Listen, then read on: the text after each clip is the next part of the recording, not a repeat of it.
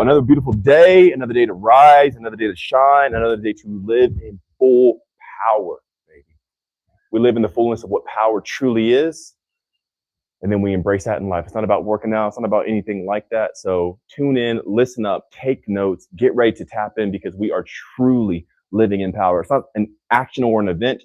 It's a step-by-step embrace, moment by moment, second by second. And that's what we do. So you guys are here to expose yourself. I'm here to expose myself as much as socially possible in the community guidelines way. And as we expose ourselves, then revelation comes. You can only gain revelation from exposure. And that's what I mean.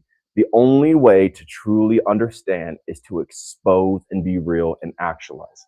What I mean by that is if you're lying to yourself or you're suppressing stuff, if you're not admitting to yourself, you'll stay in the cyclical, vicious cycle that eats away at your soul. But the moment you actually expose yourself, you're real with yourself, you in a sense confront yourself or embrace yourself, that's when you expand. You don't embrace yourself, you don't confront yourself, you don't actualize yourself, you're not truthful with yourself, you don't expand, you contract. And when you contract, game over, buddy. So we are here to expose ourselves today. That's why I call these Mikey Expose, because I expose myself in every chance I get. And that's how I've gotten big. That's how I've grown. That's how I've come to the point where people think I work out, even though I don't, because I'm always exposing myself. I'm always showing myself. I'm always confronting myself. I'm breaking my weakness. I'm breaking my victimhood. I'm breaking anything that would be the detriment of me, of myself. So if you guys have any questions, expose yourself down below, ask a question. Let's bring this to the light in a sense, bring this to consciousness to find out what's going on in you. And I can share what I have with me. And then we can expand into eternity together. The lovely, wonderful, beautiful Sasha will be reading all your questions today. Sasha, you there? Hi, everyone. What a lovely voice, huh? I am locked in. I'm in the mode today. I feel so freaking powerful. I feel so freaking sharp, so freaking on point, and I'm happy to share this energy with you guys. So if you have anything, drop it down below. We're on IG, we're on YouTube, we're on Facebook. And Sasha, I think we should do something as well. Yes. Let's always go to my personal Facebook and then share the live of the like page onto my personal, so that way people can hop in there as well. Exactly. I've grown a lot of followers here in the past month and a half, 2 months roughly, just by being me, just by being in this power, because people are attracted to stuff. Now, a lot of people want to not eat. That's a huge reason why people want to follow me. But that's stupid. Not eating is never the point. It's never the focus. It's never what we make our objective or our goal. We simply live in power, and as we live in power, we express these capabilities. But we're never trying not to eat. We're never trying to lose weight. That's for the weak people. That's for the weak-minded. We are focused on what's the actual life, what's the truest power, and then when we embrace this and we grasp it, it flows through our body and it's admitted through us naturally by default. This is simply the byproduct of me apprehending life. That's it. So the figure you see, the shape, the energy, the power, the mindset is simply me embracing life. I'm not going after it. I'm not going after the muscles. I'm not going after the weight loss or the abs or anything like that. I'm simply going after life itself. And as I hold on to life, I have its charge and this energy flowing through me. And that's what's expressed to you today. I look like this because I'm alive. I look like this because I'm not dying, because I'm actually living. So, Sasha, want to call out some people, call out some names, call out some questions. Let's freaking go, baby. Yeah, I see a bunch of people like Ramon is here, Marina is here, Albert, Magda joined. Let's see. We're on TikTok, we're on Instagram, we're on YouTube, we're on Facebook. Yeah. Guys, make sure if you're watching this after the fact to comment down below. You can like it. You can subscribe if you want to. It doesn't matter either way. But ultimately, comment your thoughts. Hey, what did you think about this? What was the best point that you heard? What's the biggest takeaway? And converse with other people. Like, hey, what was your notes? And share notes. That's the best way to learn things, are to write them down, establish them within you. Whenever you write it, you're double memorizing it. So you remembered it, but you also wrote it, and then you're seeing it again, and you establish it within yourself. So if you guys have any questions, let me know. Drop it down below. If not, I just get on my soapbox and start preaching. Yeah. But am I in the middle of the camera? Go ahead, Sasha. Sir Habtom, yes, you are in the middle of the camera. Cool. Said on TikTok, asked, what's your height and weight? My height, I'm not sure. I've measured myself multiple times, and it ranges. The last time, it was years ago. I measured myself. I was anywhere from like 6 foot to 6'2". So since those were inconsistent, I said, okay, I can't trust these. I have no idea. Like, I don't have an official height, but I'm over 6 foot. But even since then, I've grown even taller, because now my partners, my lovers, they're even shorter than me. And some people might say, like, well, the ladies might have shrunk. Well, not necessarily, because Lay grew because her back's now straightened from the guide. So she had scoliosis. Her back was contorted and twisted, but now she's actually grown. But even though she's grown, I've grown even taller than that. So I don't know. My weight varies. I just had a huge psychic load that I projected out into the world. People were having visions of me and dreams and all kinds of experiences, like apparitions and stuff of myself visiting them. And after I did that, I lost probably a good 5 to 6 pounds. So I used to rise, and just a month ago, I'd rise around 217 pounds, 218 pounds. Now I'm rising at 212 pounds, sometimes 213, but sometimes less. So 211, 212, around there. So it just depends on how much energy I put out, how much stamina do I have, what's my capacity, and like what am I filling myself with. So anywhere from like 6 foot plus, 210 to 217-ish. He said nice. Thank you, bro. Appreciate you. And on IG, Norsha said, what do you mean by being real with yourself? I know what I should be doing, but I don't. Does being real mean taking action? Not necessarily, but it means admitting. If you know what you should do, but you don't do it, then you don't know why you don't do it. Because if you knew why, this would dissolve and you would just do it. Or you'd find this obsolete or inefficient or ineffective, and you go do what you would find to be efficient, effective, and optimized. So ultimately, being real with yourself is saying like, hey, why do I feel the way I feel? Where did this come from? What do I think? Who am I? Why do I even want to do this? Who told me that? And questioning, and then being real with yourself, not lying to yourself, not hiding stuff from yourself, but embracing yourself fully.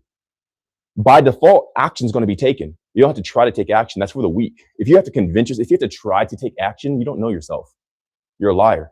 If you have to convince yourself to go and do something, then you're lying and manipulating yourself. But when you understand yourself, you just do it.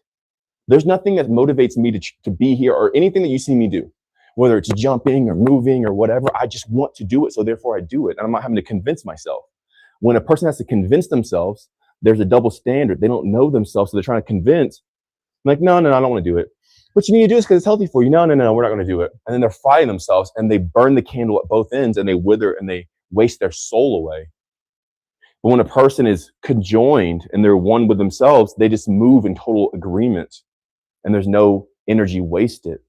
And that's what being real with yourself is. You understand who you are, you're one with yourself, and then you just do actions.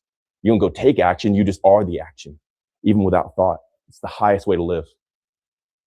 Let's freaking go, baby. Come on. Sir Had Tom said, your ways with words is very interesting. Thanks for the answer, man. Keep it up. And he also said that's very true. Love you, man. My way with words are nothing. I have no way with words. I just say what is. I'm not thinking about words. I'm not trying to craft the perfect message. I'm not a manipulator like the marketers. Marketers, manipulators. Psychologists, manipulators. They're trying to piece their way with words to try to get an effect from you. I don't care what you think. I don't care what I think. I just simply point to what is, and that's all I say. It sounds fancy, like, oh man, his way with words are good.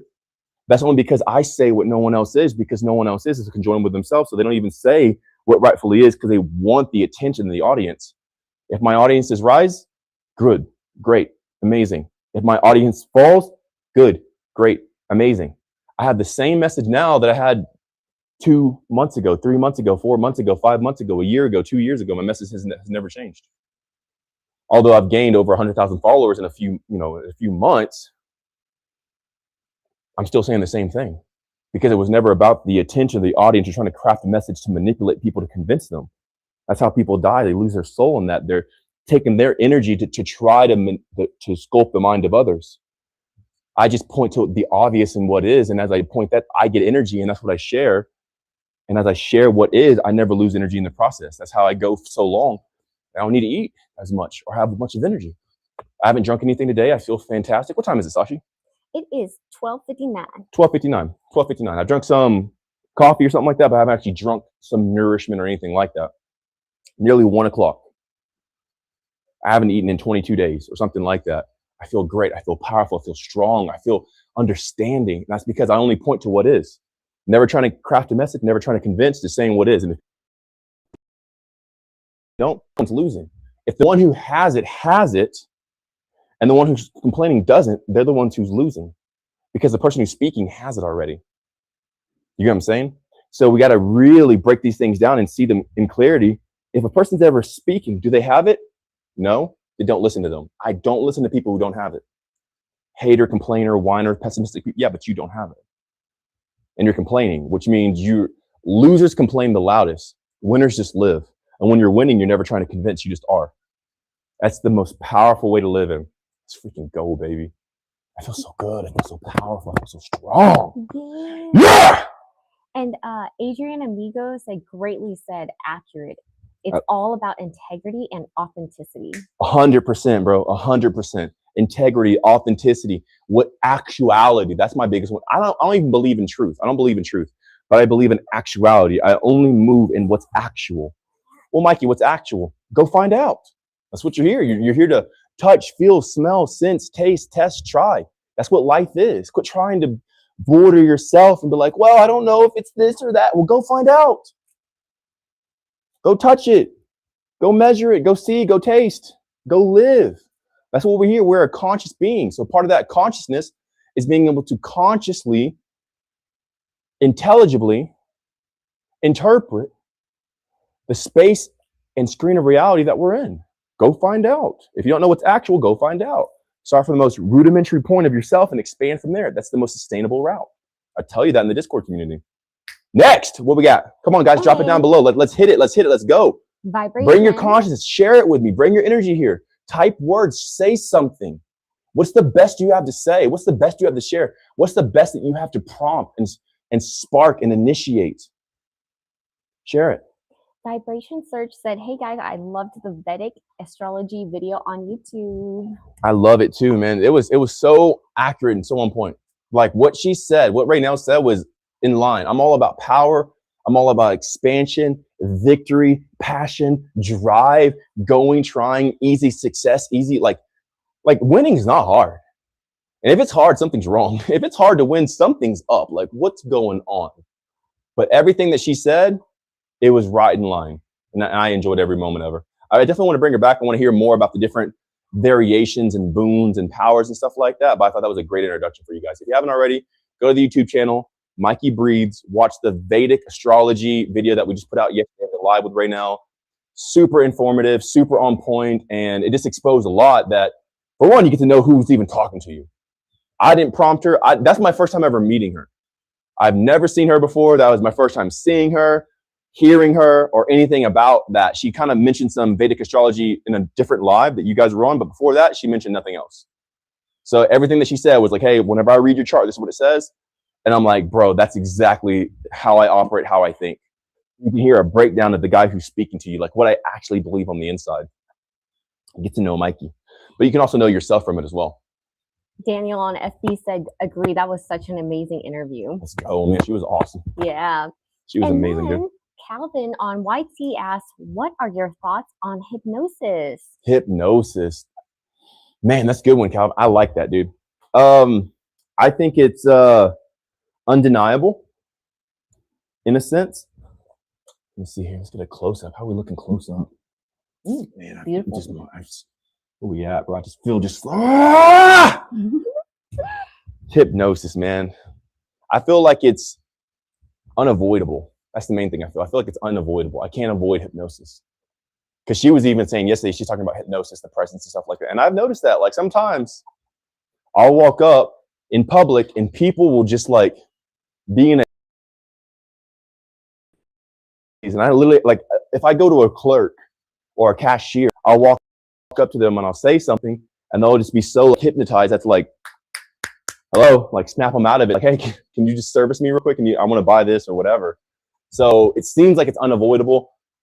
I don't dabble in that stuff because I feel like it's weak to try to enforce hypnosis or implement it onto people. Like, why are you so weak? You got to like hypnotize people to get them to convince them or whatever. Like, to me, that's like the weak way. But if it's in your presence automatically, like mine, it just is what it is. I have to accept it. So in that position, it's unavoidable. But if I was to consciously approach a person to try to hypnotize them, it's for the weak. It's for the limp wristed. Like, I'm strong, but I don't need to hypnotize anybody. So that's how I feel about it. Like, it's a double way. If you're doing it on purpose, you're weak. If it's just in who you are, acknowledge it, understand it, and embrace it. You know, don't run from it like I have in the past. And then NVT or NVXTZE said, bro, stopped aging. I'm telling you, dude. Like I'm nearly 40 and here I am. I look like I wish I had a picture to show you guys from my 19-year-old self. I look a little bit bigger, but almost the same as my 19-year-old self. It's crazy like how identical I look to my 19-year-old self. Can I see your phone, Sashi? Mm-hmm. I'll pull it up for you. You're amazing. Put my face No, you're good. It worked. Life is so easy, man. Life is so good. You don't have to age. Aging is the evidence you haven't been living. That's it. It's it. Now, we all participate in a little bit of death and contraction here and there, so you might be able to not age as hard, but I believe there is a way that you can apprehend the fullness of life itself, and you're just sustained in time. And that's what you see with me now. Though I'm this old, like, dude, people think I'm in my 20s whenever I go out. Like, they think I'm like 26, 20, something like that. Man, life is so good, man.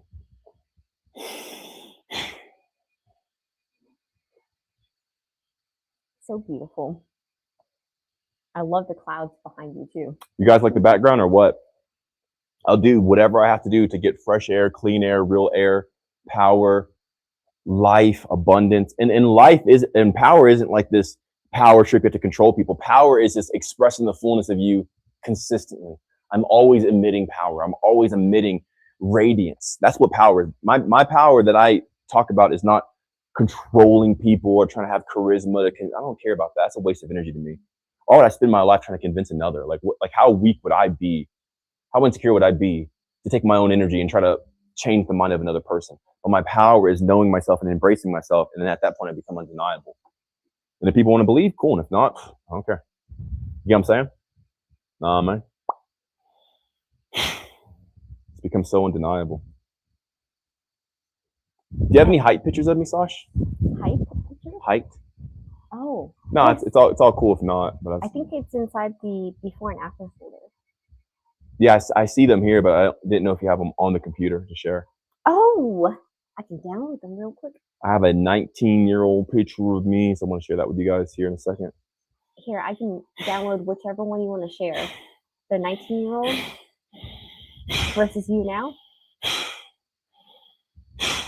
Man, I feel so excited. I feel so alive. I feel so pumped. I know this energy translates through the camera, so you guys take it, man. Eat it. Eat this energy that I share. No one else is going to give this to you because I don't even know what this is. I don't even know you could do that. Live off this stuff. Eat it. It's so powerful. It's so rich. It's so awesome. It's so full. Okay, I have some before and afters. Dope. The other one of 19 and now? Yes. Let's see it. What you got? Is it this one? No, that's 16. Oh, whoa. And this one? No, that's my eyes. That's my face. I'm talking about my 19-year-old body. Okay, I'm going to find these. It's all good. I got it here on the phone. I'll show them like this. Okay. Man, I love you guys. Life is so freaking easy. Life is so freaking awesome. Life is so freaking good. Keep winning. Looking. Keep ascending. Life is perfect.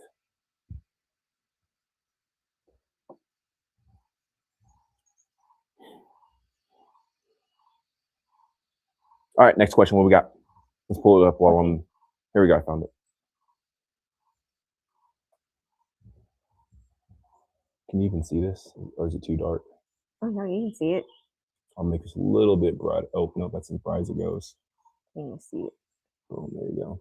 This is me at 19 on this side, and this is me now at 37 on this side. So without my hat, I pretty much like look the same.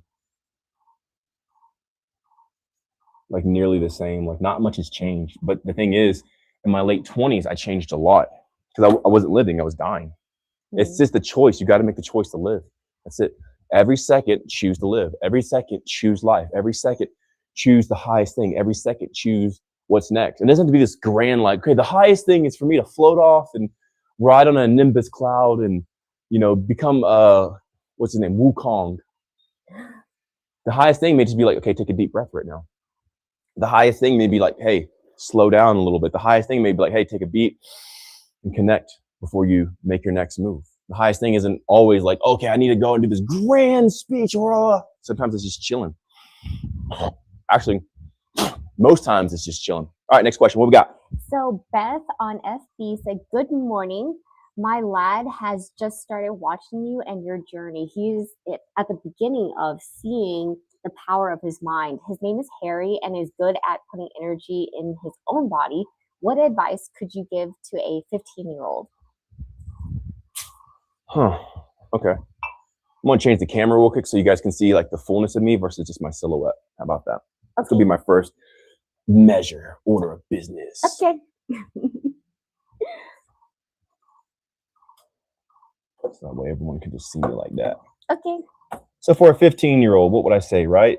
I would say the same thing to the 15-year-old that I would to the 50-year-old. It's no different. Focus on life. Focus on life. Focus on life. Focus on life. Focus on life. Clear toxins out. Nice. Here, I'll make it full screen so you can see it.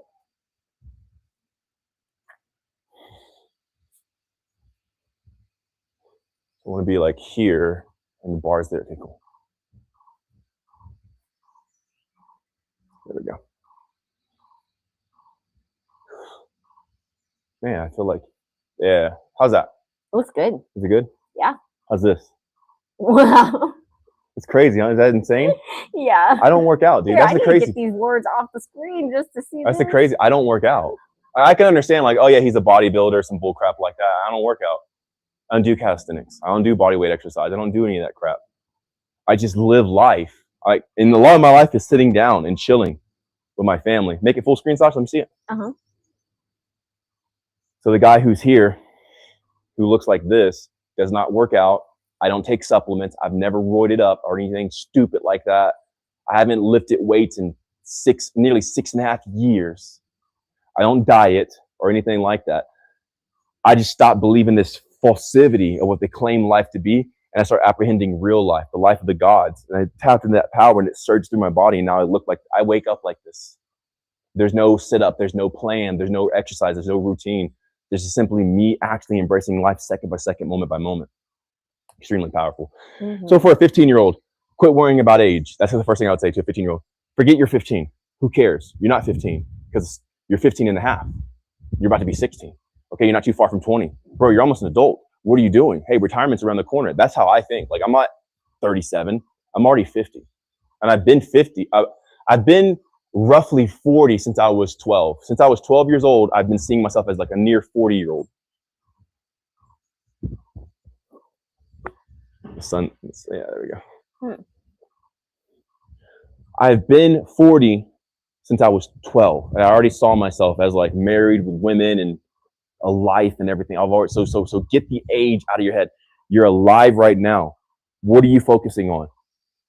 What part of yourself do you not know? How long has it been since you've talked to yourself, talked with yourself, conversed with yourself, communed with yourself? Do this every day. Know yourself. Intake A through zinc like the guide says. Remove toxins like the guide says. Live as the guide says, and your life will naturally like come up. I'm going to lower this a little bit. Okay. Can you make your screen brighter?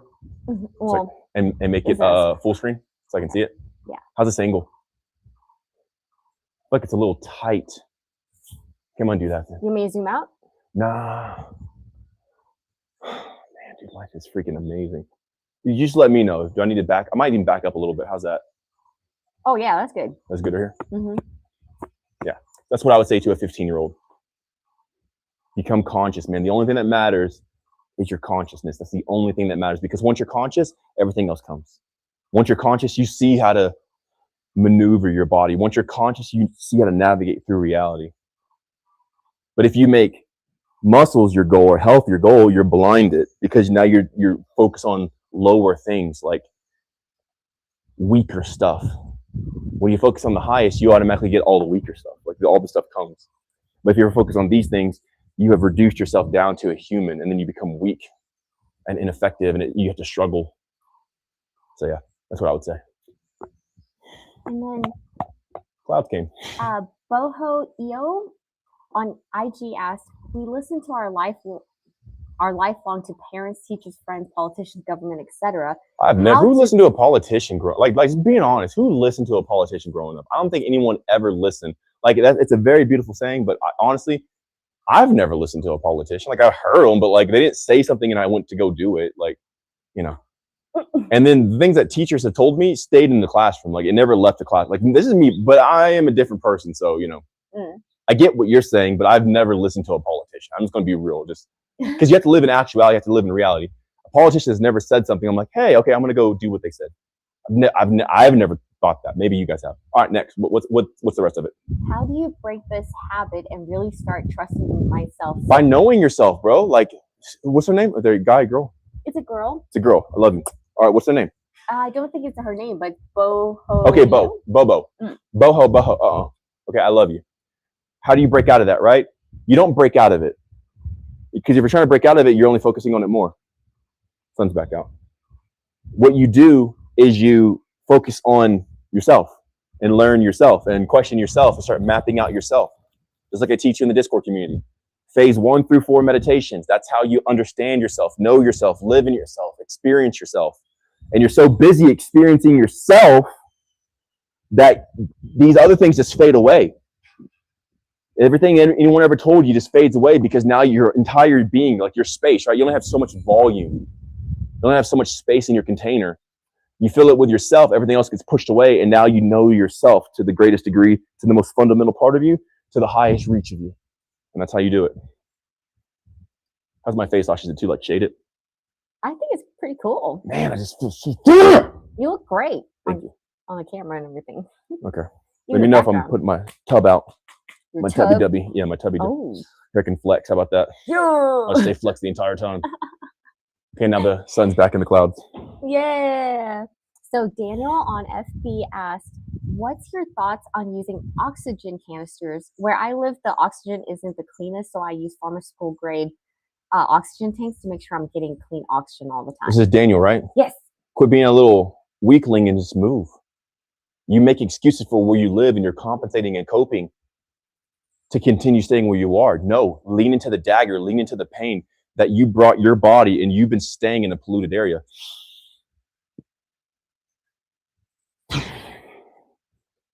And own that stuff and then get out, do something about it.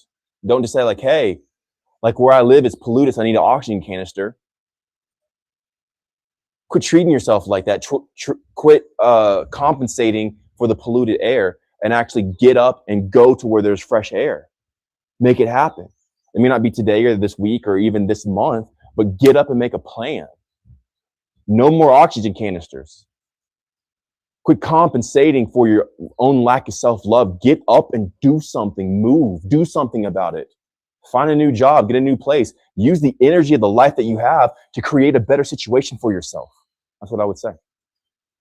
Don't stunt yourself. Don't do that to you. Love you, bro. Which is really interesting on TT, which is a whole different platform. Laughing Face is asking, is the Conwave air purifier a valid choice to get for my basement? Dang, check that out. Yeah. It's funny, huh? How they always come in pairs. Synchronization.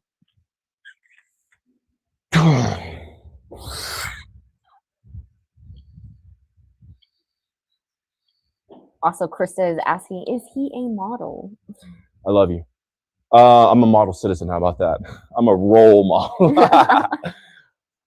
Yeah, air purifier. You can get one. I know you said oxygen tank for the basement, but what I would do if I was in the basement, right? What would I do? Well, do you live? They want the in Conway basement? air thing, right? Yeah. Like, yeah. First off, do you live in the basement, or is it just to cleanse the air out? Let's see.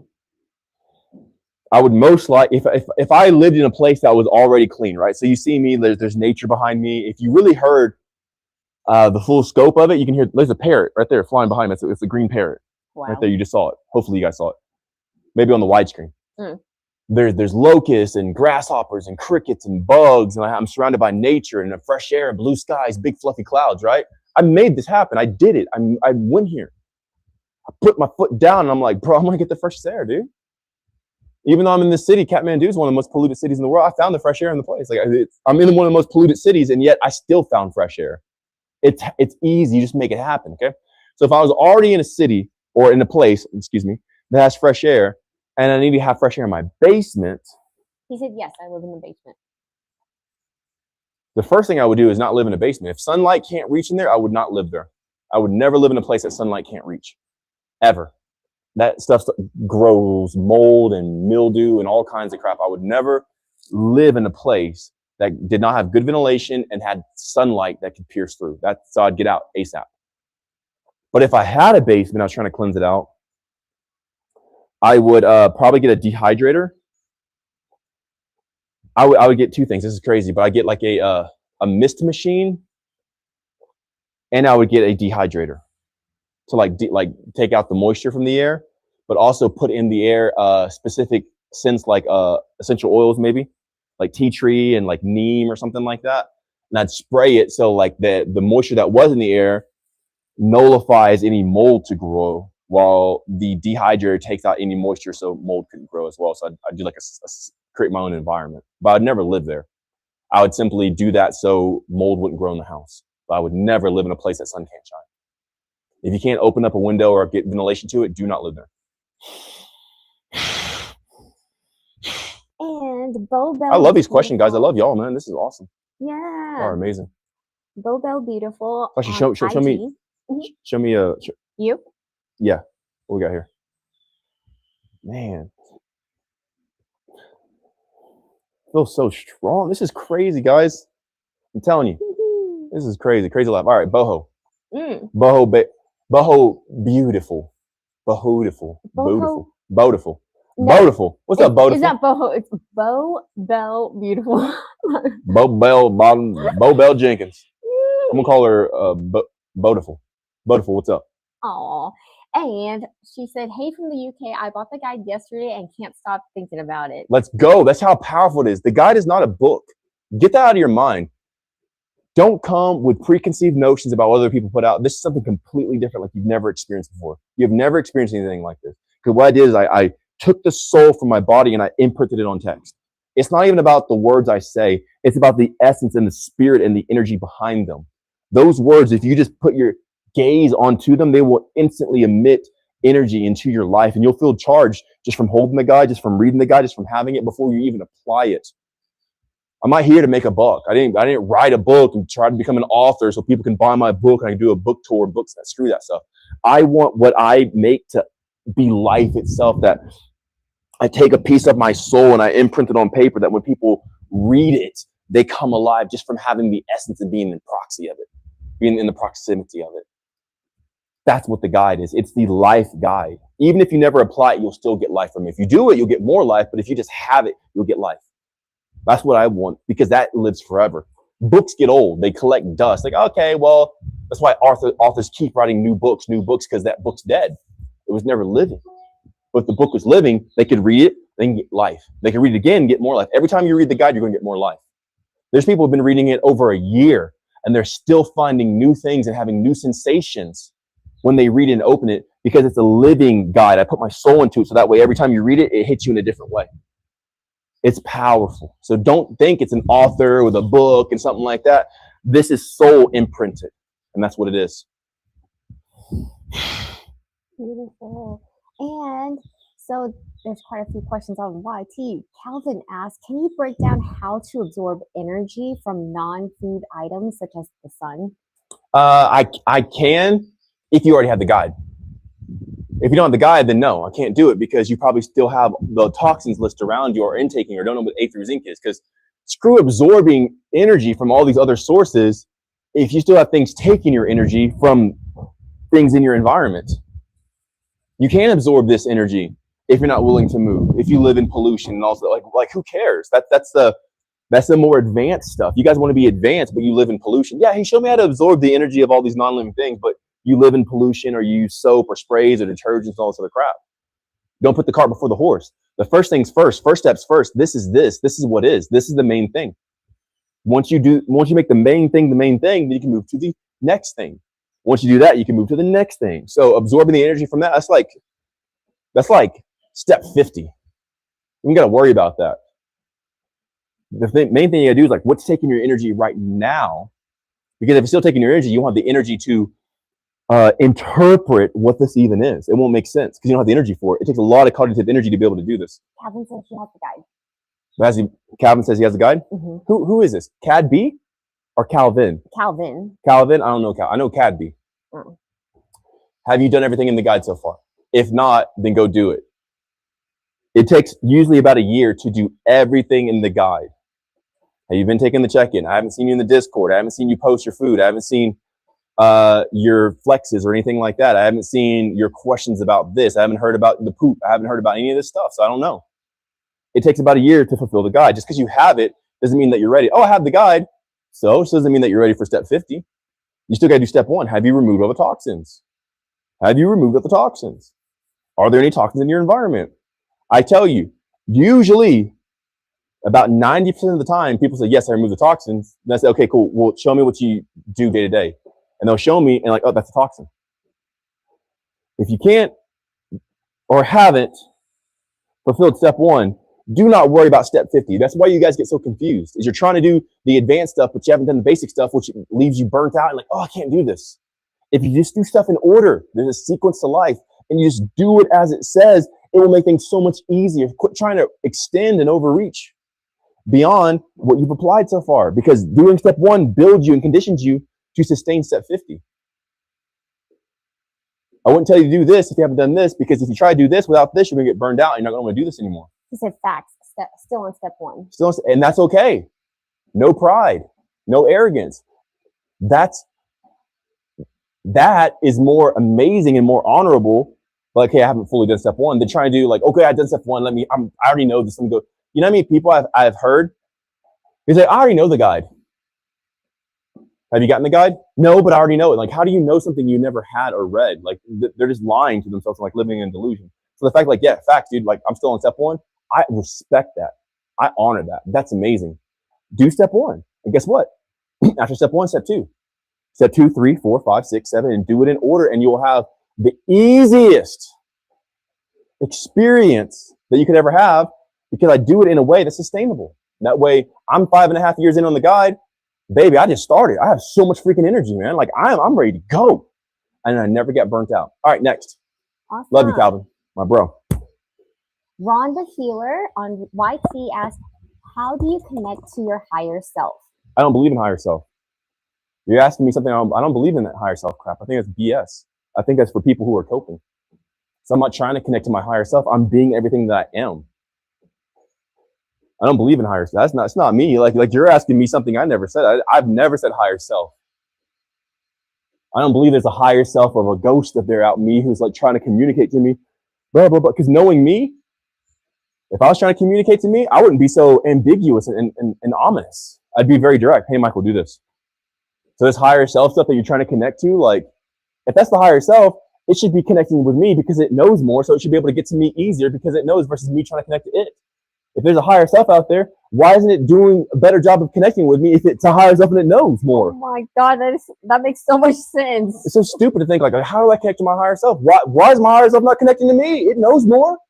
It would know how to better communicate to me and all this other crap. So like, what the heck's up, higher self? I don't believe in higher self. I don't believe in it at all. Wow, I never thought about it like that, but it makes so much sense. That's because people just believe what they're told. Like, oh, higher self, 5D chakra, and even just because somebody told you it. Everything I'm sharing with you guys, no one told me. I'm just observing. Someone's burning something, man. Yeah, I smell it too. Hey, stop that! Put that fire out. That thing stank, boy. Stanky. Grayson, we are currently in Nepal. It's a fresh day and they're burning trash. What's wrong with you? Are they still burning? Get that out of here. I rebuke that in Mikey's name. Which also Ron asked, what's your vibrational frequency? What does that mean? You get what I'm saying? More stuff. Hey, how do you connect with your higher self? They always come in pairs, right? Air, oxygen, air, tank. Yep. Always come in pairs. Higher self. This is the same person. So. Oh, same person? Yeah. Oh, okay. Well, it's just more propagated crap you've been told. What do you mean higher? What does that mean? What does that mean? Like what frequency is a measurement? What are you measuring? Frequency is a number of times. You know that, right? Frequent. How frequently are you doing? That's a frequency, is how frequently you do something. Usually, coffee I frequent twice a day, so 2 times per day. Sometimes 3, so the frequency is 2. The frequency is 3. So what frequency are you talking about? This is how they manipulate you guys, because it sounds mystical. What's your frequency, brother? What's your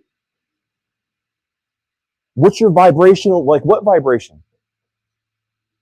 I'm a man, so I have a lower vibration than a woman, because I speak with more of my chest than down here, because I'm a man.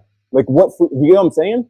I'm calling this out because they manipulated you and they make you think this stuff. That's why those people do nothing in life. The only thing they do is try to convince you, and that's their only effect. Where's the body? Where's the results? Where's the eyes? Where's the thing? Where's the money? Where's the success? Where's the love?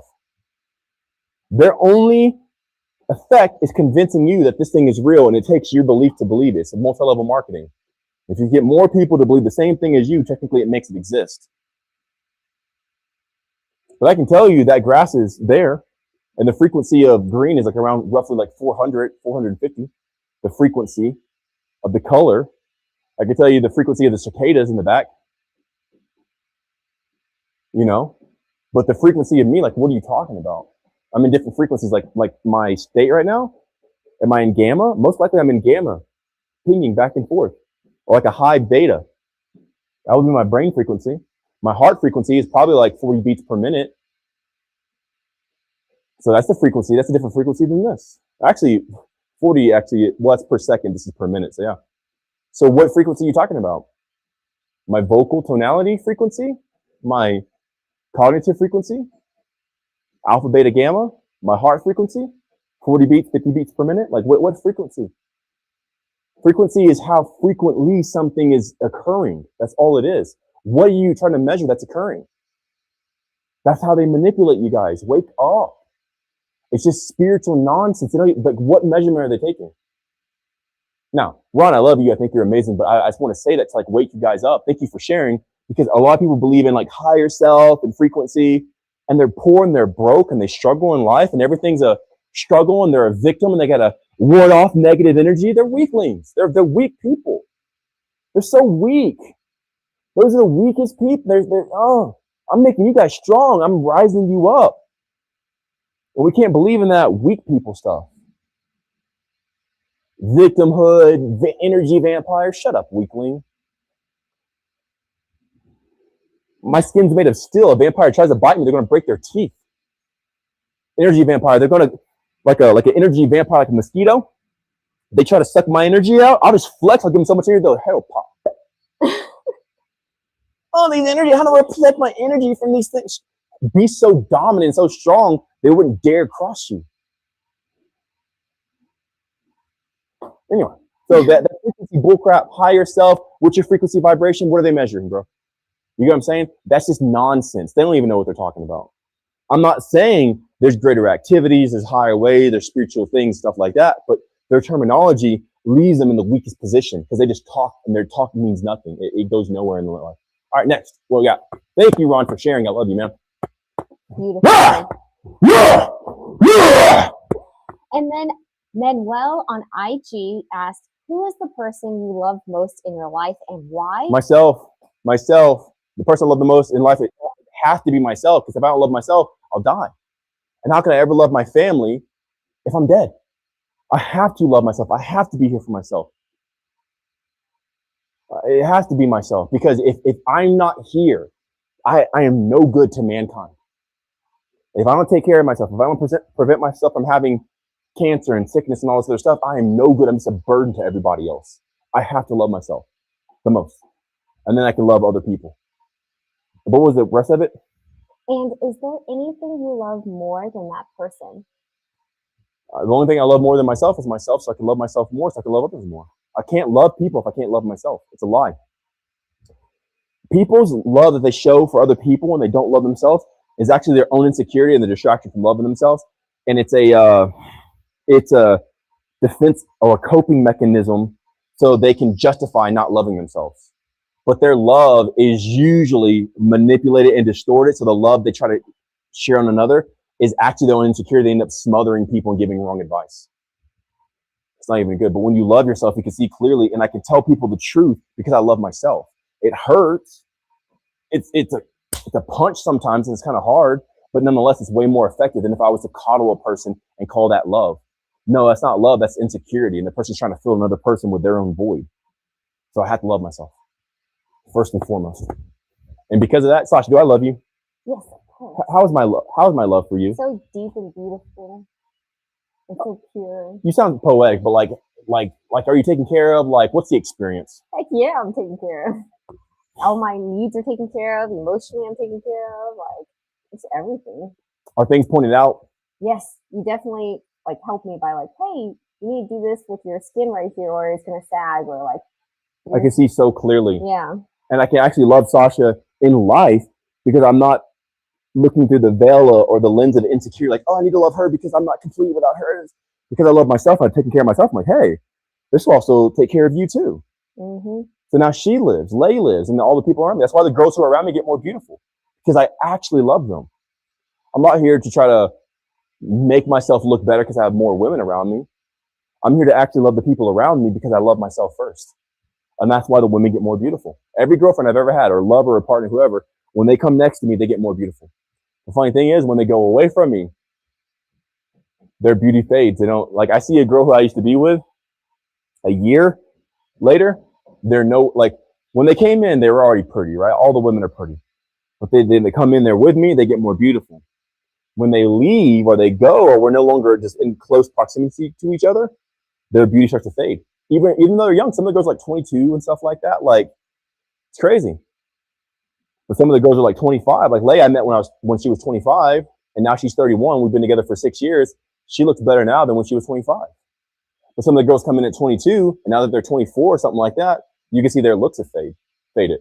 And they're not even the age that I met Leia. They're 24, and they look older than Leia now at 31 when they're only 24. It's crazy. It's energy, man. And then Inda. That's love. Yes, it is. Inda on FB said, when you were fat, Mikey, it looks like you already had your current muscle structure underneath. Is that a fair assessment?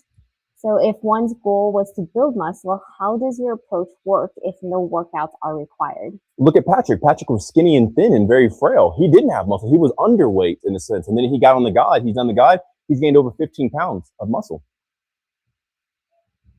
Yeah, right there.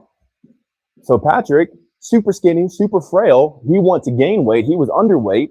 And then from living the guide without working out or doing push-ups or something like that, he has gained over 15 pounds of muscle. It's about operating in the harmonic state, and that builds you up.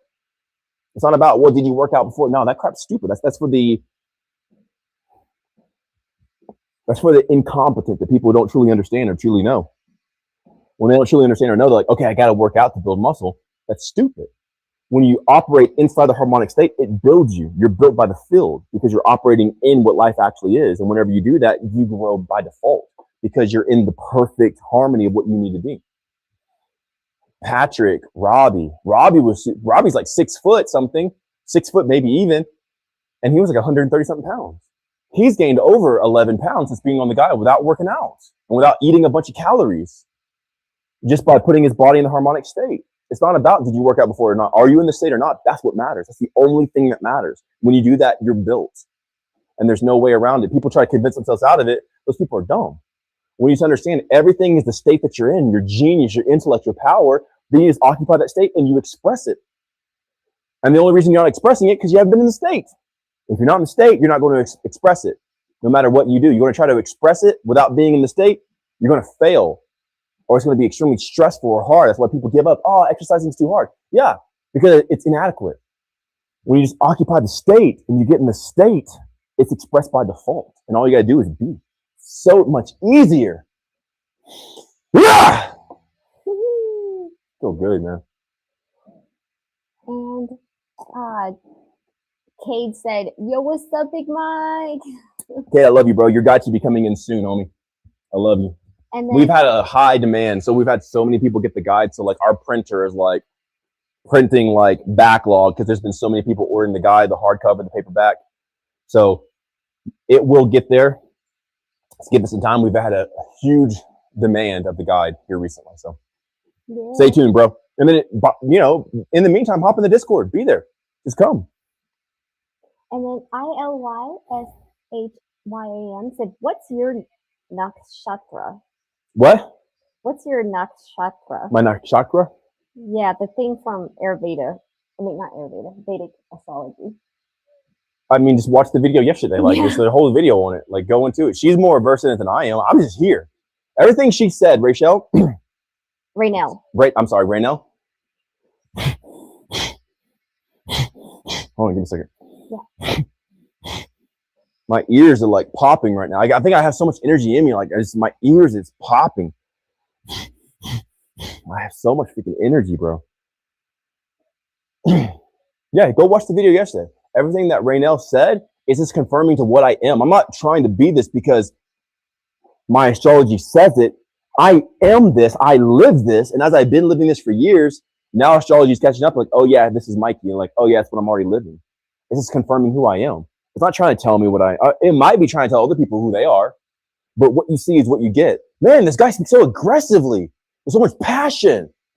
He's always talking about winning and higher and up. I never catch him talking about down and low and like pity and victimhood. He's always this, he's always that. That's just who I am. So whatever star or planet you want to say that is, then say it because it's what I am. I'm not trying to be anything. I'm just embracing what I am.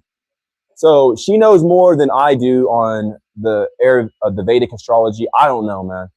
There's a lot of Aries. There's the dragon and stuff like that. There's the moolah. So go watch the whole video. We had like almost a 2-hour conversation about it. It's on my YouTube channel, MikeyBreathes, and it's Raynell and myself. Awesome. And then Krista asked, what's his view on seed retention for men? Is it good or bad? What's his view? Your view. Yeah. My view. She asked me personally, or said his view? Yeah, what's his view? She's talking to me to ask you. Who are you talking to? You talking to Sasha? What's his view? Yeah, I guess so. I don't know, Sasha. What's my view? I mean, that's the way you asked. That's the way it was like positioned. That's what it says. I'm just reading. I could be a dork with you or a jerk or something like that, but like you did ask. Like you guys have to understand your syntax. The way you structure a question clearly depicts what type of answer you're gonna get. When we say what's his view, obviously you're not talking directly to me because I'm not third person. I am me. What's my view personally?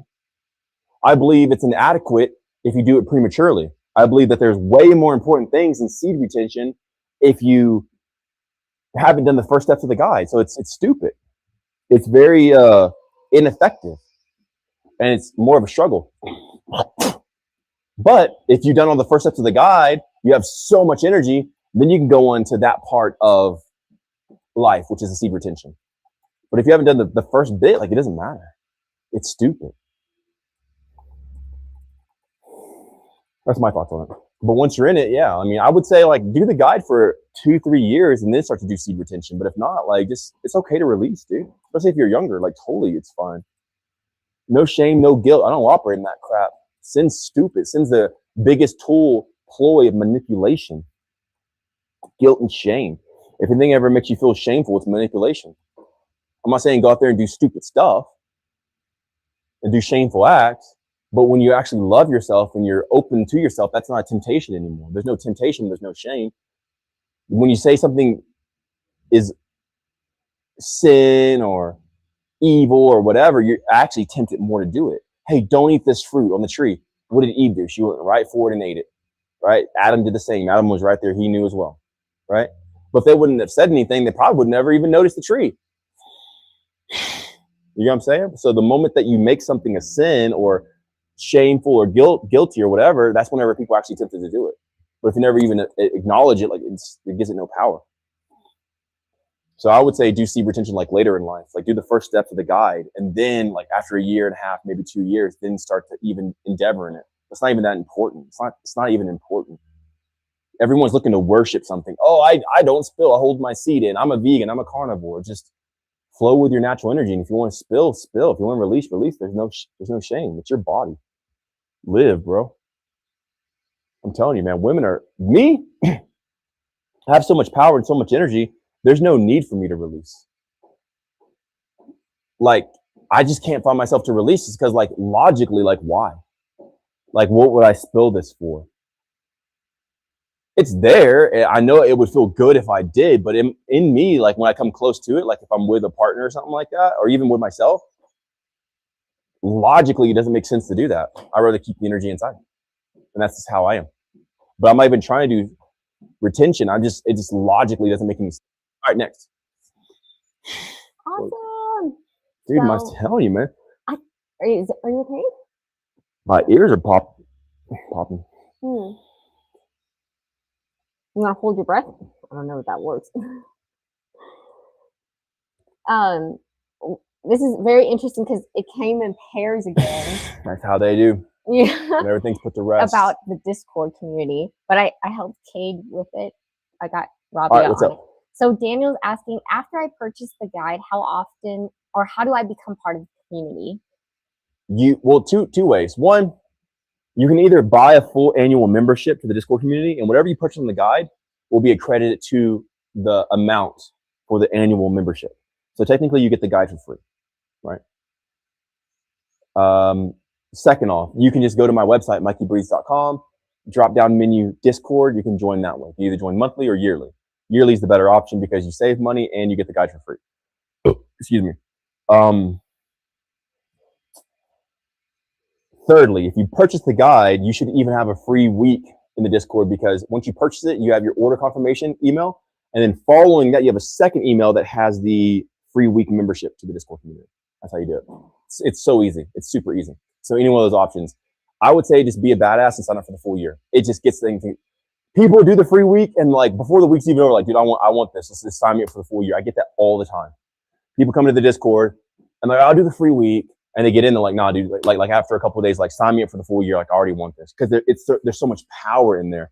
I've left over 2,740 messages of teachings, of explanations, of insight, of power, of victory, of championhood, and living in that indomitable spirit.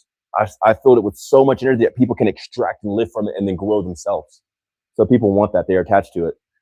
Nah, get that out of here. Go. Get out of here. Get that smell out of here. Whenever I rebuked the smell in Mikey's name, the smell went away. I know you guys can't smell, but remember, like, man, there's a smell. They're burning something. I rebuked it.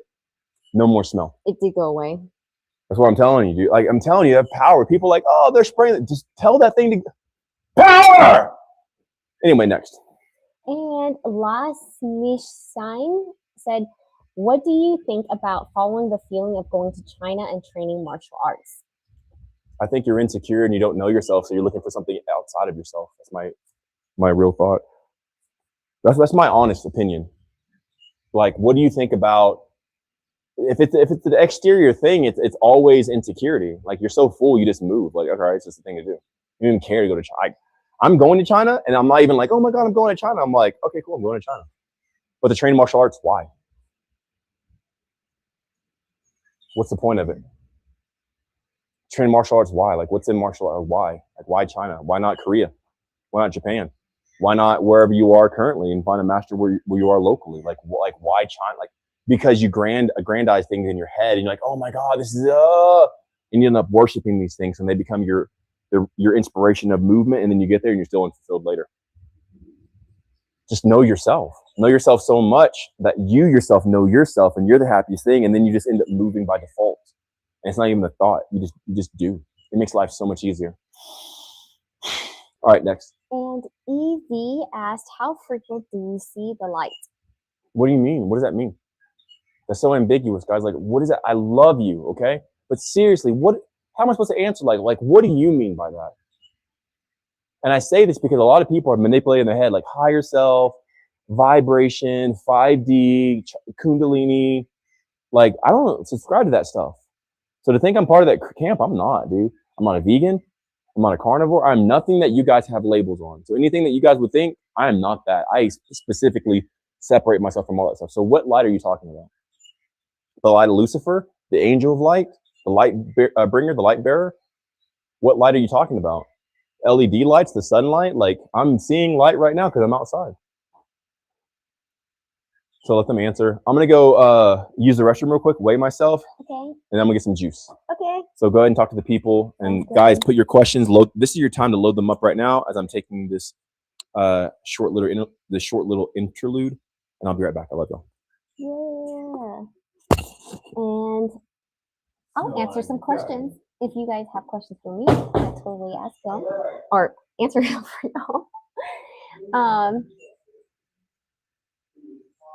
I see that Amit asked about the seed retention thing.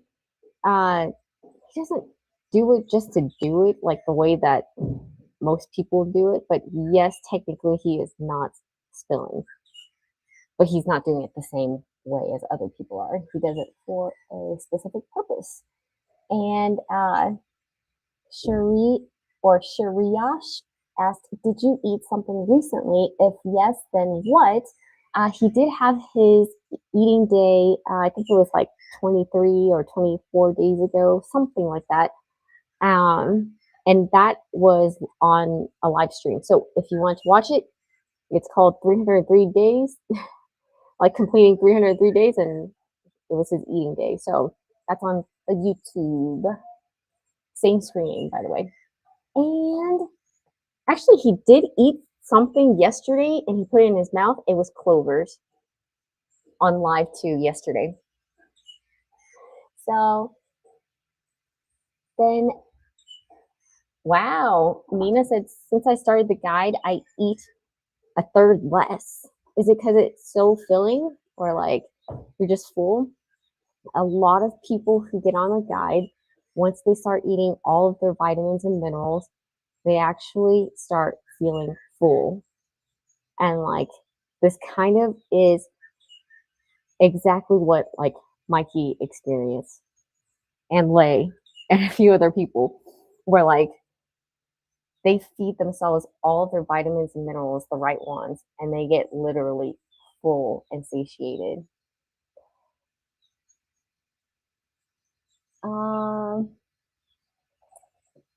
I will totally. So Ian said, I have problem when I'm about to finish my goal, I mess it up, quit, job, etc. I will ask this question for Mikey, but have you meditated on like maybe some reasons why? Because for me, when I'm hearing this, it sounds like there might be some self-sabotage inside. But if you go in deep with meditation, you can ask yourself like the reasons why, and it should reveal a lot to you. So we talk about phase 3 and phase 4 meditations, where you go in deep and you allow it to come up, and then you're able to restructure how you think about certain things and your core beliefs. So yeah, let me know, and I'll ask this question also for Mikey, and he probably has an even more powerful question or answer for you. Okay. And let's see. There's so much love. I love you guys. Hey, Daniel. And then I am Amit said, fasting, seed retention, walking, sun gazing helps me a lot. I want to know I'm getting back to the source energy. Thank you for your service, brother. I can totally tell him about that. That's beautiful that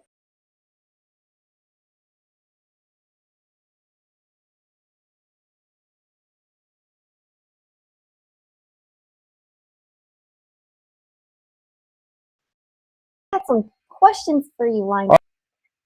So actually, I wanted to make this comment first. Okay.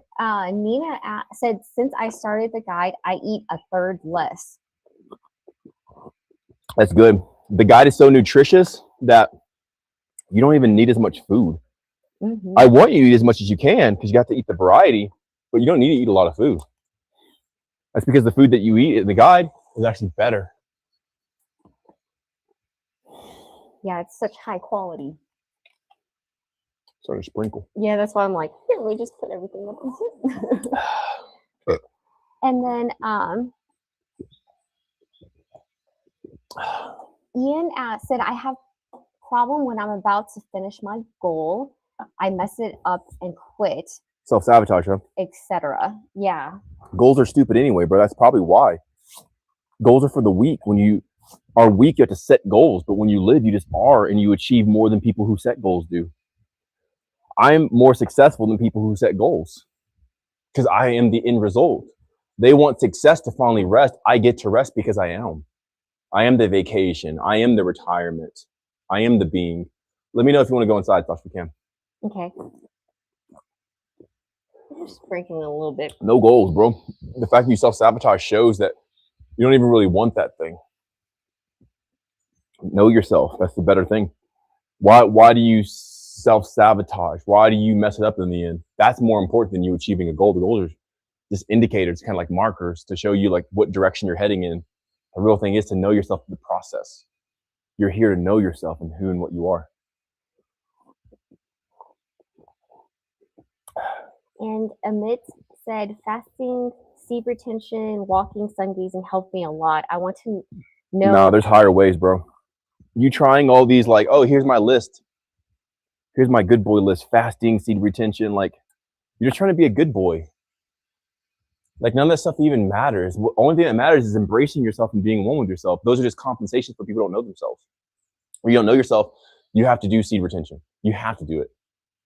When you don't know yourself, you have to fast. Discipline, starvation, no. Restricted eating, restriction. When you just are, you just are. All that stuff is just compensation for not knowing the true power of yourself. But what's the finish of it?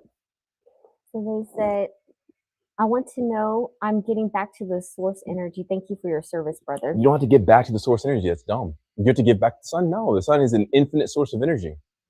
Some people might not believe that. They're going to burn out, but at least not in your lifetime. Same thing with source.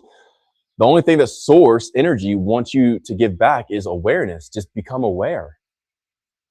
Just be aware. That's the only way to give back. You don't have to hold your freaking man seed in, your man splooge to give back. You think it wants your man splooge? It doesn't care about your freaking man splooge. It just wants you to be aware. That's it. That's the only way to truly give back, is to acknowledge the creation and to take account for it and to understand the reality that you're in. You holding your splooge in or not eating food that does nothing for the source. It's this false idolatry. Like, okay, if I just restrict myself and don't eat, if I just restrict myself and don't spill, that's all dogma, laws, disciplines. Discipline's stupid. But when you truly embrace what life is, you just acknowledge the fullness of it and you live in it. And that's the best worship you could ever give. And then Laughing Face. That's power. Laughing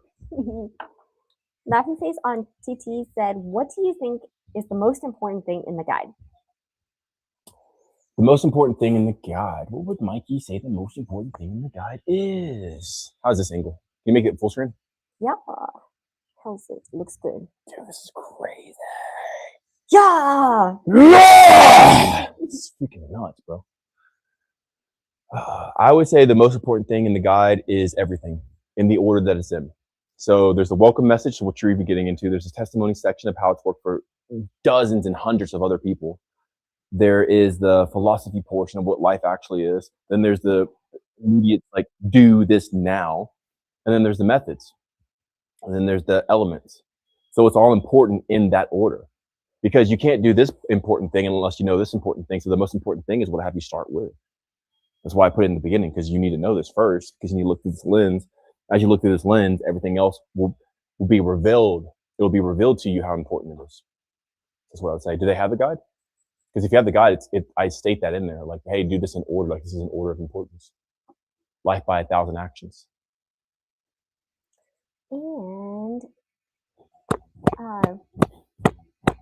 Sharia said, are you guys spiritual? No, I'm not spiritual. Because spiritual is a fabrication that people are trying to make something up. That's why all these spirits are different. Everybody has different spirituality. But when you break down spirit in like Latin and everything, it's breath. Spirit, and then you have ritual, spiritual, ritual. Right, ritual is like rituality. You can go in this door if you want to, Sasha. Yeah. Here, Sasha's going to cross the camera real quick. There you go, baby. Thank you. Get that pretty booty in there. You can leave this open too. Do you want to see it, or? I know I look sexy, so it's all good. Okay. I'll stay in the rain. You always look sexy. I'll still turn it around. If it rains crazy, then yeah, I'll come inside. But if not, it's all cool. You can sit on that pillow too if you want to. Yay! So anyway, spiritual, right? Spiritual. So spirit is breath. Ritual is a ritual, rite of passage. So when you live in the rite of every breath takes you into the next step of passage, into the next rite of passage. Spiritual. It's all good. Spiritual. Breathe to enter into the next step. So you just breathing is spiritual. That's it. It doesn't need to be like demon. Go ahead, Slash. Okay. It doesn't need to be like demons and like beings and like, oh, I need to raise my chakra into my pineal gland. Like, no, spirit is just you breathing. Ritual is you going into the next moment. That's all it is. People are trying to hybridize it into something else. I said hybridize, not hybridize. New word. What up, G? And Ismail from FB said, I heard that caffeine is too addictive. So is coffee about that? It depends on what state you're in. If you are in a weakened, dampened state, yeah, coffee is not the best thing for you. If you're in an optimized state, you can leverage it in its power. Most people aren't in a prosperous state, so coffee is detrimental for them. But when you become full and you intake all the elements that I mentioned in the guide, you have more than enough energy to go around. It doesn't extract too much from you. It's the powerful way. I feel so freaking strong, man. And then Radu Baksita said, do you have the vitamins and minerals through supplements? No, supplements stupid. Supplementation's stupid. It's just a marketing scheme from men. Literally everything you see right there. You have vitamin A through mineral zinc pretty much right here in this area that you see right behind you. You can go and eat dirt, eat bark, eat trees, eat wood, eat grass, eat plants, eat fruits, eat seeds, eat animals. It's right here. Like, you don't need a supplement. That's just their MacGyvering way, or like what their maneuver to try to get you to buy something. It literally just go into nature and intake nature, and that gives you way more than a supplement ever could. That's why I look like this. I don't supplement. I don't take supplementation, and I look greater than people who do, because there's power in the world that was given to us by the source that made it. But man wants you to deny source and live as man and eat man stuff, and those people die as men. People who supplement still die early and young and all this other stuff. And then Get out of here, fly. Free Followers said, in life, can you start from scratch going through a divorce? And I accept that. Get out of here, fly. Good stuff.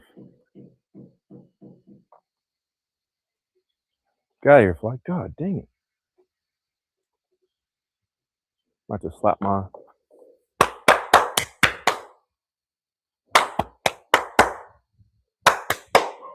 If you ever want to scare flies, just make sound waves. Thank you.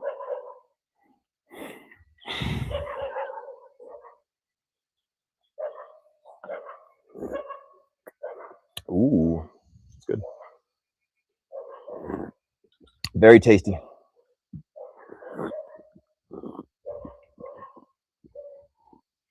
All right. What did you say, Tosh? So Free Followers said... Hey, what is it? Can you hear me? Barely, because you're like looking that way in the hallway. I'll turn around. Awesome. In life, can you start from scratch going through a divorce? And I accept that. Like, don't lie to yourself, bro. This is a guy or a girl? I'm not sure. It says Free Followers and it's black. Are you a man or a woman? It's going to help me out a lot. It's going to help you out a lot. You don't start from scratch. Oh, I have an idea. Hey, Lay, if you're watching this, Lay's watching this downstairs, would you bring me a Q-tip? I don't know. Did the Q-tips ever come in? I don't know. All right. I didn't check. But all right. So, Lay, if you hear this, can you please bring up a Q-tip to me? I love you so much. Thank you. You're amazing. Maybe that'll help like pop my ear or whatever this is. But anyway. Guy. Huh? It's a guy? Yeah. You don't start from scratch, bro.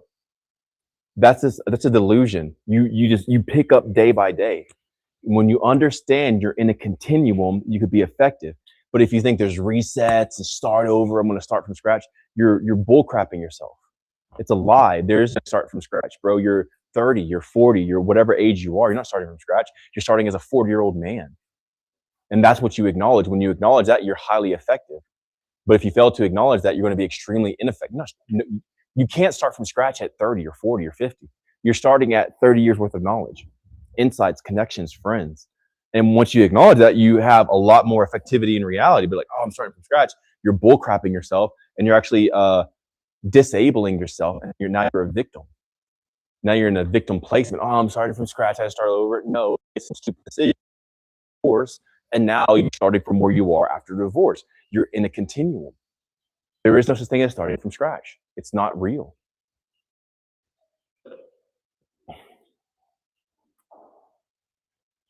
And then, could you bring me a Q-tip?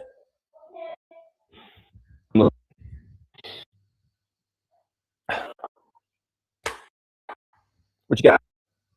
Priyanka said, you suggest your younger version? Would I suggest my younger version? Mm-hmm. I wouldn't, because it's not real. I don't live in a delusion. There's nothing I can suggest to my younger version. I'll never meet my younger version, because right now I'm the younger version to my older version. So right now, in the moment, don't live a delusion of a past self, a higher self. I live right now. Always the most effective. I don't live in that bullcrap. That's this weird stuff that people like. Thank you so much, beautiful. You are amazing. Do they come in? Are they new ones? Awesome. I don't waste time trying to like, what would I say to my younger? Like that's.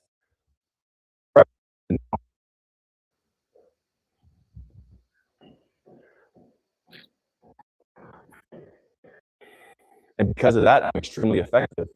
There's nothing I would say to my younger self, because right now is my younger self. Thus far, what has today taught me? What has this week taught me? What has this month taught me? What has 2026 taught me? 2025 taught me? What has taught me? What do the 2010s teach me? There's nothing I would say to my younger self, because it's not. It's living in a delusion. I very much live in reality, because I can't go back and talk to myself. Is make sure my future self, in a sense, because I will be there one day. I'll be older. I'll be 40 and 50 and 60 and everything else. What can I do now that sets me up? That's way more effective than trying to say, what would I tell my younger self? It started to glitch. So I'm like, get closer. And Babu Katori said, I don't sweat in a sauna, maybe a little after 15 to 20 minutes. Why is that? Well, one, you shouldn't be going to the sauna anyway. Like, you guys are asking me questions that are relevant. Well, don't even go to the sauna. Like, I don't advise you guys to go to the sauna. So it doesn't matter if you sweat in the sauna or not, because you shouldn't be in there anyway. You don't need high heat situations just to better your health. Yeah, you can go to the sauna. You can, but like, you don't need it, and I don't recommend it. How's my position, Sash? Am I in the middle? Yep. Cool. You look great. And then Shriyansha documentary said, well, how would you describe yourself if you are conscious enough and aware of what's happening around you? What does that question mean? How would I describe myself to who? If I'm conscious enough, like, what do you mean?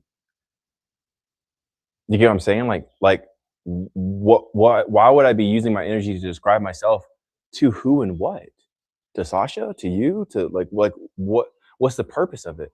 If you guys start doing things without purpose, that's why you're so tired. That's why you have no energy. You're making up hypotheticals to resolve that aren't even real, and you're wasting your energy. And at the end of the day, like, why am I so tired? When you understand a lot of these things can refute themselves, and they're like irrelevant, you stop wasting your energy on hypothetical situations, and you get to save the energy, and you can go be effective in real life versus the hypothetical world. Explain myself to what? Define myself, describe myself to who? To what? To what for what? What in what way?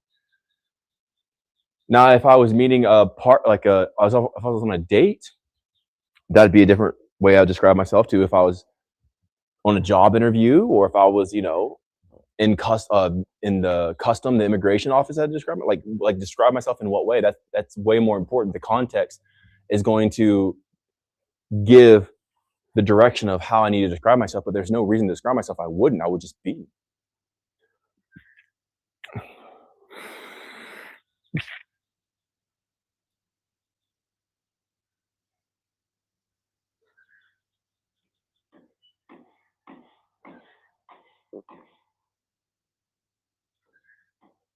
Is that better? What's the next question? Awesome. So, do you eat raw eggs and meat from Ian? I don't eat raw eggs, but I will eat raw meat whenever I eat. Yes.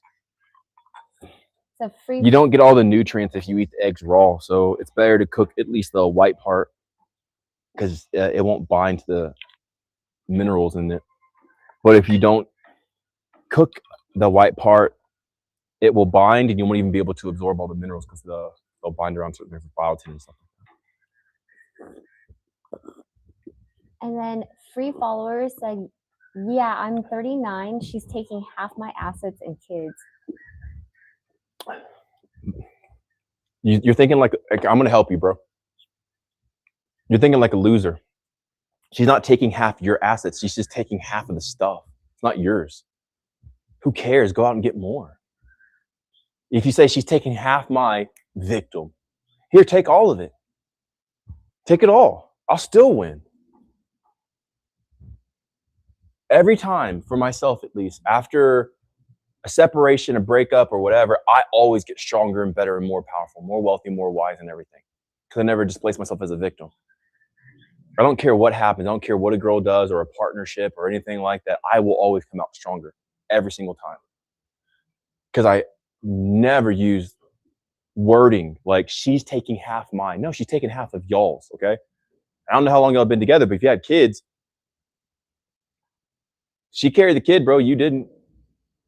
It sounds like kids, so there's more of them, right?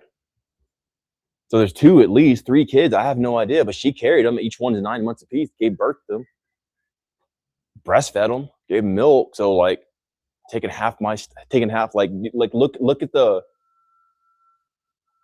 half my stuff. How selfish. Who cares? Give it all to her, bro. Here, you have it. I'll go make something better without you. Be a winner. Be a champion. Don't be so weak that these words.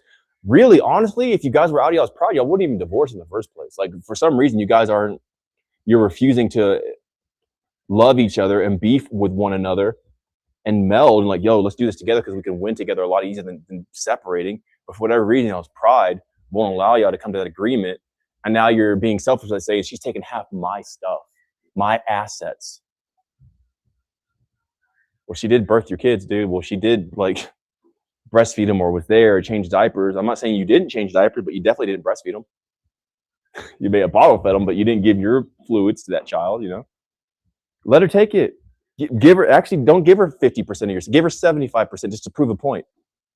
I can give you all my stuff and I'll still be richer. Let that motivate you. Let that inspire you. Let that raise you up to a higher degree. Like, I'm going to go out and win.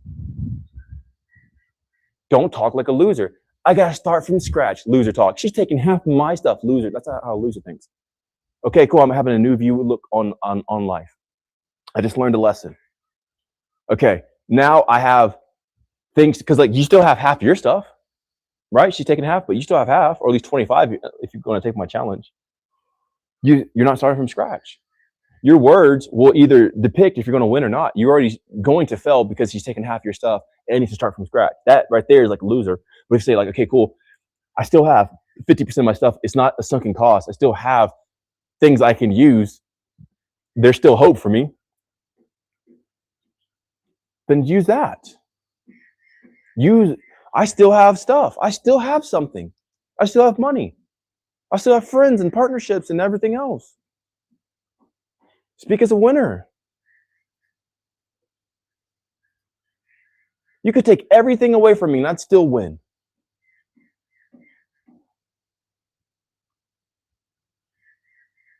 You know why? I grew up in the same day and age. You're 39, I'm 37, right? So we're like 2 years apart. You're probably born like 87 or like maybe 86 or something like that, right? Good this way? Yeah. All right, cool. A little bit more. All right. Like this? Yeah. This is my placement here. Yeah. You remember games, bro? You couldn't save. You couldn't save Mario. You couldn't save Sonic. You couldn't save these games back in the day. So you had to actually start over. I'm from that generation to where like I started over every day. Every time I'd turn the system off, I knew I had to restart the next day and I'd come back stronger and wiser. And that built me how I am now. I'm not great because I have stuff. I'm great because I can. I'm not great because, oh, look, he has clean air and big houses and whatever. Even if I had nothing, I'd still be great because it's what I can do. I'm unstoppable because I can make it happen.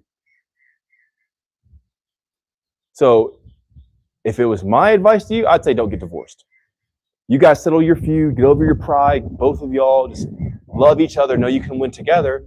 But if y'all don't want to do that, that's my first advice, don't get divorced.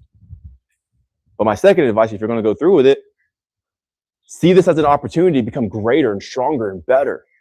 So you can be a better father to your kids and inspire them and not blame the mom on your weakness.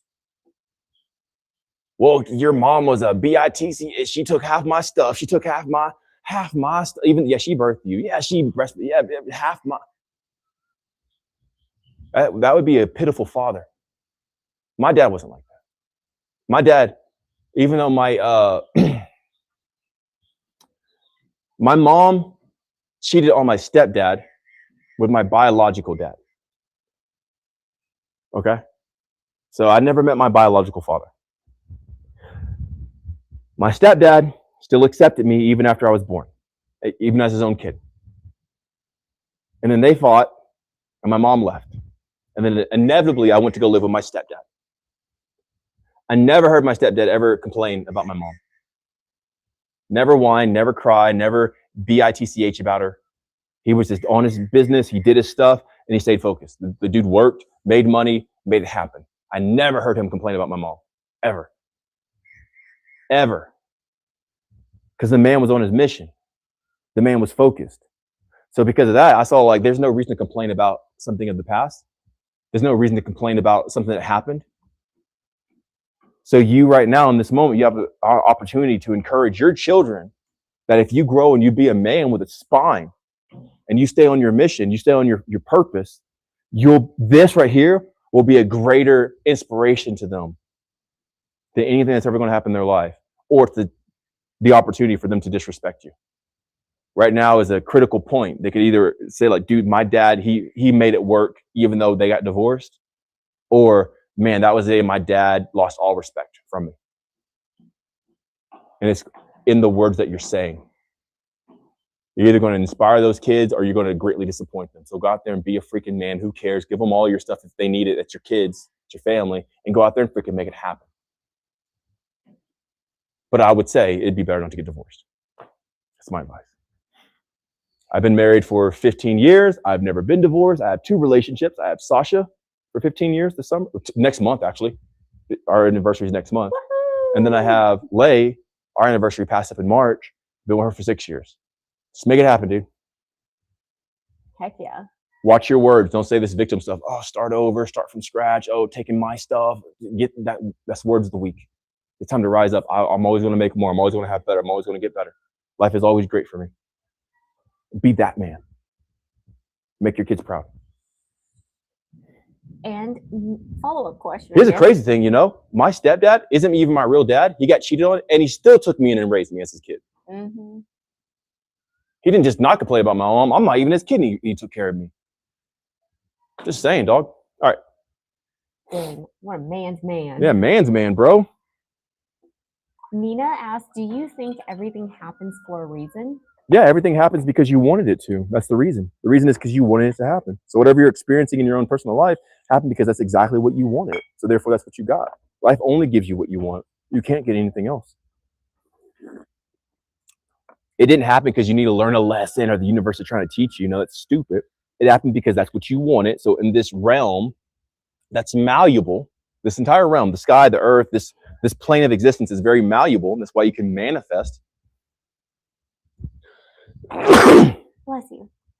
Because this, oh, there we go. Heck yeah. Yeah. That's all I needed was a sneeze. All right. Yeah, we're good now. I love it. So in this realm that's malleable, it molds it and shapes this reality to give you what you want. So everything doesn't happen for a reason because you need to learn something. That's stupid. You don't need to go through trouble to learn stuff. That's for the ignorant people. They're justifying their own ignorance. Calamity happens, bad stuff happens because the ignorance of a person. It's not because God's trying to teach them a lesson. God gives his strongest battles to his toughest. No, you're just stupid and you make dumb decisions and you got yourself in this position. God's not trying to test you. You're just trying to cope because you made stupid decisions in your past. Everything happened because that's what the person wanted. And when you actually see that's what you wanted, then you can actually take from it and get better from your life. So everything only happens because deep inside, whether you believe it or not, that's what you actually wanted. You wanted that thing to happen. The car wreck, the accident, the breakup, the divorce, whatever. You want that in your heart. Do you want to come in or?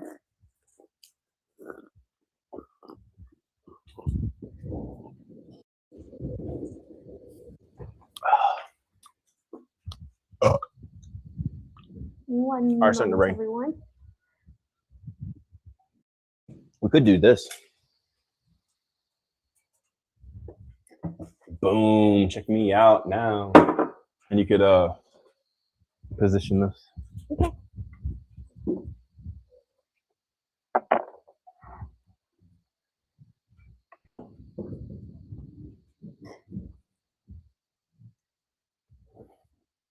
You want to still stand out? No, I actually might stand inside. Okay. And that way, I feel like every live we're always gonna move or like adjust. Hey, it's kind of cool. Keeps it alive. I guess so. We can even unplug it. Like this. Facing. Here, toss me the speaker. By toss, I mean just gently hand me. All right. Okay. How am I looking now, Sasha? Let's see. I'm gonna come in here. Just right here. I swear this is not. It's all abs. It's all abs. I can make it higher if I need to. I'll make it full screen for you to see. You guys want to see my elevator? I have an elevator in the house. Oh yeah, you could face that way. In the elevator? Or facing with this door open with the light and the elevator's background. Maybe. I'll show them the elevator. I can even zoom out. I have it really zoomed in at like 2 point. I have an elevator in my house. What's up? Let's go, guys. Love you. It's Mikey. MikeyBreathes. Yo. Yeah. I think it's cool. I like it. Okay, cool. The rain's coming down. It smells great. You know? It smells like a fresh summer rain. All right, cool. How about that? All right, how's this, Sash? I'll back up. You look amazing. Dude, my body looks like metallic. Shimmering. Look at this. Holy crap, dude. Yeah. I feel like Iron Man, like the real Iron Man. Like my body's like metal, like a metal alloy even. Dang. A combination of multiple metals. Looks really cool because you have like a back lit, but then also a front lit or side lit. Now you're in the dark. Okay, yeah. It's kind of cool. Yo. It's cool. All right, what we got, Tosh? Okay. I see a skitter. Let's ask some questions. Come on, Okay, Tosh. Babu Kotori said, you wrote in the guide that we should get rid of colors and chemicals. I am an artist, oil colors and stuff. What should I do?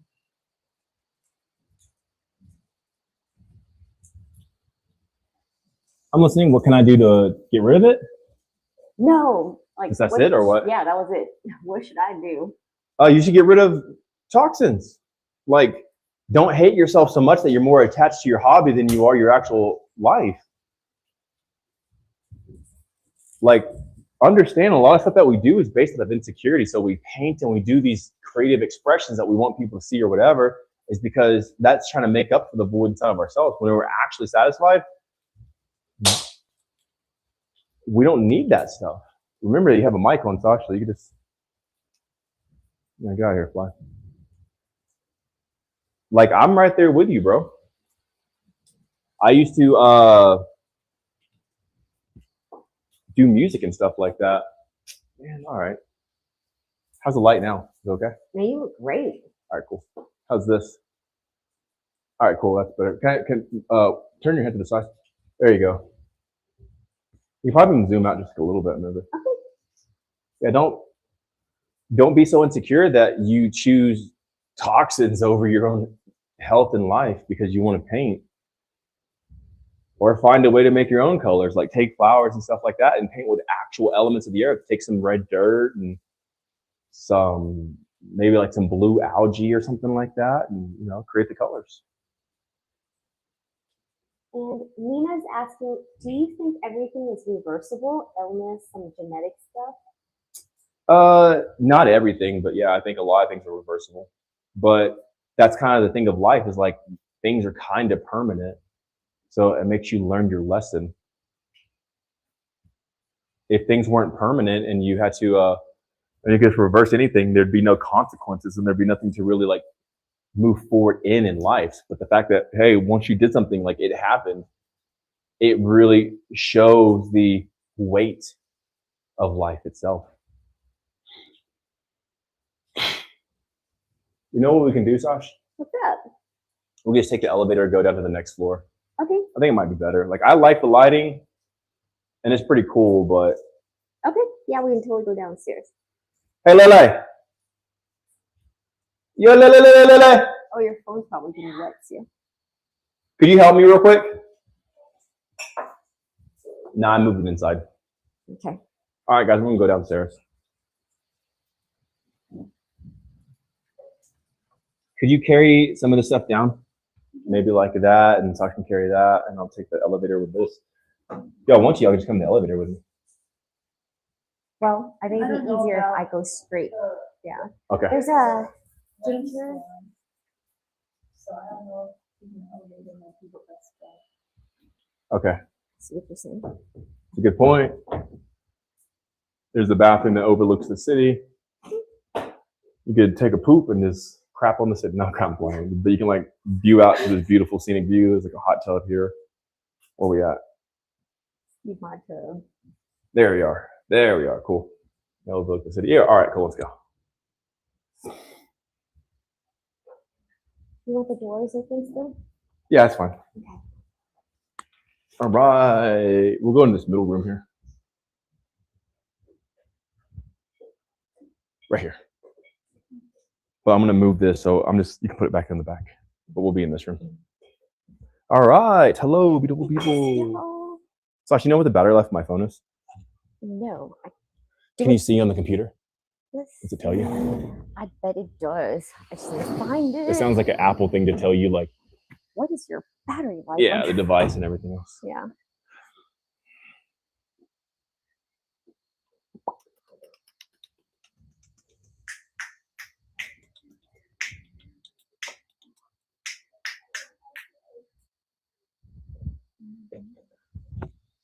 Yeah, sure. I'll send one of those.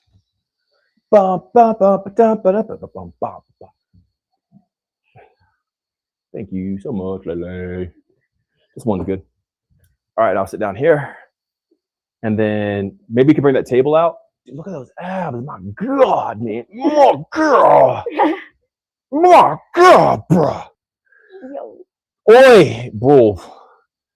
Oi, then, bro. It's a good day eating it, Godna. Oi, laddie. Okay, I can G-Wagon, G-Wagon. Dang, your abs be popping. I feel so super. Super duper. Yeah, very powerful. Whew. All right, guys, we are back. Thanks for hanging out with us through that little interlude. Yeah. You want it this close, or do you want me to zoom out just a little bit? Let's try it this close real quick, because I'm not that close right there. Yeah. All right, next question. Let's go. All right. Let's keep it up. Let's keep going. So EB asked, what is your necklace made out of? Do wearing metals like gold give benefits to the body? I think it's the opposite. Wearing metal deteriorates your body, so it's not good. It takes your charge from you versus giving you charge. So I only wear the necklace whenever I'm live, and then the necklace is made of like stainless steel. And I don't wear the necklace because it's a fashion statement. I wear it because it holds my mic. It doesn't break. I tried yarn and cotton, but it's just so itchy. So the most non-itchiest one is this here. And which, by the way, Splendidly Intrepid said it's really good to hear someone giving advice like this about sticking and staying in a relationship. That's it, Michael. Oh, thank you. I appreciate that. Because I'm a man. I'm not a little BSECH. Like you're in a relationship to be there with one another. You know what I'm saying? Like you're not there just to give up. Like I'm just not a quitter, dude. Like quitting's not what I do. It's just not. It's not in my blood. I'm not a quitter. I'm not a loser. I'm not a quitter. I've never given up. Again, I've been with Lay for 6 years. I've been with the beautiful Sashi for Oh my God. 15 years. So when's the last time you weighed yourself? What did I just pick up? How much mass Look, was that? I was holding back When's the last time you took a dump? yesterday. I'm playing. It's a joke. I'm not serious. Here, lift up. Oh, thank you. You go lift up some more. Mhm. There you go. Love you. But I'm just not a quitter, man. Like I just don't quit. So like to give up in a relationship, I'm not putting other people down. I'm telling you where I come from. Like you're there to win. Like I chose my partner because I can see myself winning with them. If you can't see yourself winning with a person, don't get with them. I don't get with losers. Like I actually like disqualify a lot of girls because I see a lot of them don't have faith. And it's not even a girl thing. It's just a people thing. If I was a girl, I'd notice most guys don't have faith. They're just weak. They just give up so easy. So for me, like if I say, if I'm going to be with somebody, I'm going to be with somebody, dude. I don't give up. I'm long lasting. I think Sonic the Hedgehog taught me that, video games, not being able to save and just keep trying and, stuff like that. It's not who I am. So I say, if you're going to be in a relationship, like just see it out to the end, but especially if you got kids together, like we're going to go back out into the dating market and be like, a single dad, like just come on, bro. Or a single mom. Like I'm not saying stay in an abusive relationship, but what I am saying is like use your power to make that relationship good. You want to be a god or a goddess or like a queen, then use your what's the thing that queens have, like divine rulership or like the authority, whatever they call it, to reconstruct the situation that you're in to make it better. You want to be a god or a goddess, okay, use that power to make the relationship work. You want to call yourself a queen or a king, then use your dominion, that's what it is, to restructure the relationship and make it work. If you don't, then quit calling yourself a king. Can't even make a relationship work. Were you the king over? Or a queen? Can't even make a relationship work. Were you the queen over? You ain't queen over nothing. If you're a real queen or a real king, you can use your dominion to build something that lasts, a dynasty. That's what kings and queens do. They build dynasties, which means it lasts longer than 5 years. It lasts longer than 10 years. The kingship and the dynasty, the emperors made things that last a lot longer than one generation. It's generational. If you're not making something that lasts generational, you're not royalty. You're not a king, you're not a queen, you're not a goddess, you're not a god. Because you chose to be human. Because what God makes last. I'm not saying, again, you have to stay in a relationship or whatever, but like, what are you making that lasts beyond you? Because some people call it legacy, I call it dynasty. So that's where I speak from. That's the only way I operate. I don't see myself losing. But anyway, we'll go off the topic. But actually, no, we can stay on the topic because I don't think most people even will say that because they're so scared. Because like, what if they get divorced? What if they said that and then like they get divorced tomorrow? They don't even hold themselves accountable, so they won't even say it in the first place. So I'll say it. Like if you're not making something that lasts and that's passed down from generation to generation, you're not a king or a queen. You're a fool, and you're only because you're fooling yourself.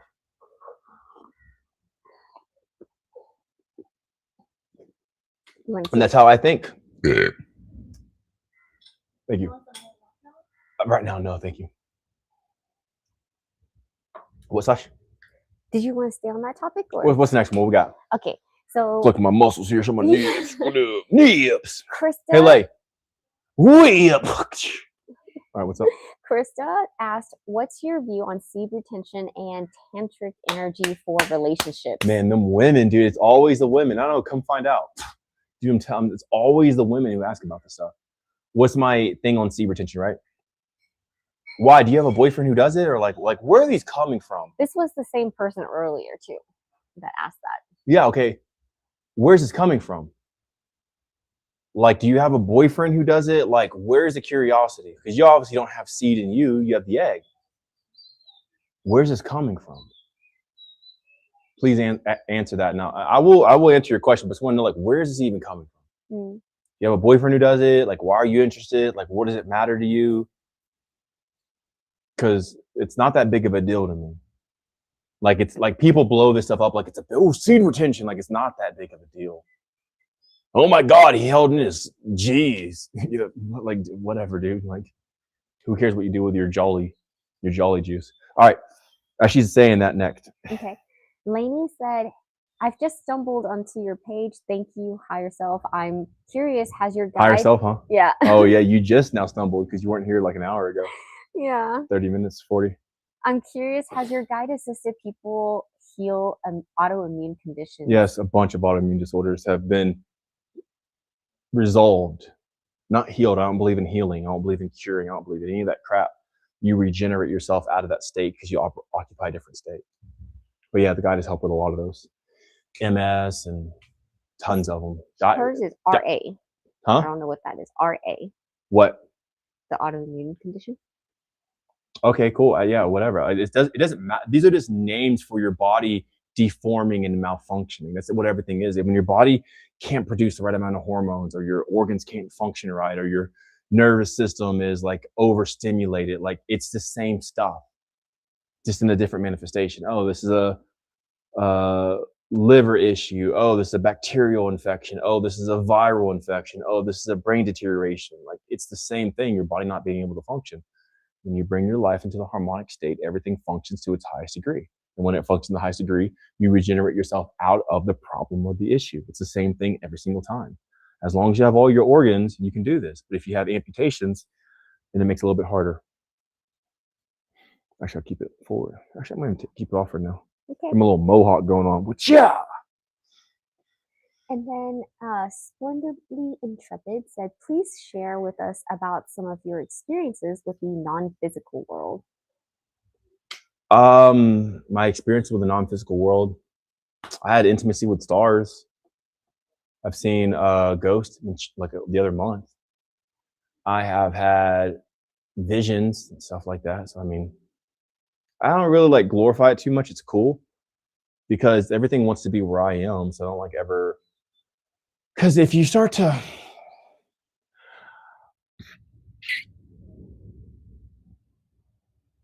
oh man.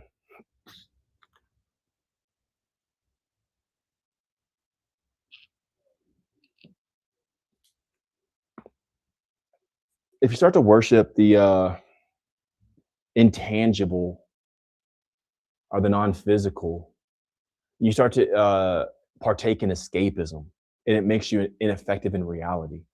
So I don't spend too much time in the non-physical because all those things would die to be where I am. They want to be physical, the celestial bodies, the spirits, the angels, the demons.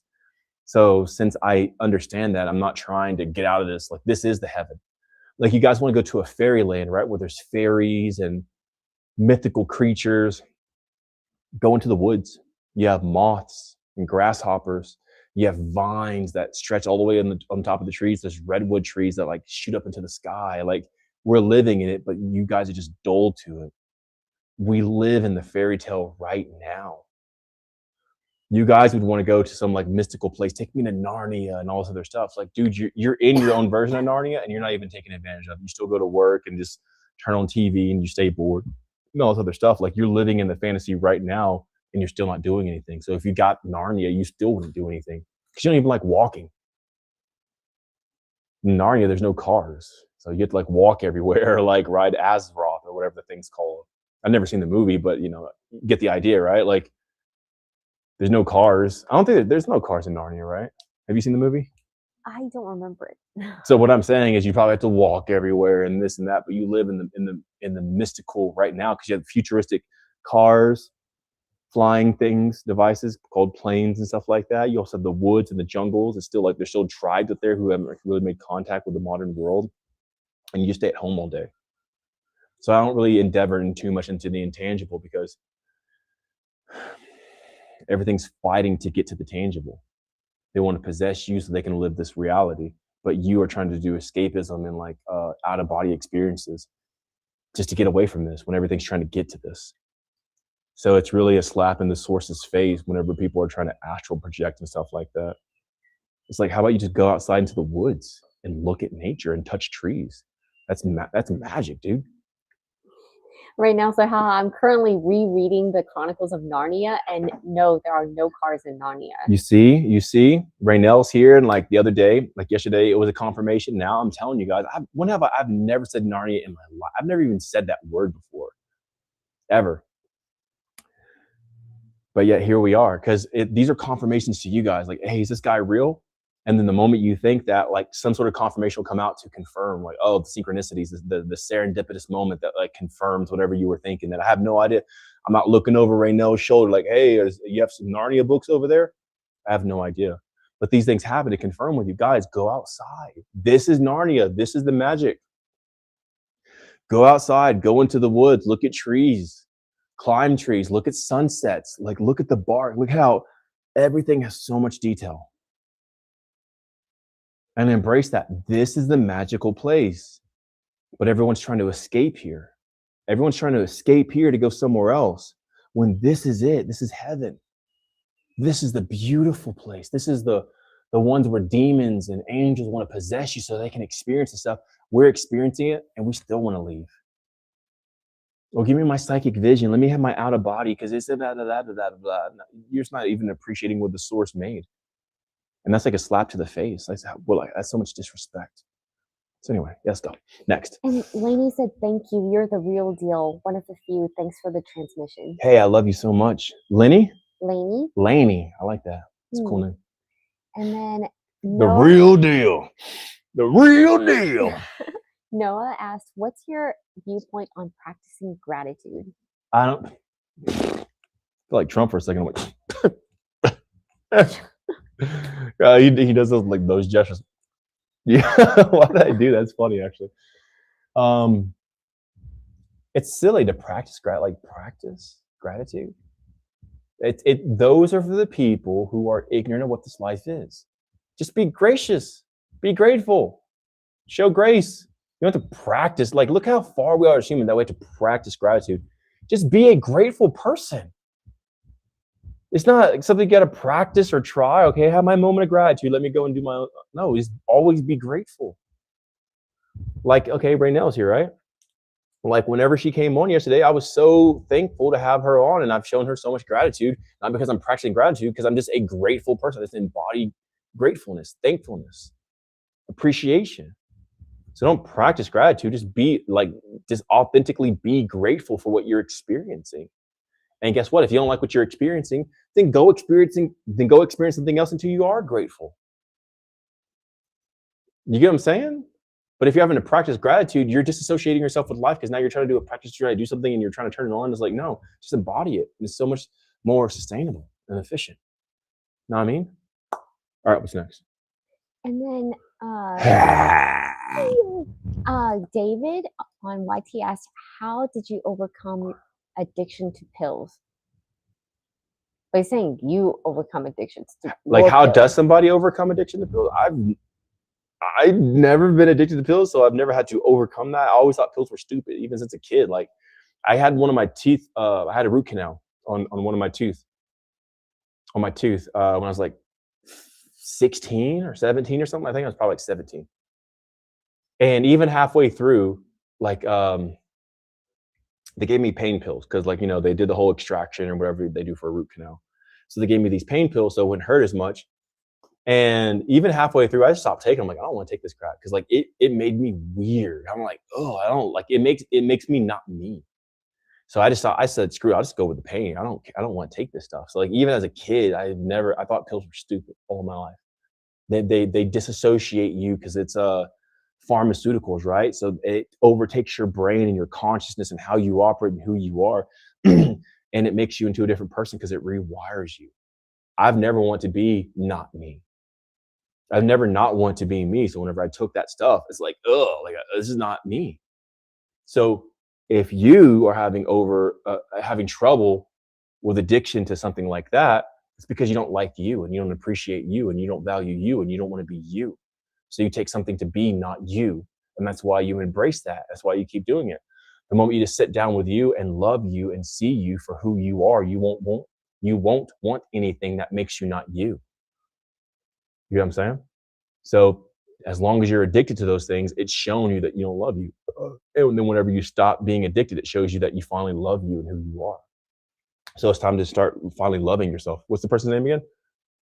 The dude? It was David, I think. Yes, David. So yeah, David, the moment you actually start appreciating and valuing yourself, you won't want to take value. When you value you, you won't want value. Yeah. And then every addiction is you trying to reach for something outside of yourself because you don't value you. So just value you and you won't want anything. You won't. Come on, bro. I'm from the South. You won't want anything no more. Know what I mean? Come on now. Raynell said, love that perspective on it. They said the Cotswold here is full of fairies, but everywhere is magical, as you said. Exactly. Like, dude, you could throw something in the ground and something's going to pop up. There's flying creatures everywhere. There's orb weavers. And when the dew hits the spider web, it makes a spectrum of colors. Like, you got to be freaking dumb not to see how magical this place is. I'm definitely not talking to you right now. I'm talking about like us people. Like, we live in the magical, enchanted earth. And you guys are wanting to live in fantasy land. Oh, no, take me to Mars or take me to, Narnia, like I was saying earlier. Like, just take me somewhere else. And like, you haven't even left your city. What do you mean take you to another world? You never even left your country. Have you ever wandered in the jungle? Have you ever been to a volcano? Have you ever been in caves? Have you ever smelled the smell of caves and seen the stalagmites and stalactites? And have you been to the top of the buildings and like the Empire State Buildings? And have you ever skydived? And like, have you ever been in a gorge? Have you ever been in the chasm? I had intimacy on the side of the Grand Canyon, like on the edge of a cliff, having a menage a trois. That's a magical experience, bro. Overlooking the whole canyon there with like, I'm telling you, man, go live. You won't want to leave when you're actually living. I promise you that. I guarantee. Mon ami. All right, what's up? And then Splendidly Intrepid said, a couple of days ago, you shared that you have been doing a new intense meditation and that you found you had to recalibrate your energy because you aged a bit. Somebody pays attention. I like, who's this person? Splendidly Intrepid. I like the people who actually pay attention. Like, yeah, gold star for you. I like you. Mm-hmm. Okay, so she asked, could you tell us a bit more about that? Yeah, I could. I like you. I just got the chills a little. Like I got a little mini. I got the pre chills. I have like I have the pre like my biggest like love language is like appreciation and value, like being shown appreciation and like dignity. So when you remembered what I said, that kind of like hits me in my heart. I'm like, oh, you actually listened. Like even like right now, whenever she's like reading the guide, like, oh, you said the guide. I'm like, oh, you remembered. Yeah. Okay. Cool. So I'll give you guys like a little rundown. So, man, this is so magical, dude. Yeah, I keep looking up. I feel like I'm in a video game. It's like the rain's coming down, the greenery and stuff like that. So either way, I was rising every day, weighing roughly like 217, 218 pounds. What is that in kilos? Where's your phone at, Sashi? Oh, where is my phone? Oh, yeah. Thanks. Oh, I didn't catch it. That's all cool. What is 218 pounds into kilograms? That would be 98.88 kilograms. 98.88, right? So I was rising about 98 kilograms, 98.8 kilograms a day. And then I went through this big head thing to where all this energy was in my head. It wasn't even a meditation. So like, it wasn't even me meditating. I was doing something. This just came, like, it was like a new upgrade. All this energy came to my head, and it was so like, I had to stay engaged, or like it would just drain me. I had all this energy in my head, and I had to like siphon it and direct it, and if not, my head would start pounding. But it wouldn't be a headache. It wouldn't hurt. Like I would feel the heartbeat in my head, like throbbing, but there was no pain. But there was just a lot of energy. So I had to stay in a constant state of like diluting and directing the energy and stuff like that for like almost like 5 to 6 days. And it aged me hard because like there was so much energy in my head and so much like work in a sense I had to do because there was just so much energy there. And if I didn't do anything, it would just pound like bop, bop. Again, it wouldn't hurt. I would just notice it. So I spent a lot of time pushing the energy out, pushing it through my body, actualizing what it is, what's going on, why is this here? Is there some sort of gift that goes with it? And during that time, I noticed my face aging a lot more because I was putting out so much energy. Now, I'm on the other side of it. Pretty much the beginning of this week, like, well, today's Monday, right, Sash? Or what's today? Tuesday. Today's Tuesday. So this past Monday, pretty much like a week ago, is when it stopped. So it started on the Thursday, Friday before, and then it kind of stopped on like Tuesday. So like for that like 5 days or whatever, I was just like meditating and going in, trying to like that dispersing and stuff like that. And through that time, I did some lives, and I could see how aged my face is, and I'm still overcoming it, not overcoming it, but regenerating from it. Now my face, like if you see my face today, like right now, I look a lot better than I did a week ago.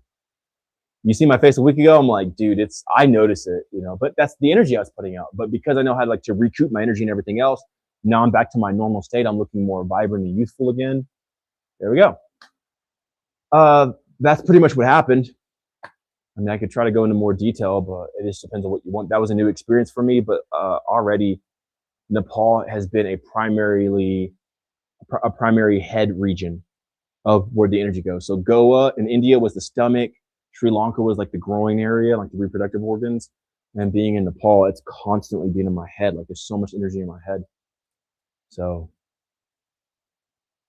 every place has a different activator of energy and where it goes and where it is surplus. And in Nepal, it's just the head. And this is the only country except for the Philippines that we stayed for 4 months. Like we're staying here for 4 months. We've never stayed in a country for 4 months. Like India, we stayed 1 month. Sri Lanka was 1 month. Pakistan was 2 months. Uzbekistan was 1 month. Kyrgyzstan was a month. Kazakhstan was a month. Mongolia was 3 months. Korea was a month and a half. Laos was a month. Vietnam was 2 months. You know what I'm saying, right? Cambodia was a month. Thailand was pretty much like 3 months. And so on and so forth. But like we haven't stayed at a place since the Philippines, which was the beginning of 2024. We stayed December, January, February into March of 2024. So yeah, I guess because like I'm staying here an extra month, that energy's here, and like it really did the next. I just had so much energy. I guess it just overloaded or something like that, and it was wild. It really boosts my psychic abilities. Like undoubtedly. Like I'm not saying I'm psychic to read people's minds, but like when my mind goes somewhere, it starts warping reality into that. And I just went into a deeper level of that. People are having dreams of me and visions, and like I'm going into the sky and people are seeing my face in the clouds, like some crazy stuff, some wild stuff, man. But I mean, that's the role I was born to step into. So it's not even that big of a deal. So yeah, whatever. Can I see the phone? Yep. Next question. And LOLYIV asked Mikey, in your older video, you said you had your prayers answered for school tests.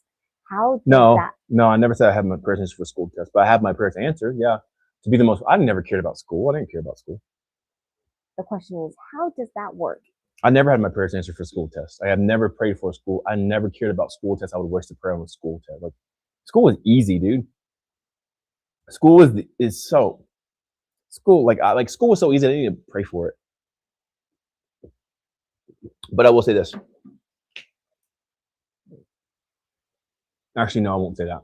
But school was never something I would waste a prayer on because it was so like school was like you just listen to what they said and just write it down, like beat it. They're telling you what they want, just give it back to them. That's it. That's all school ever was. So I never had to pray for school, but whenever I was a kid, I'd pray and then I'd have my answered prayer. So like I had my prayers answered. My answers prayer. I've been speaking for a minute now, but I have my prayers answered. So if you have a specific question about that, yeah, I could totally answer it for you. But I never prayed for school because it was always so easy.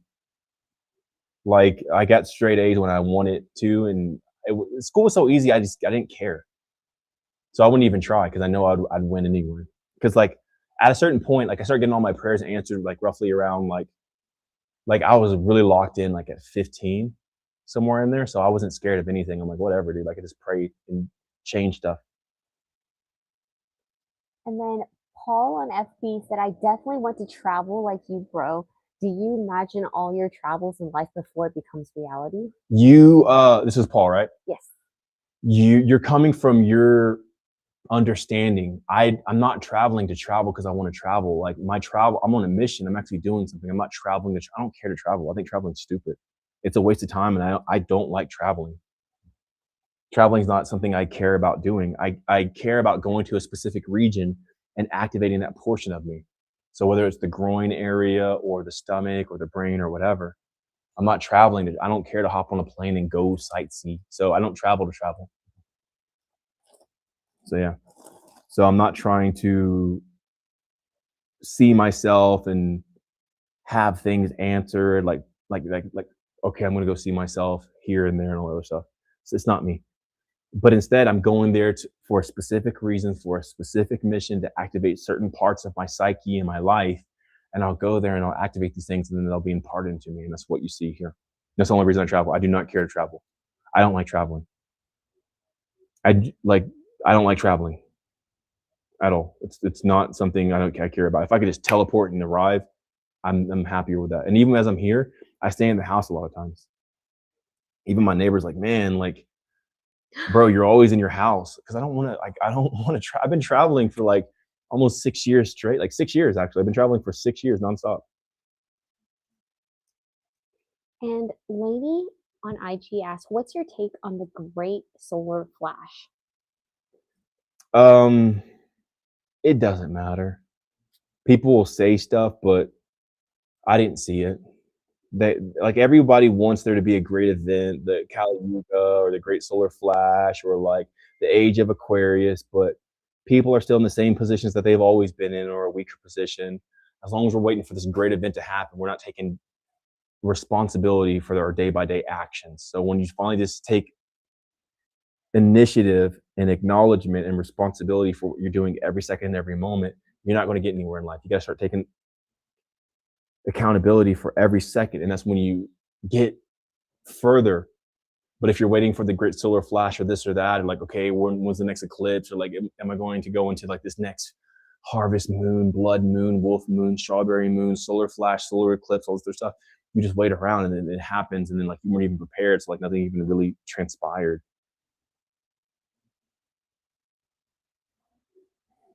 You get what I'm saying? So I don't even know like I honestly don't even know what solar flash you're talking about.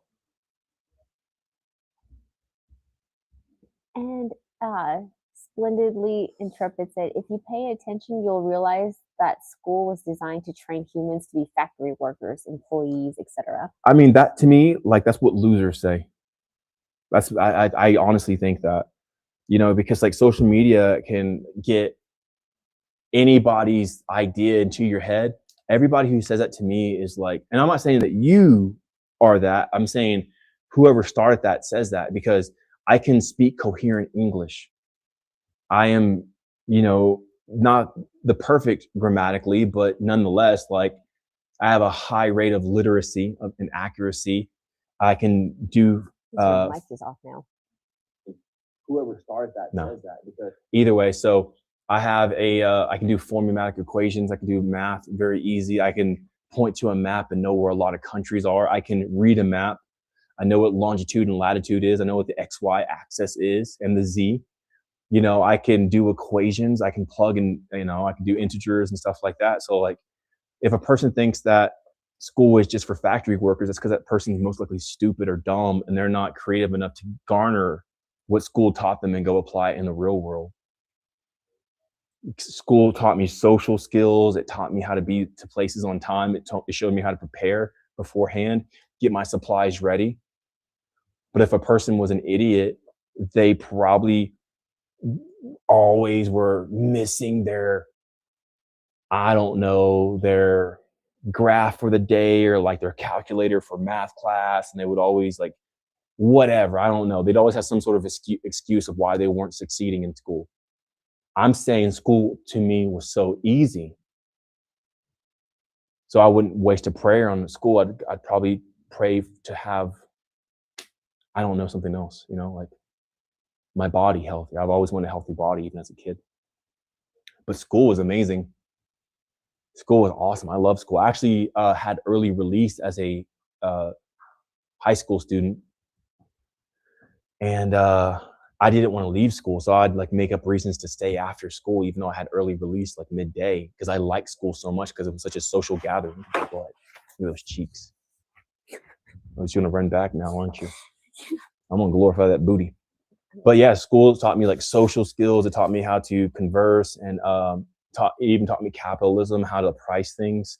I started my first business in school. It taught me how to like collaborate with my elders, like the teachers, and like form deals. Like, hey, if I get this done on time, can you do? You know, it taught me great. It taught me a great deal of stuff. So anybody who didn't take advantage of school or say that school is just to teach people how to do factory workers, they're too dumb to see what it really was, and they couldn't extract the most out of it, because you can make a lot of great connections in school. School was awesome. I love school. Most likely because I was an only child, and it was either go to school or go home and be by myself all day, because there was nothing else for me. Like I had no parents, I had no like siblings. So school, I got to see how valuable school actually was. I think school was amazing. I don't put it down. Could it be better? Of course, yeah. But it still taught, like I can speak English, bro. You know, I was in Pakistan, and I think Pakistan was one of the most hospitable places. Am I saying that correctly? Like it was it had the greatest hospitality. The people there were so nice, so caring, so loving, so gratuitous.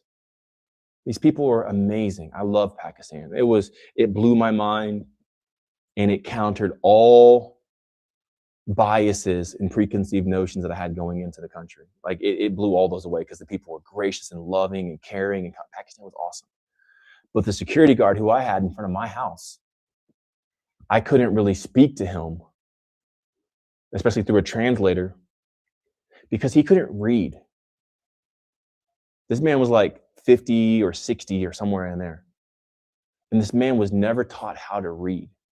He couldn't even read his own language. So when I would show him Urdu, which is what they spoke in that region, this man didn't know how to read his own language.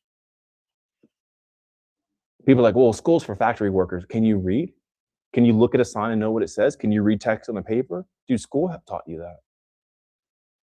There's other countries that they literally still to this day, 2026, 2027, 2028, don't know how to read their own language.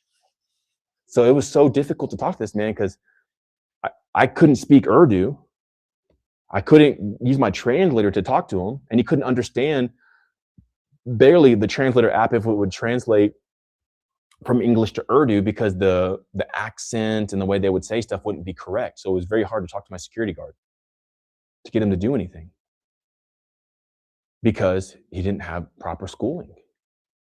So the fact that you can read, you can write, you can do basic math, you know where things are on a map, dude, like consider that a gift, instead of saying it's just to make factory workers. Because if you truly understand the advancement that you have, and like you have a step up above a lot of people around the world, you'll stop saying that, and you'll start seeing how much of a blessing it is, and you can use that for your advantage. Because I can read,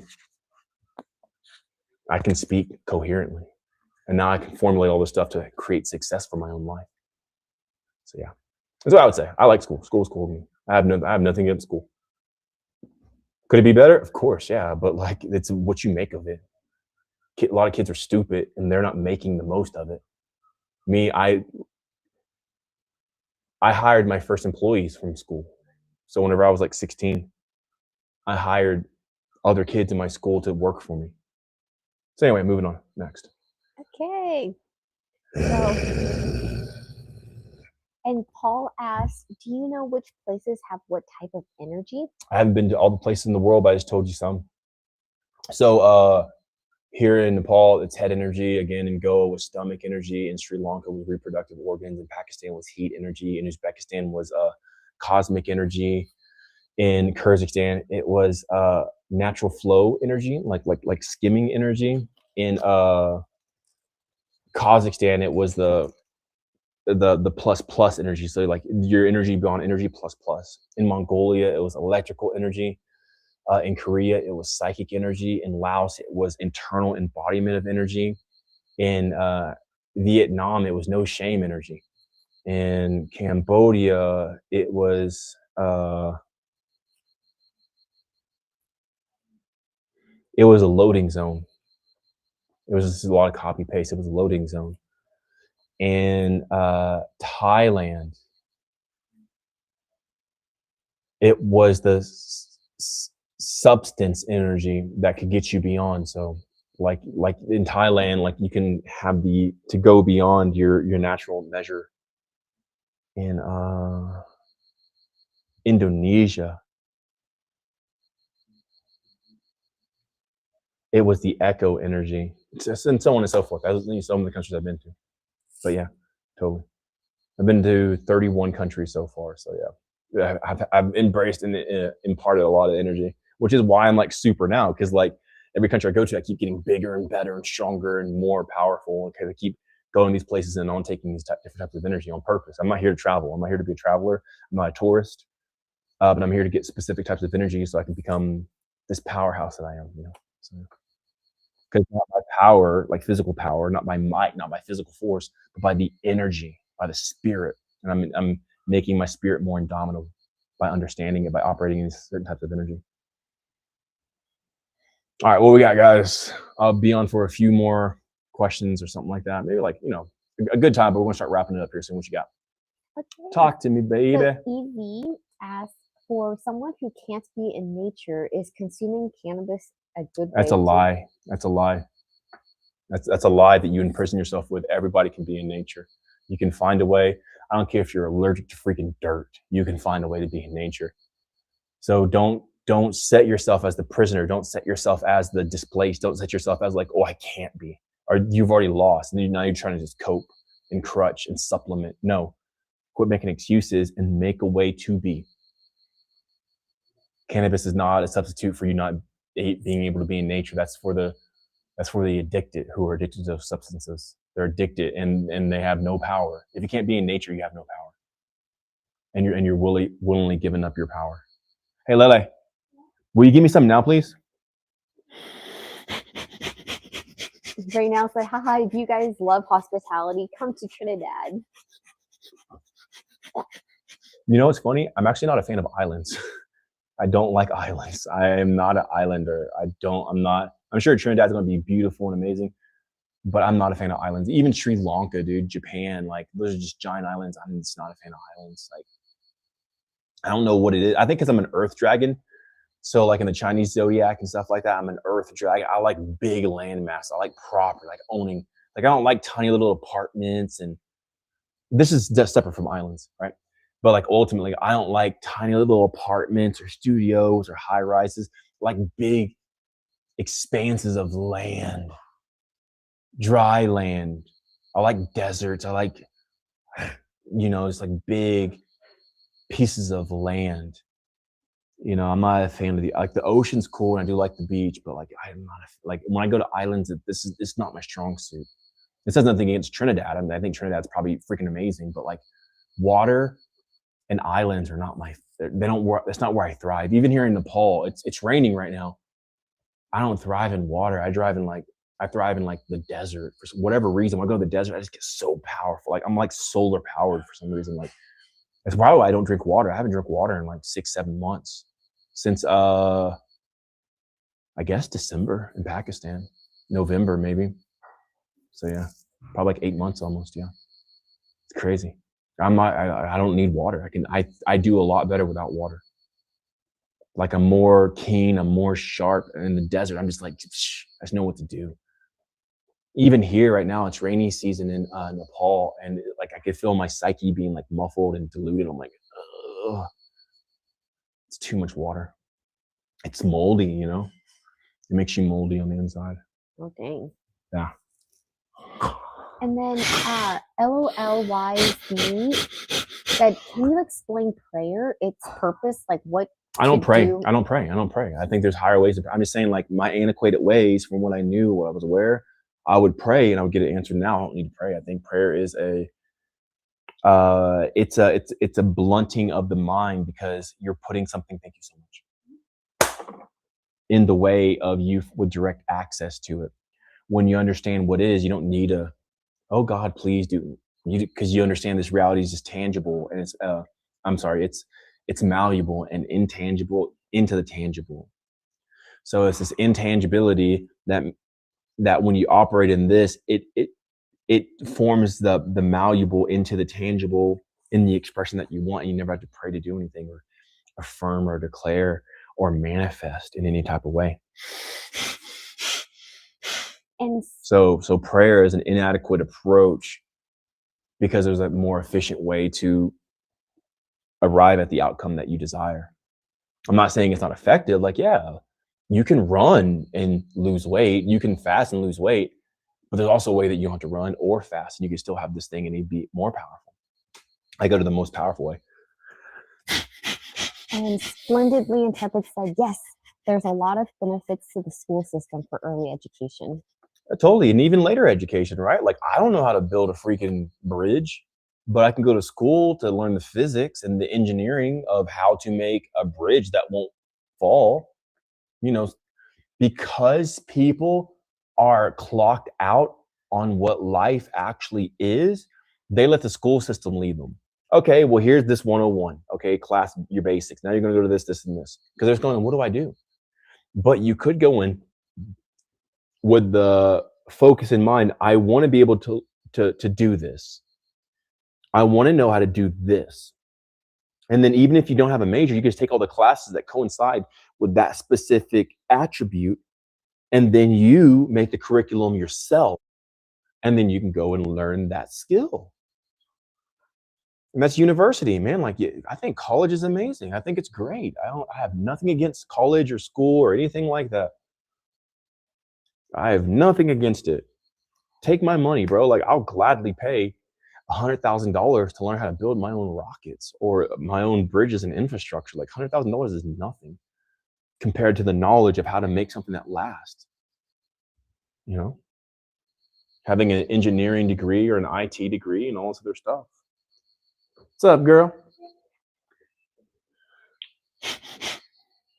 You know what I'm saying? So not even early education, all education. But people just check out and they let somebody else tell them what their major should be. And then that's why they're like, oh, there's not even a job for my major. Like, you don't go to school to, like, going to school just to get a major is stupid. Go to school because there's a specific skill that you want to be able to obtain, that now you have this skill and you can always implement it and create it in this reality. That's what you go to school for. And you don't need a major or a degree to do it. You just want to come to the point where you're aware of it and now you can perform it in reality.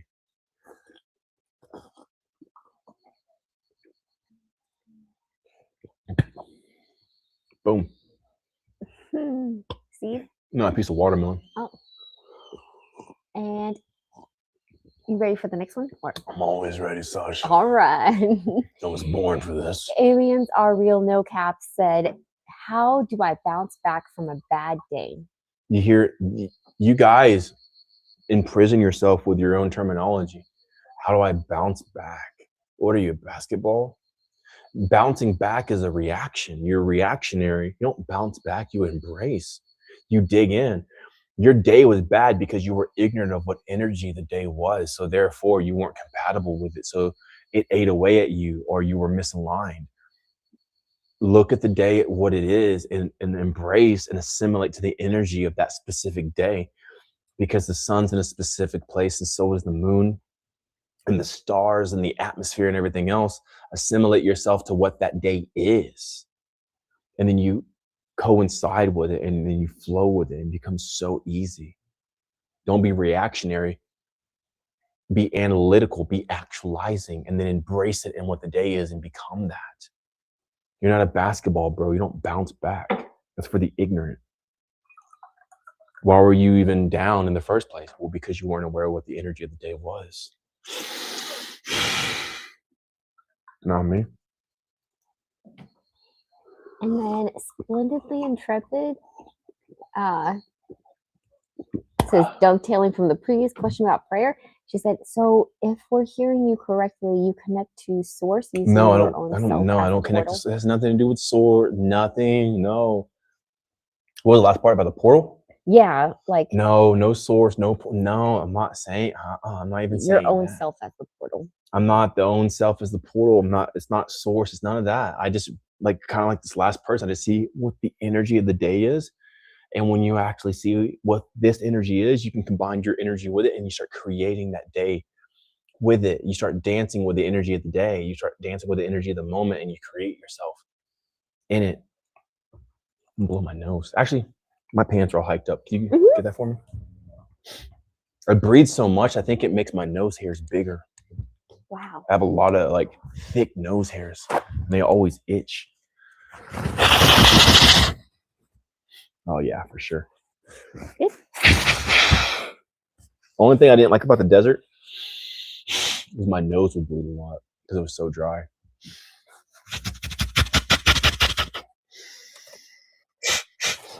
So yeah, so it's not even like trying to connect with. Honestly, I don't even care about source. I don't think source. I have no affinity for source or anything like that. I just live. I'm in the energy of it, and then I move in and I skate in the energy. So it's kind of like this. If you know the water is frozen, you can skate on it. If you know the water is liquid, you can ski on it. But both require different approaches. You have skis or skates. Those are two totally different things. And one you can propel yourself. The other one you need a motorized vehicle like a boat to be propelled, or a jet ski. So you got to know like what's the energy? Like, is the energy frozen? Is it a frozen lake? Is it like a liquid? Is it thawed out? And then you can operate it in that type of way. That's what I'm talking about. We just made a new offer to people to have a lifetime membership in the Discord, and that's pretty cool. So we've had some people who've been in the Discord for over 2 years, and now we made a whole plan to where you can have a lifetime access to it for indefinitely. Like, so you get unlimited copies of the guide, like the updates, and you're in the Discord community, and you never have to like pay again or anything like that. So it's pretty cool. We just made that available. All right, next. And then Paul on FB said, I'm in Australia, have been all my life. Isn't it a great idea to travel, like you develop other energies or the activation of different energy? Listen to what I'm saying. Where all have you been in Australia? Have you been in New Zealand? Have you been in Tasmania? Have you been to New Guinea, like Papua New Guinea? Like, have you been to like the middle of Australia? Have you been to the edges of Australia? Have you been to the entire coast of it? Like, you're talking about traveling over there, but you never even traveled where you are. I don't know, maybe you have, but that's why I'm asking. So like, before you go and see the different energies of over there, like, how about you even go in your own yard and see what's around? Have you even been in your own neighborhood? Have you even been in the woods behind your house or closest to you? There's places in your own land that you've never even been to, bro. So I would say, like, don't try to think like, oh, I need to go out there. Think of like, okay, let me just explore from where I am. And then eventually you'll expand beyond your region. That's what I did. I explored all the US first before I ever left. I went to every state in my country, pretty much. I went to like from New York to Washington to California to Florida. And that's like New York to Washington, or if you're facing the other way. So New York to Washington to California to Florida, all in the center and all around. And then after I went to all the states primarily, then I went to Central America. Then I went to South America. I went to all of South America. And then I went to Asia. Then I pretty much went to all of Asia now. Now I'm about to go to the Middle East, so something like that. So before you try to venture out, I'm not saying don't travel. I'm saying if you're traveling to be a tourist, it's kind of like useless. I'm traveling to go get these energies. I'm not here to eat the local food or local cuisine of this is their fried food and their version of the same crap that this country serves, but like in a slightly different way. I'm there to literally go into the land, absorb the energy from it, the temples and the mind of the energies of the air that the people usually don't even know. The local people have no idea what I'm talking about. So I don't concern myself with the locals. But I will go here and I'll allow the energy to fill me. So yeah, something like that. But if you haven't even discovered your own country, like all the different regions and states and districts of it, then it won't really matter to go to a different country as much. All right, what's up? He said nope, just in Melbourne. That's what I'm saying, bro. Go to, I don't know, Brisbane. Go to what else? What was that place that we did today? Like Adeline or whatever it's called, Adeline or Adeline or whatever it's called on the west south side. Go to the center, like you get what I'm saying? Like go, like you're there, you're in your country, and you've never even gone to the other side. You've only been to Melbourne. How's that towards Queensland? Is Queensland like north, like northern Australia, like north of Melbourne? Northeast, Yeah, northeast. That's what I'm saying, bro. Like go discover your own country. You're talking about traveling. You haven't even traveled to your own country. That's what I'm saying. Like people want to go do what the extremities that I'm doing, but they haven't even done the basic things that I'm doing. And that's how people get burned out. And it's unsustainable because they're trying to overreach. It's cool, Sasha. Let's go next. Okay. But Melbourne is south. That's Yeah. what I found out. Okay. Let me see. Yeah. Yeah. Adelaide. Go to Sydney. Go to Brisbane. Go to Queensland. Go to Perth. That was the one. Perth. Go to the Timor Sea. Go to the Darwin area, bro. Like look at a map and start traveling to all those places because they're all different. I promise you that Perth is going to be way different than Darwin. Just like Melbourne is definitely different than Sydney, and Tasmania is going to be way different than Melbourne. Right? I'm sure there's some islands here too. Let's see if you have some islands. You have Kangaroo Island. Have you ever been to Kangaroo Island, bro? Probably not. Maybe you have, but probably not. Have you ever been to the Turnby Bay or Tumby Bay? I'm just saying, bro. Like you have this giant freaking. Australia is almost a continent. It's pretty much like Oceania, right? Like Oceania is primarily derived of Australia. It's the major land region in that area. Dude, go like you almost have your own continent that you live on. Act as if each district was its own country and go visit that. That's what I did in the US. Like Colorado is way different from Washington State, which is way different from California, which is way different from Nevada, which is way different from Miami, which is way different from Virginia, which is way different from Texas, which is way different from Nebraska, which is way different from New York. Okay, you get what I'm saying? They're almost like they are their own environments and ecosystems, and you have in Australia. Australia is almost a continent, dude. And you want to go to another place? Like, bro, like you haven't even seen your own continent in a sense. Like discover and explore Oceania and see what's up, dog. Thanks, Sash. All right, what else? Yeah. And then splendidly. This is why girls love me. That is a fat tongue, bro. And it is charged. It is electrified. Sasha. You ever shock a girl with your tongue? Oh my god. They like that, dude. Anyway, moving on. Splendidly Intrepid said, okay, that helps. Thanks. Like energy discernment. Yeah, totally. This is like the whole prayers thing, right? Yeah. Yeah. There's no pray to source or anything. Like, I don't even ever talk to source. Like, I don't even care. I'm not concerned with source or anything like that because the greatest thing I could do for source is to just acknowledge what I'm even in. Like, it made all this stuff, and I'm not here to ignore the earth. I'm here to embrace all of it. Lori on TT said, now you need 1,000 women. I do. Lay says I need like 20. Lay, how many women do you say I need? Is she in there? Yo, Lady. Oh, is she upstairs? I'm not sure where she is. She's probably upstairs in the shower. Oh. But I think Lay says I need like 20. She's like, bro, you need Yeah. at least 20 women. Like 3 ain't enough. 5 ain't enough. She's like, you need like 20, dude. Yeah. So she's always rooting for me to get more.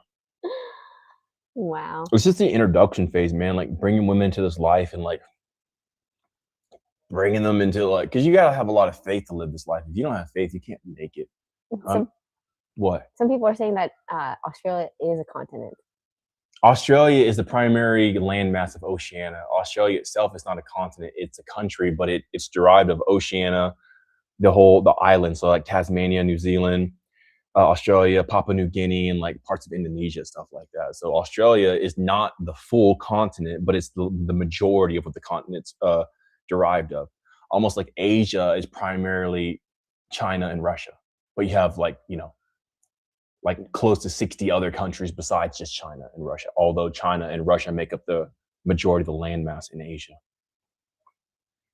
Which Paul said. But I learned that from school, you know? You know what I'm saying? Like if I didn't go to school, I'm like, oh, well, that's just to make factory workers, then I wouldn't know this stuff.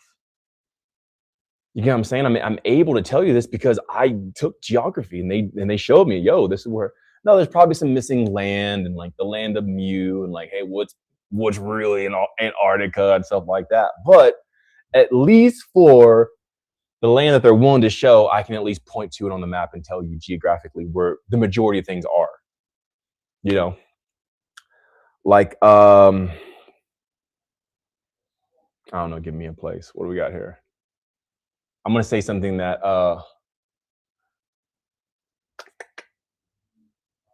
man, there's actually one I want to say, but for some reason right now the name is escaping me.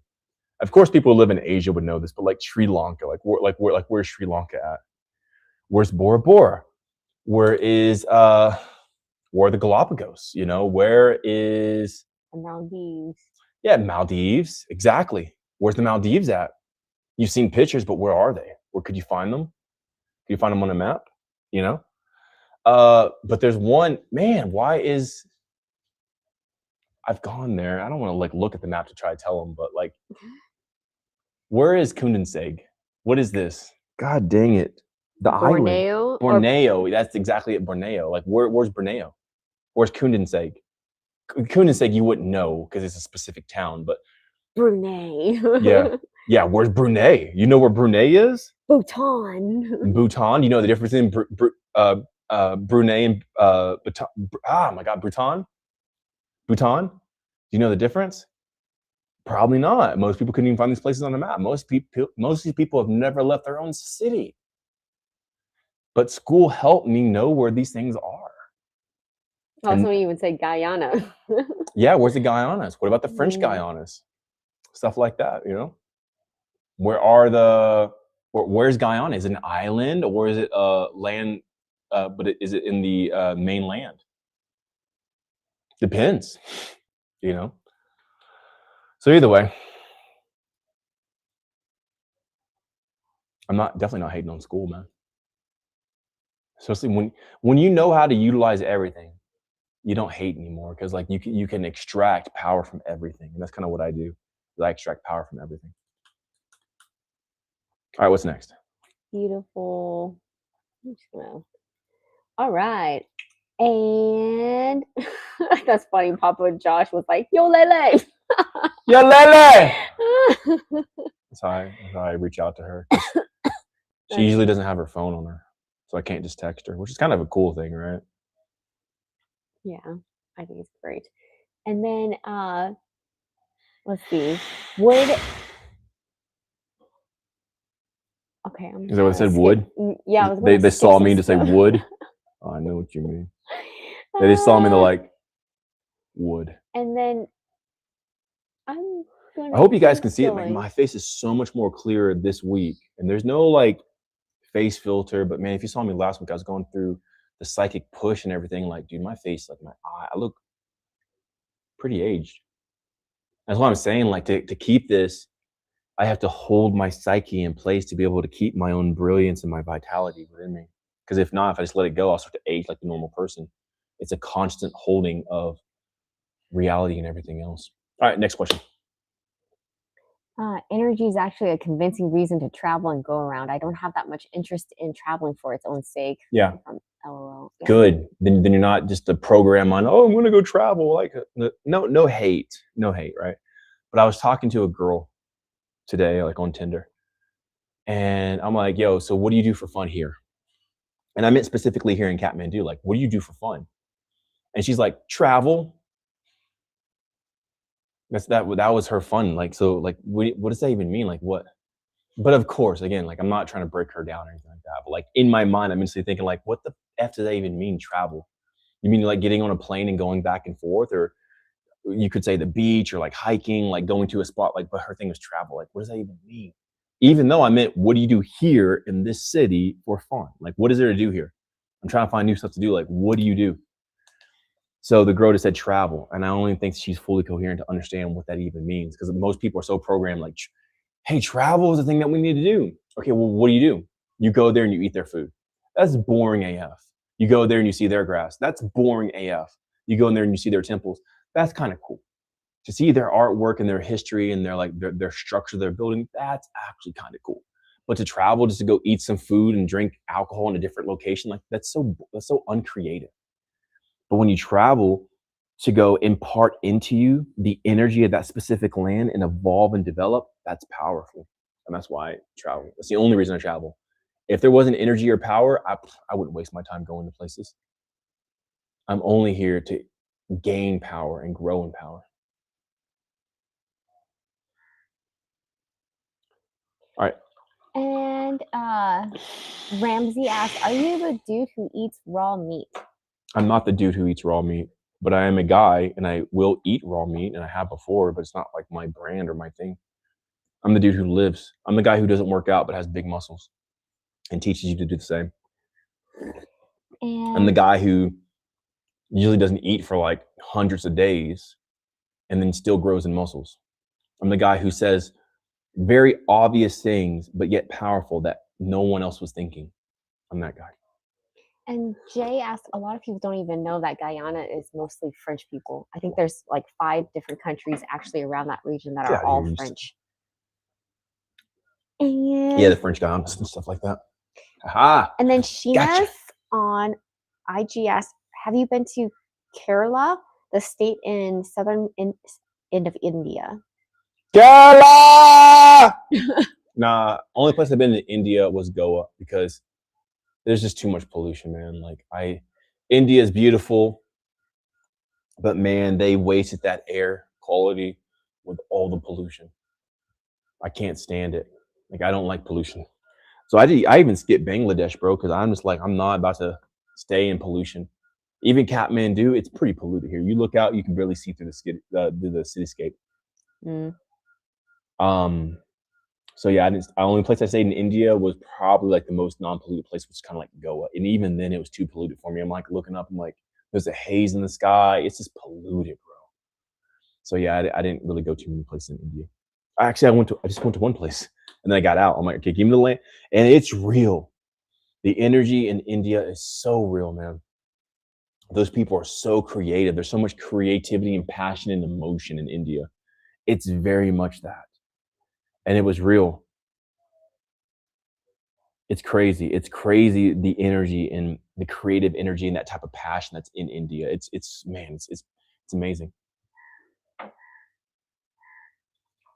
But man, is it trashy and polluted. There's just trash on the side of the road and like rubble, and it's just a mess, dude. Pollution in the air. I don't even care so much about the trash on the side of the road as much as I care about the air quality. If the air quality ain't there, like, dude, like, how can you live? You can't. It's going to give you cancer. You're going to get cancer just by living there, just by breathing the air. It's crazy. Yeah, Jay said it's terrible smog all in that area and region. All in that area? You mean the country? The entire country? The entire country? The entire country. And Pakistan, too. Pakistan's. Yeah, I'm looking at we're at 70 today. Go to India. Oh my God. IQ Air. What do we have here? Yo. Probably make it big. Use 2 fingers. I bet you would like me to use 2 fingers, wouldn't you? Yeah. So red's polluted, right? And green is good. So this is India. So the red is India. The air quality is bad, very bad. And I don't need an app to tell me this. I can just go outside in India and see like it's bad. Actually, I'll show you. Do you still have the before and after picture I made of the air quality in India? Or you delete that one? Oh, I didn't delete it, but I don't know where it is. But I just read this. Good. Oh, cool. Yeah, good. Jay said, I think Beijing is the most polluted city in the world, if I'm not mistaken, because of the factories. Fun fact, they have to shut down all the factories for an entire week before they do their parade so that the sky clears out. This is Jay? Yeah. Jay, where are you from, Jay? Tell me that. It's going to tell me a lot. Because, no, Indonesia is the most polluted place in the world, and Jakarta is the most polluted city. Jakarta was pretty bad. Yeah, it's definitely not Beijing. Like, have you ever been to Beijing? I've been to Jakarta, bro. Jakarta is like, it's messed up. People are like, oh, Bali. No, Bali's just as polluted, bro. Bali is a heavily polluted zone. The air is not all that great. Yeah, there's a lot of like nonsense. And But like Beijing, like I effed a girl from there, from China when I was in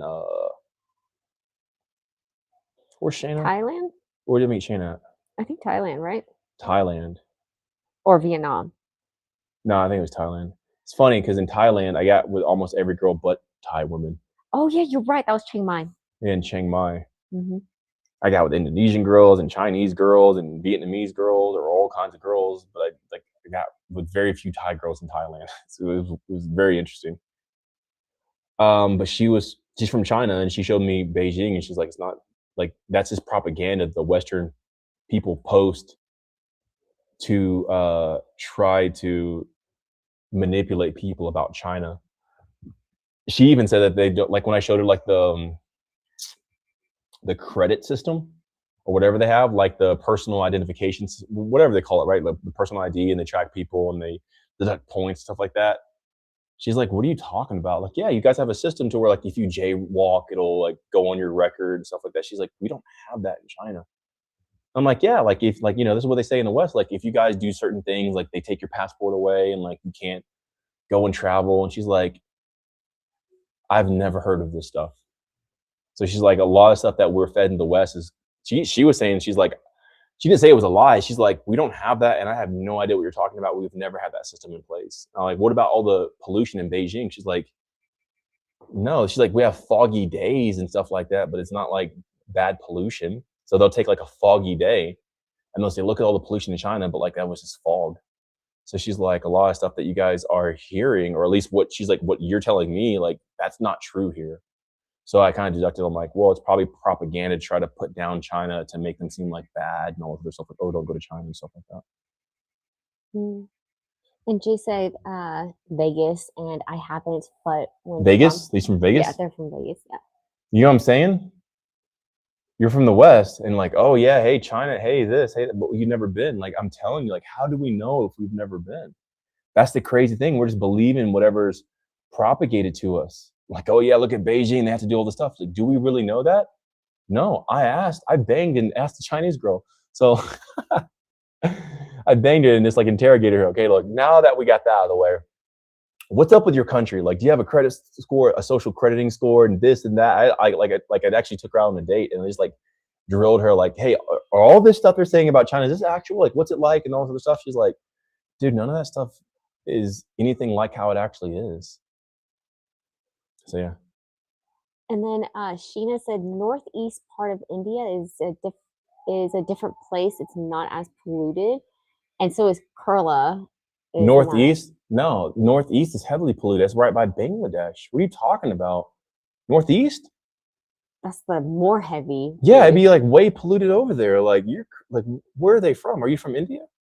I'm not sure, but also Win Rightway said, I've been to India. I walk out for 10 minutes. A black dust is all over my body. Yeah, instantly brake dust, exhaust, all that crap, dude. Man, I'm remembering our rooftop. Every time we walk up to our rooftop to get some fresh air, our feet is like covered in black black. soot, and because people are burning all kinds of crap, man. Like India is like, I love the country. I'm just saying it's very polluted.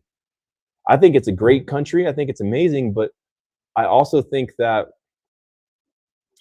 it was polluted on purpose to dampen the consciousness of the people because there was so much conscious living there. So I think there was a specific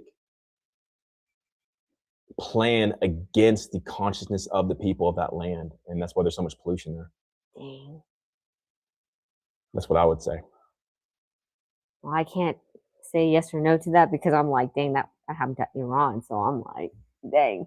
Yeah, Iran had like no rain, right, for like 40 years. But there was a base there that would blow away the clouds or like frequency out the clouds so there wouldn't be any rain. They lived in a drought for 40 years. Since before I was born, these people have been going through a drought because there was a base there. So it's kind of like, here's the sky in India. So like here's the sky. You see that? You see nothing. It's like a white haze. There's no clouds. There's nothing, right?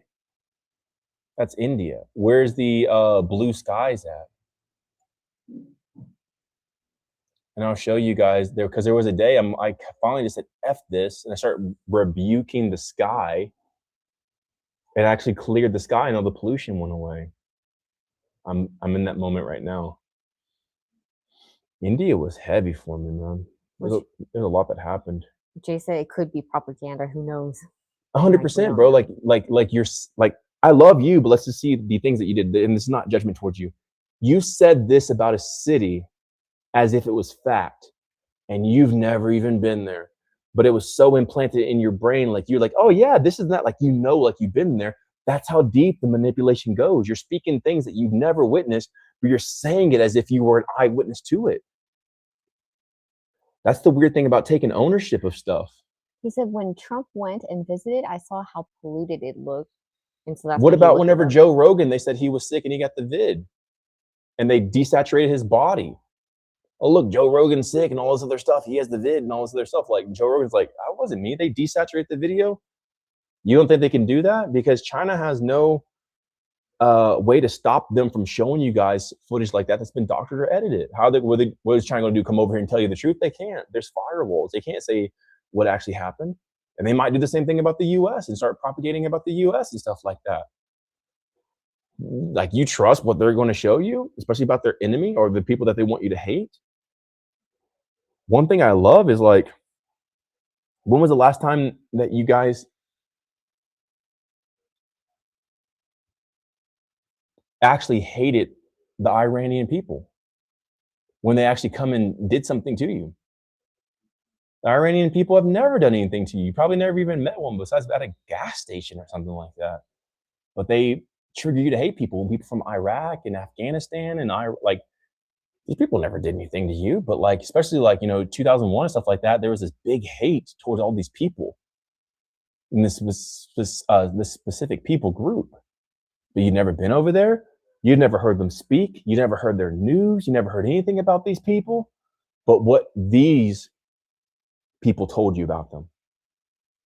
Oh yeah, hate them, hate this group of people, hate because they're evil, they're animals, they're all this other stuff. It's like, what?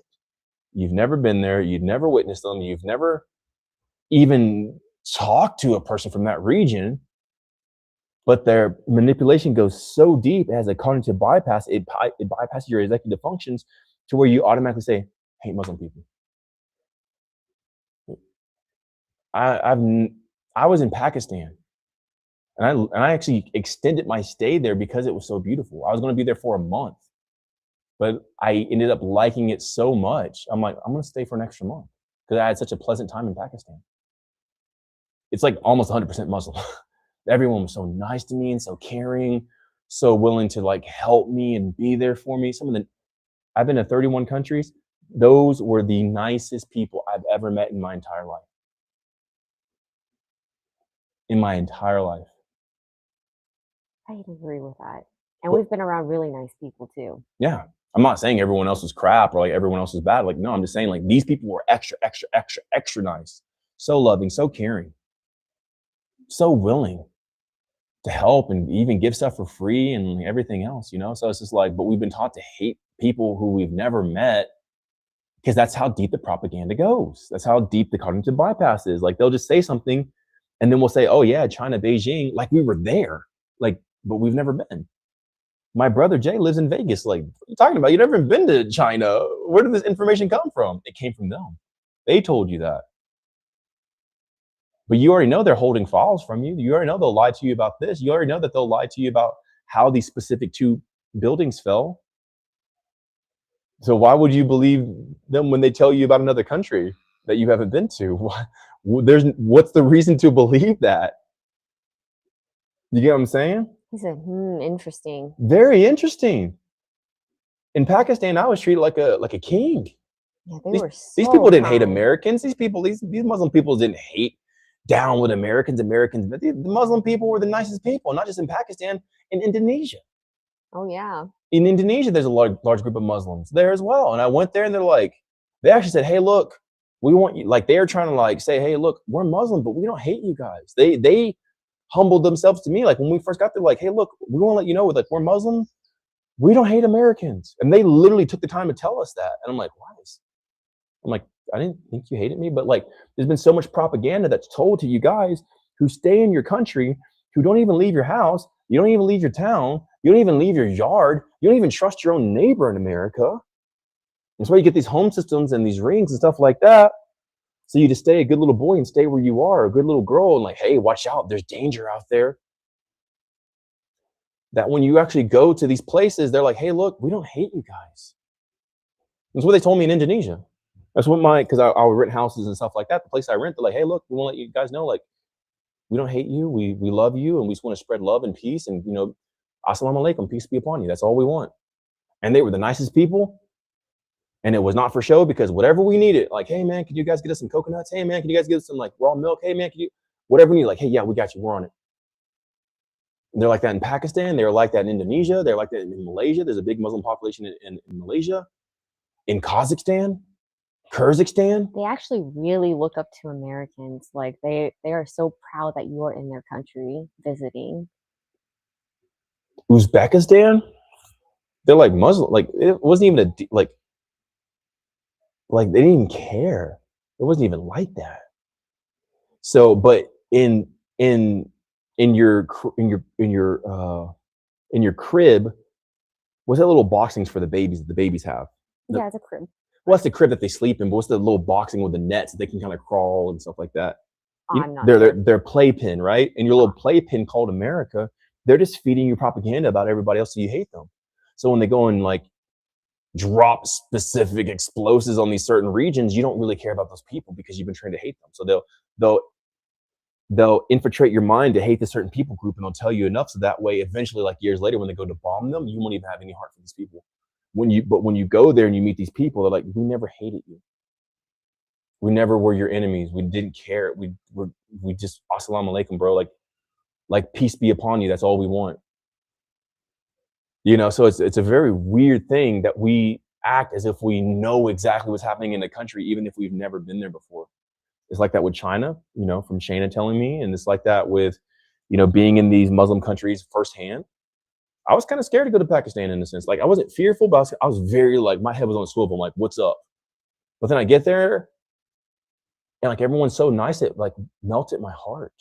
Cause I was like expecting like, hey, what's the trouble? Like I gotta like fight for my girls or like, what's going on? So defensive, like my guards were up. And I go to Pakistan and everybody was so nice, so overly hospitable. So we're like, it melted my heart how loving these people were. And I'm like, dude, like I was so wrong about all you guys. It's because the propaganda that we've been told, like, oh, these people are animals and this and that. Well, there's probably a specific religion that hates all these other religions, that controls a specific media, that tells people that all the other people are animals. So that way, when they try to wipe them out or commit complete annihilation of a culture, we'll have no heart for those people. Because we'll think that this specific religion is just animals. When literally in their greetings is peace be upon you. They start with peace. Assalamu alaikum. actually remember that Very weird. Huh? they're so sweet that they even apologize, like, oh, I don't know English very well, but I will try to speak English with us. And I'm like, we're in your country. But it's just so sweet that they're even like, they're like, hey, I'm gonna try to speak English so that you understand me. So 100%. yeah. Like I'm in these people's countries. So think about America, right? Think about America. If you go to America and you speak another language, America would be like, what the F is wrong with you? Like you're in America, you need to speak English. Right? That's how Americans usually are. Like, no, you're in America now. Speak my language. But when I went to these countries, Pakistan being one of them, these people would apologize to me that they don't speak English. I'm like, bro, I'm in your country. Like, what do you mean? Why are you saying you're sorry to me?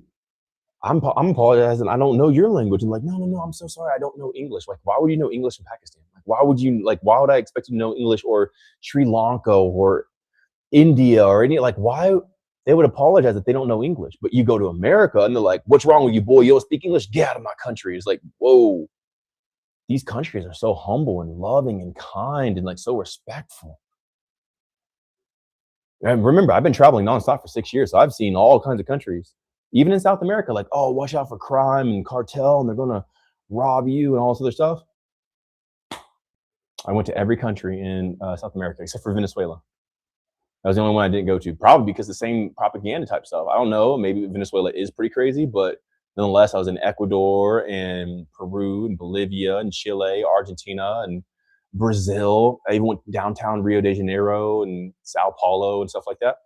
Super safe. Everyone's loving. Everyone's having a good time. Everyone's smiling. So people full of happiness and joy. People off their cell phones just having a good time and playing outside. Just like, where's all that crime and stuff that you guys were talking about? I'm not saying there's not crime there. I'm definitely sure there's crime in big cities and stuff like that. But this stuff is like, oh, well, watch your back. Well, it's funny because like right after I flew out of America to go to Costa Rica, I think 2 days later, like 10 miles up the road from my house where I lived in America, there was a shooting at a club. Like 2 days, like so we just left, and then 2 days later, there's like a shooting at a club. And I'm like, isn't that what I should probably be worried about? So anyway, it's not a political stance or societal one. I'm just letting you know that if somebody tells you something about something, don't just take it as facts. Go see for yourself. So if you guys say that Beijing is the dirtiest city in the world, I'm going to let you know most likely that's not true, because Jakarta is kind of the dirtiest city in the world. Not dirty, but like most polluted. Let's see. Let's go to Air IQ. I can't even, I'm sorry, IQ Air. I can't even trust that because I don't even know if this is a... yeah, propaganda too. Yeah, because there's been some countries that I went to, because this is most likely a Western app. But I've gone to some of these countries and it wasn't polluted, like you said. I mean, I thought it was like supposed to be super polluted here, but it's like, where's the pollution it's saying on the app? Just because there's colors on the app doesn't mean anything. Go outside and look. It's like, oh, actually, it's very fresh air. It smells sweet and smells good. So even if you went on the app to try to see about Beijing or something like that, I couldn't even say it's accurate because this is a Western app and this could be propaganda in itself. All I'm saying is see for yourself. That's all I'm saying. All right, next thing. That was a whole segment in itself. Yeah, we got a whole bunch of questions. And also someone was asking, when are you coming to Afghanistan? Anun said. Anun, are you in Afghanistan? I'm guessing so. He said you are missing out by not visiting Afghanistan. There's a lot of places, bro.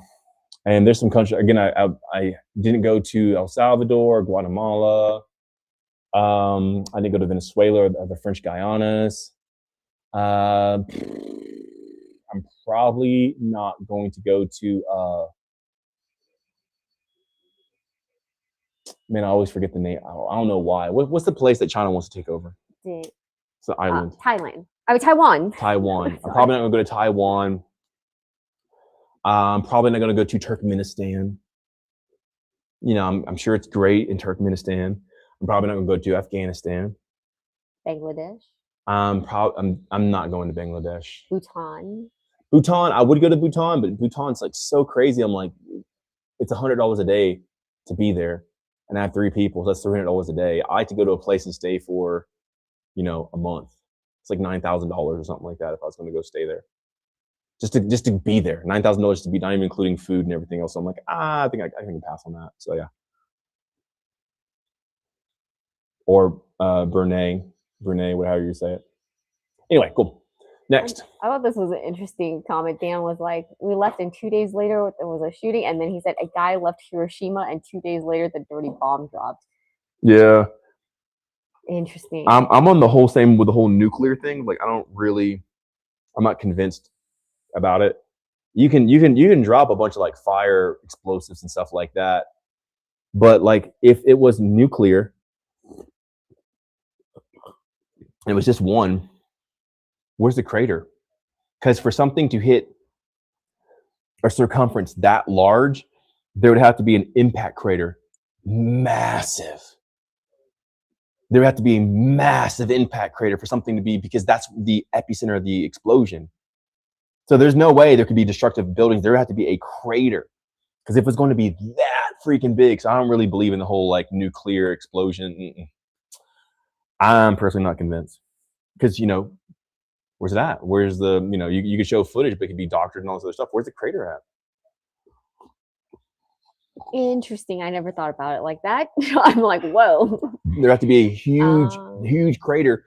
If one bomb could destroy an entire city, there's no way it can destroy with that big of a reach without it creating a crater vertical, like going down. It would have to have the same, because an explosion is an explosion all the way. It's not a controlled explosion where it's only sideways, horizontal.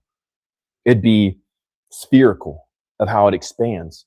So it would also have to destroy the ground under it while going sideways as well. So there'd be a massive crater, equally as powerful as the destruction it did sideways and horizontal. What about the test sites and stuff like that? I've never been to a test site. Very interesting.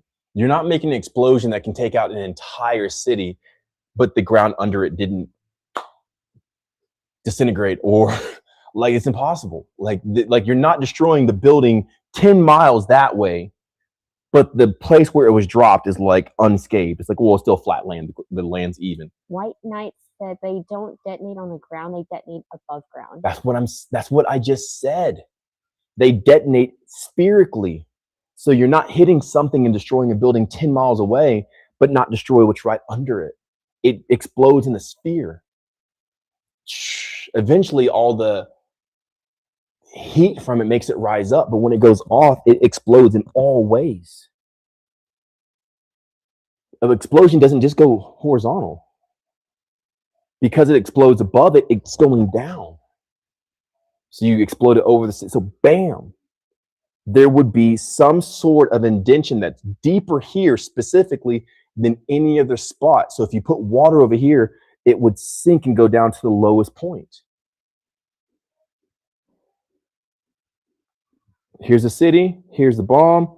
It's not going to go bam. It's going to go whoosh, and that whoosh is going to be bigger here in this specific area, and then gradient out as you get further and further from it. There would be an impact hole of the first initial explosion. Because it's energy, it's energy going out. And so if it's strong enough to reach 10 miles, it's definitely strong enough to reach 20 feet, 30 feet, 40 feet, even 100 feet down. If it can reach 10 miles, it can definitely reach 100 feet down. So I'm not convinced on the whole nuclear thing. Anyway, we want to stay on it, but yeah. Detox Architect on IG said, due to the shockwave, the ground absorbs more vibration, the air doesn't, so it causes more damage horizontally than vertically. But yes, there should also be an impact crater. 100%. I'm not saying that there's not going to be a shock wave. I'm not saying that the ground's not going to absorb it. There should definitely, because, can I say this? Okay, I have made things that go boom. Okay, that's all I'm going to say. I think all kids have. I don't know. In the countryside. There's these things called pipe, BOMBS, okay? And you can make these things. They're not hard.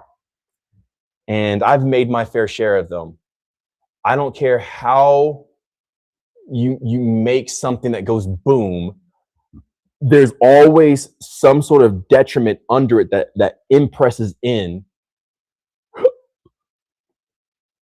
unless it's like way above the sky. So if you make something and it explodes, there's going to be some sort of destruction under it.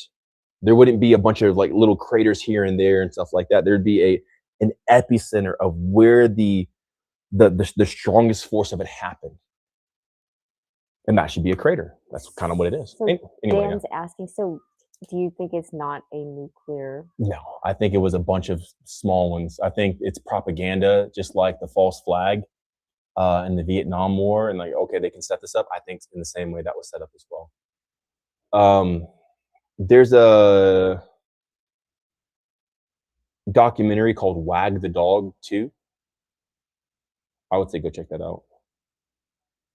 Which Jay said, you know what's funny? I never even thought to go down that rabbit hole. Wow, WTF. That's what I'm saying. People are like, oh yeah, Beijing air. Have you been? Whoa, never thought that. Whoa, Iran, Iraq. Have you ever had a problem with the Iranian? No. I'm just telling you, like, just think about what's being told to you, man. That's all I'm saying. I'm not even a theorist. I'm just saying, like, I've been to Japan. Where's the crater? Where's the, if it can do 20 miles of damage, if it can take out an entire civilization, there should at least be a hole. No bomb is horizontal only. It's spherical. It's everything in the blast radius. You can throw a grenade and the grenade's still going to leave a hole. No, unless a nuclear, I'm just saying, dude, like it's, what? That's all I'm saying.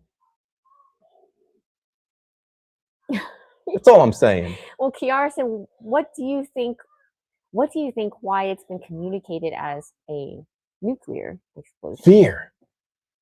If I said I have a galaxy ray that can blast from space and snipe out any world leader any moment, you wouldn't even dare attempt anything. Control. And Dan is asking, did it actually? The people? Hmm. Yeah, I'm sure people did, they stop. Because like an explosion is still an explosion. So it's going to disintegrate people because like the sheer force of it. But it wasn't one big one. It was probably like multiple ones. It's probably like a lot of them. That's why there was no nuclear residue afterwards. All the people who lived in that specific region, they didn't develop cancer or tumors or all the stuff that they predicted they would because there's no nuclear fallout after.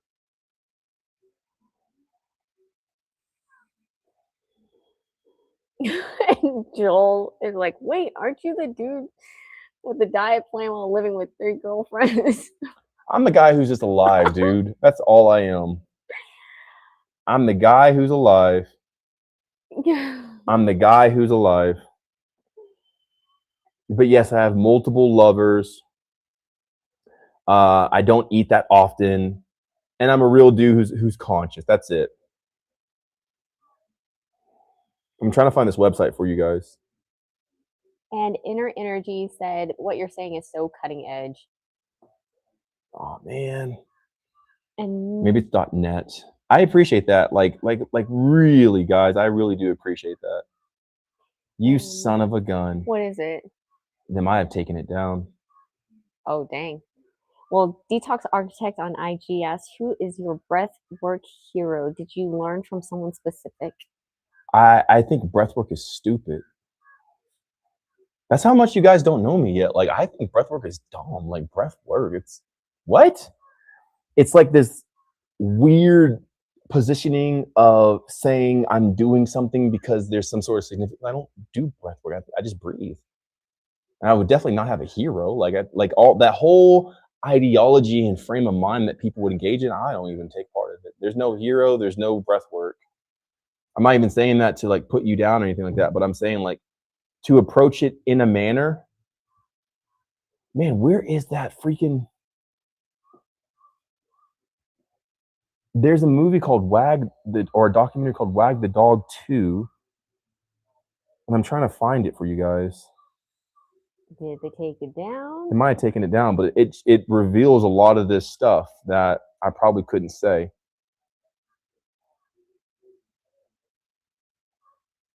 But anyway, but I don't believe in breathwork. I think breathwork is a silly position to take for people who need some sort of validation.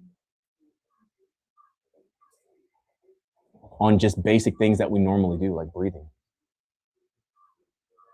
Dang, man. I really want to find this for y'all. Do you know, like, Yeah, it's Not Us Foods documentary. It talks about the timeline and all kinds of stuff. It was a good one. Last Battle was a good one too. So have you ever seen like that one? It's on the library, the internet library. What is it called? Might even be on BitChute, something like that. But yeah, it's called The Last Battle. Europa first, and then you would have the subtitle. What's up, Lele?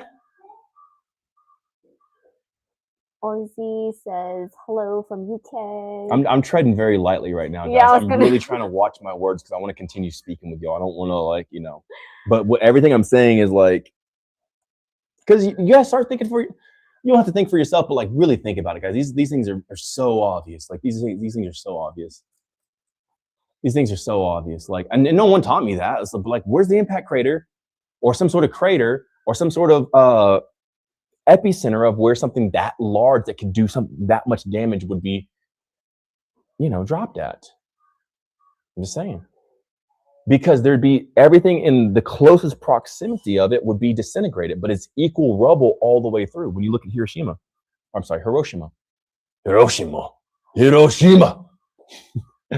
It's equal destruction. There's no greater epicenter of where the blast took place that these things are completely vaporized, while the outer edges are like less vaporized. When you go to I've been to Mount Rainier. What's the other one? What's the other volcano that we went to that actually erupted? Mount St. Helens. The blast radius was obvious. Like when that thing blew up, there was nothing there. And then there were some trees that start to show, and they were all tilted outwards. And then like the more you go, the more trees there are, and they're like slightly tilted. And the further you go out, they're not as tilted. And that was like 20 years ago or something like that, or something like 17 years ago or longer. This is a volcano, right? Its blast radius was like, I don't even think it was as big, maybe, as Hiroshima. But there was complete destruction all around to where there was nothing. And then even the trees were blasted away. And then as you go further out, they start getting like more vertical. But the trees are still horizontal there. Like when you go, like it's still to this day, has it the wildlife and everything has not regenerated. And then the trees are still tilted and slanted.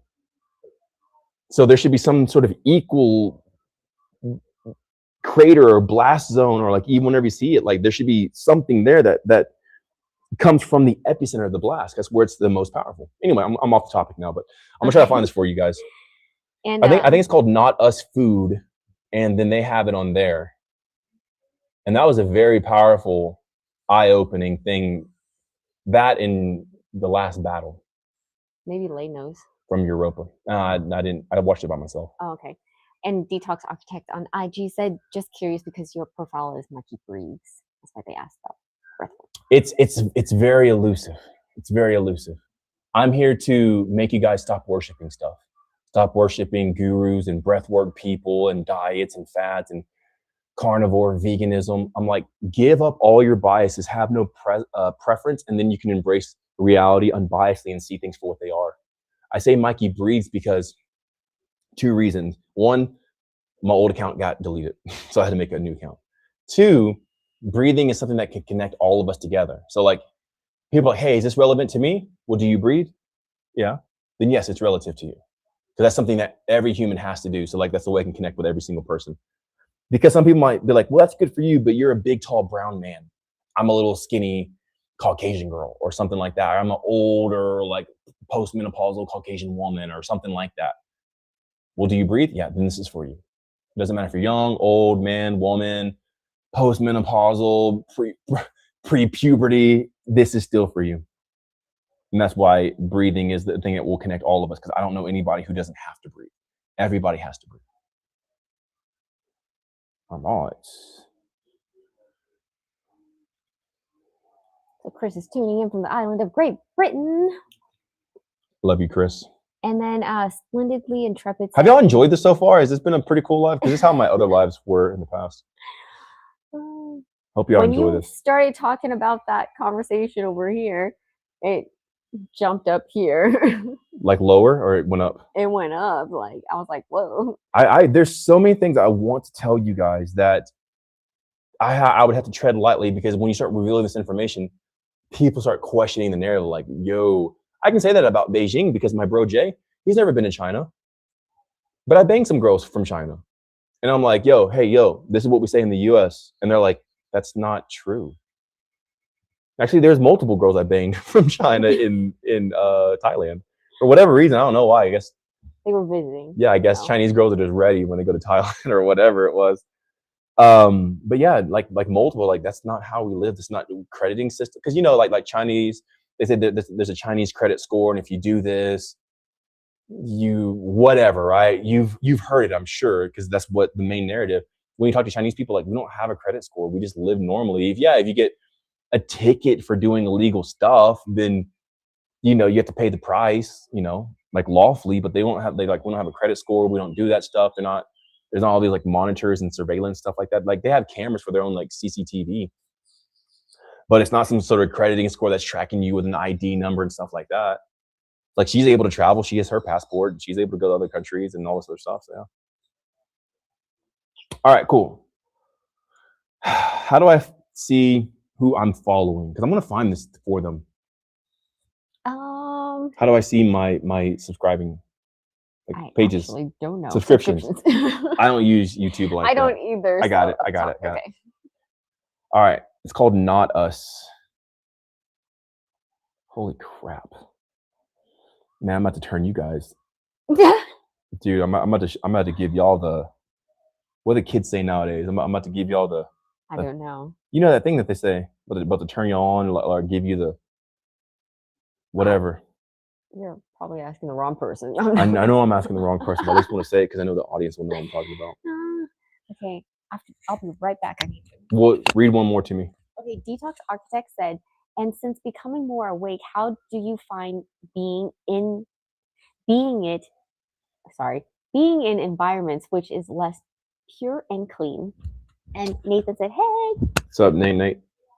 I don't subscribe to the whole idea of awake because I believe everyone's awake. So like this thing, the way that we phrase stuff and title stuff will directly correlate to the effect that we have in reality. So I never say like, okay, like not awake or anything like that. I just say like, I'm just more aware. Because as a kid, I was at a certain degree of awareness. And now as I'm an adult, I'm in greater depths of awareness, but I never stopped being aware. I never wasn't awake. I'm just now more aware. So coming from that point, and in a person who's like not in as a pure of an environment, just get into a pure environment. That's it. Like quit staying and tolerating a not pure environment and just go into a pure environment. Like just move. Like it's that easy. It really is that easy. Like move.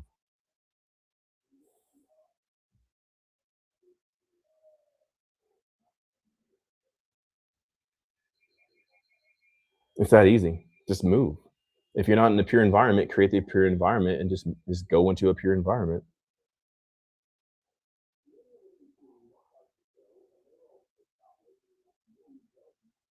I'm gonna find this for you. Cool, Not Us foods. Okay, I think it's the real Not Us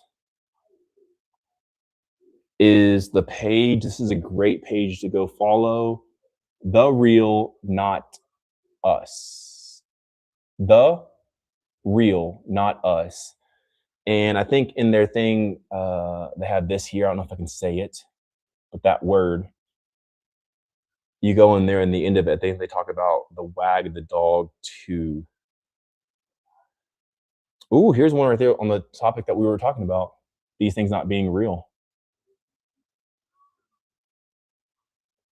Now, I'm not taking my information from them. I don't know what they say about that exactly.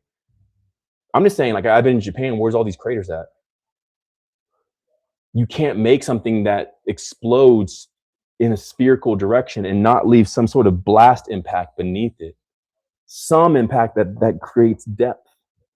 And it wouldn't have an equal destruction of all things, kind of like Mount St. Helens. Like there'd be critical destruction here, like vaporization, and there would be a spectrum of destruction as you go further out. So like less destruction out here, more destruction in, complete vaporization in the center, the epicenter of it. So yeah, go follow them. I think they're amazing. And I think on their website they talk about it's WAG. Oh, I found it. Wag the Dog Theory. About to turn you guys on to some heat, man. We're about to cook, bro. Okay. Watch that. WAG, W-A-G, the dog theory.com. And then that's going to turn you guys on. That's all I got to say. That's all I can say. I feel like I just gave people some keys, man. So yeah. Right there. Wag the Dog Theory. Wag the Dog Theory. Man, dude, this. Ooh. Man, watch that. And then another one would be the Internet Library. Is that what it's called, or something like that? And called The Last Battle. And then, but the first word would be Europa. I probably can't say it because reasons, but I just said it there. So yeah. All right, next. Wild stuff. Yeah. Okay. Those two things alone will completely change the way that you look at the world. It's like, oh my God. So Nathan on IG said, speaking of environment, I am moving out of the home soon and making my environment safe and clean and pure. Cool. Proud of you, man. And then Jay said, yeah, that's why I like listening to both sides of the aisle, because at the end of the day, you have to know your enemy or your foe. And even if they are an enemy or a foe, got to look at all angles. 100%. Yeah, for sure. I don't consider anything my enemy. I don't think that, man, how do I say this? I don't even think that lies are my enemy, the people who lie. I just think that if I let them get away with it, I'm responsible for it. I'm not saying that they're my enemy, they lied and all this other stuff. I'm saying if I allow it to be, then I'm taking the heat from that interaction and that thing. That's all I'm saying there. So yeah, that's what I would say. So I'm with you. I don't think I have any enemies, but as I look out, if I see something that's not aligned and I allow it or don't address it or whatever, then it's on me at that point. Wag the dog theory, man. Europa. And... dot. You know what I'm saying? Sheena's is asking, is it on YouTube? No, you probably have to go to the Internet Library. What's it called? Let me look it up. Maybe BitChute or something like that. I'm not sure. Again, I am not against any sort of people group or anything like that. This is just history and paper, and they're showing documents of stuff that happened. You know, that's all it is. I have friends from every religion and every ethnicity. I'm not against any of them, but I'm saying here is some documentation from specific events in life of the past that kind of clear up narratives and things that were said. I think it's called the Internet Library. And Detox Architect on IG asked, what do you think about karma? Do you think karma and the frequency we carry are connected? I don't believe in karma at all. At all. I think karma will show up as a person believes. So if you believe in karma, that's how it's going to happen for you specifically. I don't believe in karma. And Final Boss Arc said how to regrow teeth or grow new ones. Oh, it has its own website now. us.europaTheLastBattle.net. So you can go watch. It's like a 10-part documentary. It's pretty freaking long, dude. I'm sorry, 11. Oh, they added to it. Now it has Trump Biden on it. I didn't see that part. But anyway, yeah. So wild stuff. Yeah, Europa: The Last Battle. Just go check it out. Again, I'm not against any people group, and this is no discrimination. This is simply articles that predate specific events that kind of nullify the narrative of these events, because these articles predate them before it even happened. So like, how can you write a paper about something before it happened with exact numbers? That makes no sense whatsoever. So anyway, yeah, it's crazy stuff. remember, I have friends in every culture, religion, ethnicity, and stuff like that. And I do not discriminate against any people group. I'm just saying, like, check the narratives. All right, cool. What's the next one? How to regrow teeth or grow new ones. If you have a tooth removed, I don't know about growing a whole new tooth. It's not really my thing. But if you have cracks and cavities and stuff like that, by following the guide, there have been people who have filled back in their cavities and their cracks and stuff like that. Like Sasha, she's one of them. Yeah. So, yeah. Marciano said, "Oi, bom dia." Oh, bom dia. And then Obrigado. Well Lad on TT said, "What do you think of GLPs like Monjaro?" I think it's dumb. I think it's stupid. I think it's people not knowing themselves, wanting to induce themselves with the next scientific discovery of a molecule or a thing, so that way they can try to become better when they want to be better because they don't know themselves, they don't like themselves. The moment you just like yourself and embrace yourself, you have better results than people who do specific maneuvers of GLP or some sort of protein or amino acid to try to get a better result. You automatically initiate and emit this stuff from your being. Oh yeah, those are all the questions. No way. Are you serious? We all want to talk about explosions again, like the nuclear ones? Is that what you guys are here? Anybody else? All right. I'm just saying. I think there might be some awe and shock. Probably so. I'm just telling you, man. Like when you think about it, I think the whole thing with China and Beijing, like when people, like, remember, you guys are told stuff and have not experienced this for yourself. So you actually have no idea of what you've been told. You can't verify it unless you've been there. Even if you have video footages, right? Like, oh yeah, well, China has to, turn down all the factories for at least 2 weeks before they do you don't know that. You don't know that. Like, you're saying that, but you don't. Have you been to China? No. Have you seen what factories? What specific factories are they shutting down for 2 weeks? And where's the diminishment of those factories not in operations for 2 weeks? You know what I'm saying? So you got to start like asking yourself, like, what are these things? I'm telling you, the world's not. That's how I'm able to grow muscles without working out, because everything they're telling you always suppresses you in this box. And I'm not saying that there's an evil agenda or like they're trying to take your power. I don't know. I don't really care. I'm just saying thinking that way suppresses your power and you don't get power from it. You don't get power. You don't get power from thinking that. Verify it for yourself. Go to China yourself or bring your own Chinese girl and like let her tell you yourself. I was a spy. I was a 007. I took one for my country. And I got intel from the Chinese by banging a couple of Chinese girls while I was in Thailand. And I got the full scoop. They showed me videos and everything. I went through her phone and they showed me their version of TikTok and everything else. I was just like, yeah, it's not like that. Like, what are you talking about? I didn't say directly like, hey, US told me this, blah, blah, blah, blah, blah, blah. She's like, oh no, we don't do that. I'm like, I just asked her, started like probing around, like, so what do you guys do if you like blah, blah, blah, blah, blah. She's like, what do you mean? She's like nothing happens. Like, you just live like, is there any like sort of like social crediting system? Like, you couldn't leave your country if you like jaywalk too many times or something like that? She's like, no.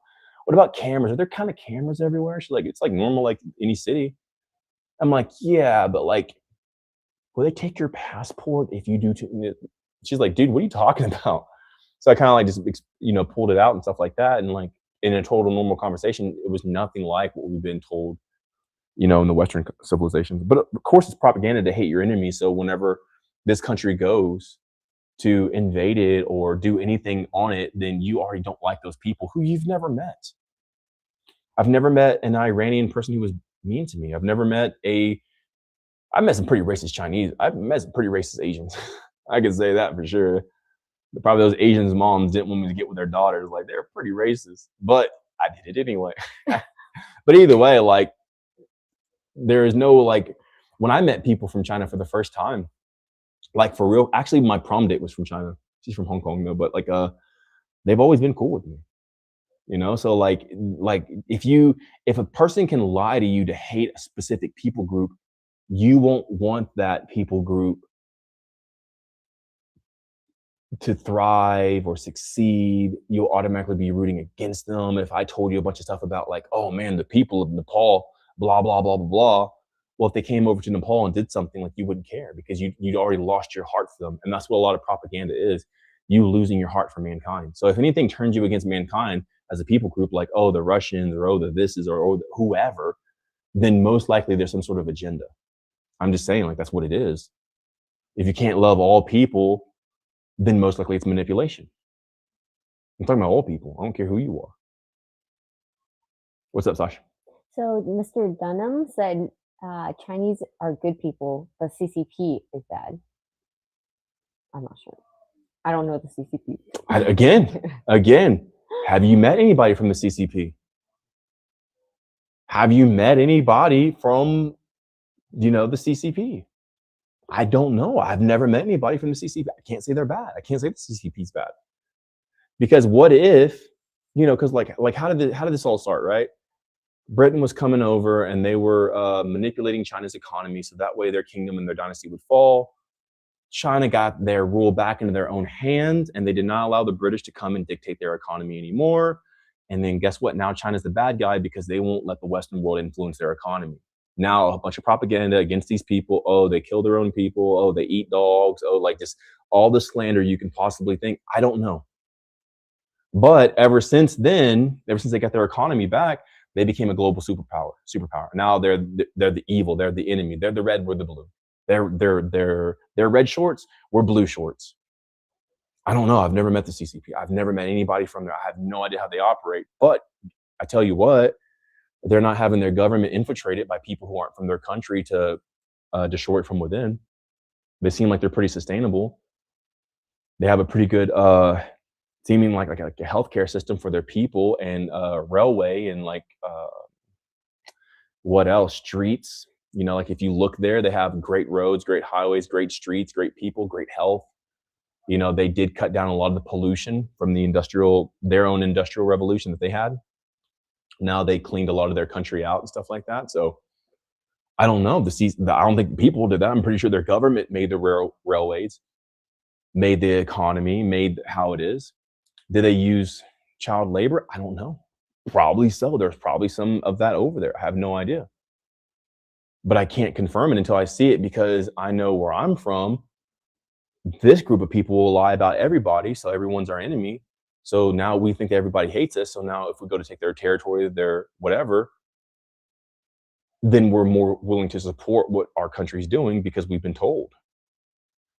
But if you look on a map of where my country has bases, here's the enemy country, here's my country, and then my country has bases all surrounding supposedly our enemy countries. So we went over to their side of the world, put our bases there, and all of our bases are pointing guns at this country who's the enemy, and these are the bad guys. If anything, it sounds like my country's the one who's like trying to provoke war, because I have all these bases around this country that's here trying to, stay alive as a country and not be infiltrated by a specific system through finance, and then wants to be able to stand on their own without the influence of the Western world, which is why their revolution even started in the first place, because the British were suppressing their economy. But that's also war. That's financial warfare. That's how it is. I don't think my country's good. I don't think my country's bad. I don't think that their country's good. I don't think that their country's bad. All I'm saying is, when you truly step back and you see there's no good and bad players, everyone's just trying to win, and they're doing whatever they can to win. So yeah. Ethan's calling you right now. That's what I said. On my phone? Yeah. I think you were still live, even though he's calling. Yeah. Which is kind of cool. So Automatic Paradise asked, what are your thoughts on melatonin for pale folk? I think it's ridiculous, and it's another thing for you to buy into. You don't have to be pale, but if you eat what is alive and what nature actually is, you'll be able to sustain yourself while in the sun for a longer duration of time. And that longer duration of time for you might be 20 minutes. While for me, I could be in the sun for 6 hours and I'm cool, right? But for you, if you actually intake what you're made of, vitamin A through mineral zinc, like I say in the guide, then you can be in the sun for longer durations, and you'll create your own melatonin from sun exposure and sleeping deep. And then Julian said, I was paralyzed once and now back on my feet. Congratulations. What are some practices I can do to be stronger? What are different practices to build muscle? Well, you don't want to build muscle. Building muscle is never my point. It's not what I talk about. It's not my focus. You have to know yourself and why you put yourself in a situation to where you were paralyzed and have to even be built back up in the first place, because that's the real key of your life. That's the segment of your life to where, homie, you couldn't walk or whatever it was. You literally paralyzed yourself. You literally put yourself in a situation. What inside of your wiring led you to this moment, this critical moment in your life? And if you understand that, you won't have to try to build muscle, because you'll know yourself to such a degree that you'll build yourself from the inside out. That's what I share. That's what I preach. That's what I teach. You want to know how to do that more? Hop in the Discord. I have these specific meditations called phase meditations. You do those, it establishes you as a person, and you become so indomitable and so strong because you know yourself from the inside out. I haven't worked out in 6 years, 6.5 years nearly. And without working out, this is what I look like. You know what I'm saying? Like, I don't work out and my biceps are as big as some of my girls' waist. You know, so it's primarily from knowing yourself. When you know yourself, then you're able to like build yourself from the inside out. But if you're trying to put on muscle, there, that's fake. That's fake muscles. The moment you stop working out, they'll dissipate. They'll go away. Once you know yourself from the inside out, you become established and solidified. And once you're solidified, bam, you're in. That's the real way to do it. And Detox Architect said, you talk about not working out, but what if you love working out and desire to work out? You desire to work out because you don't know yourself. Yeah, dude, but what if I just like, taking substances that are very detrimental, called CRACK? Yeah, but I really like CRACK. Yeah, I mean, I like it so, but Mikey, what if I really like, you reach for these things externally because you don't know yourself internally. Once you know yourself, you're like, it's kind of like useless to work out, because you're trying to do that to replace something that you're supposed to be fulfilling in yourself. And that's the indicator. That's why you want to go do that. That's the sign that you're escaping and running away from yourself. I don't care if you work out here and there, but like, if you love working out, that's a clear indicator that you're running from something. You gotta know what you're running from. And what you're running from is always yourself. Mm. And Kiara on IG asked, why are you using Tinder/dating apps to meet women? Efficiency? ? I use everything. I go out in public. I pick up girls like in public. I pick up women around me. And you know me, like a lot of times I don't leave the house.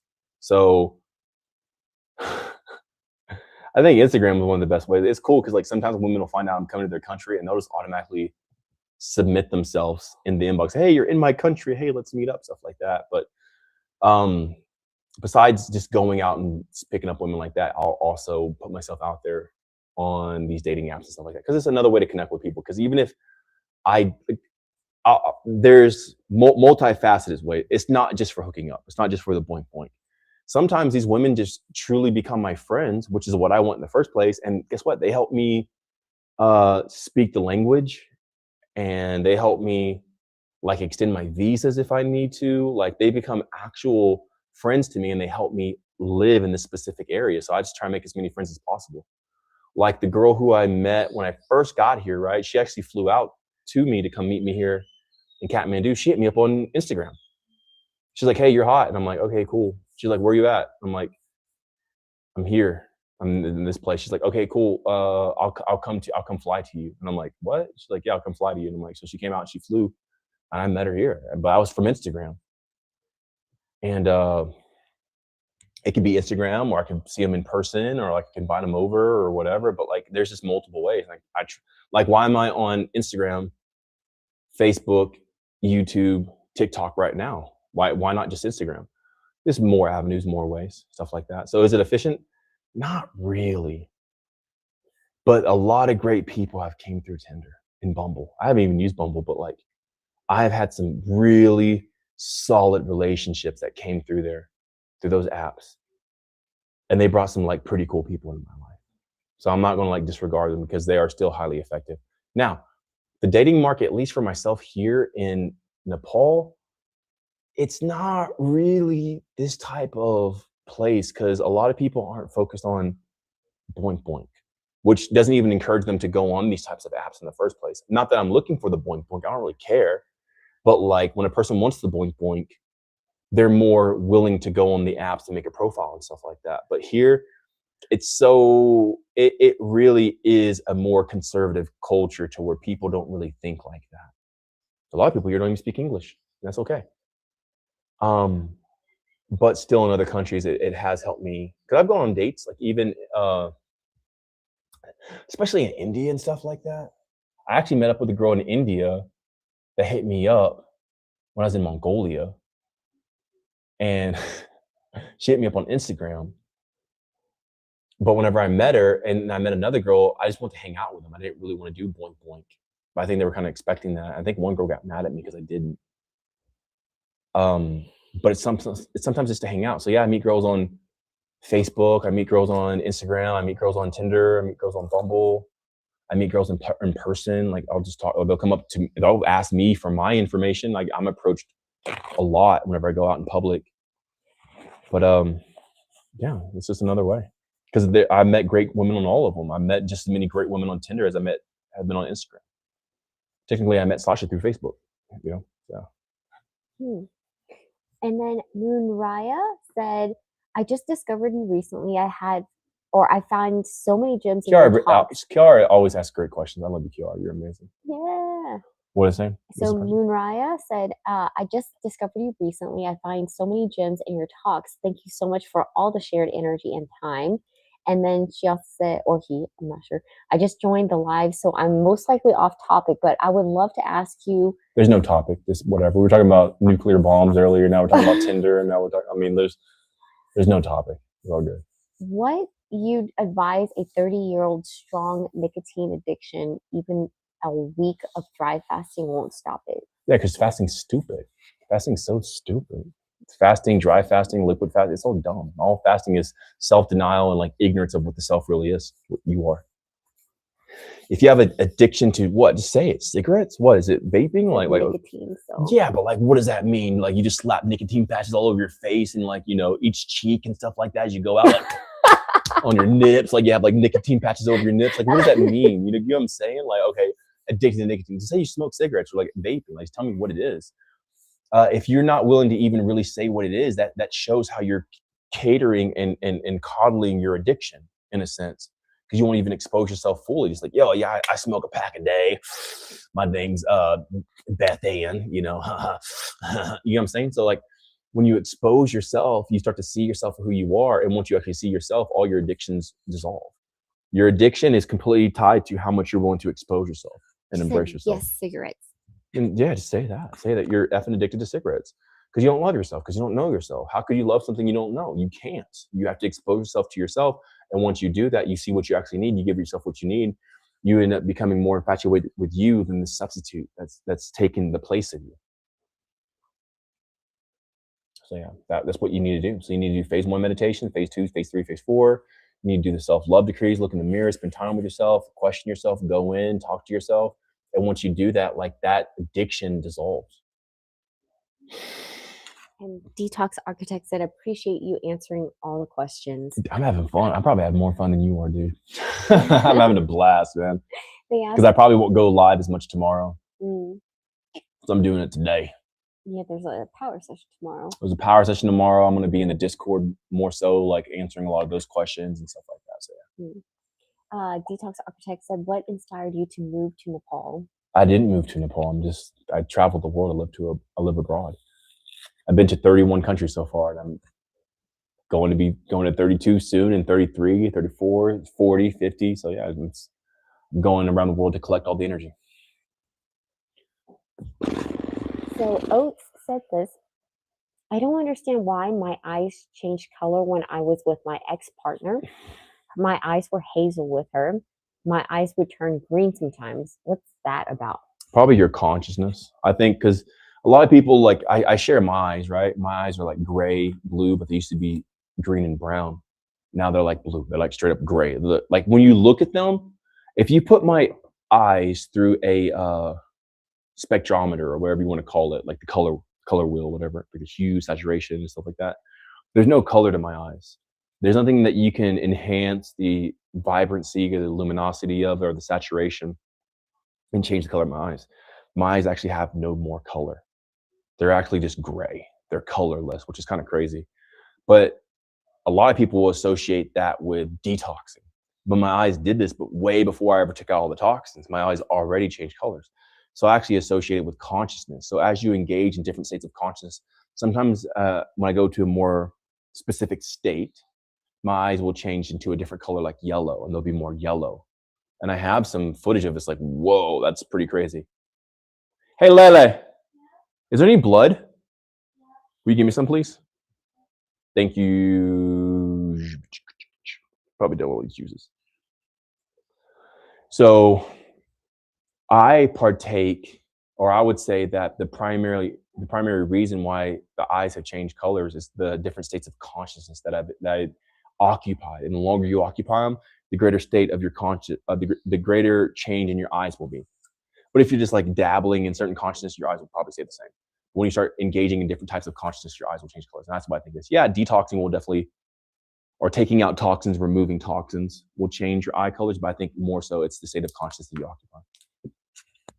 Mars said, sitting here getting chemo for breast cancer, listening to you talk in the energy.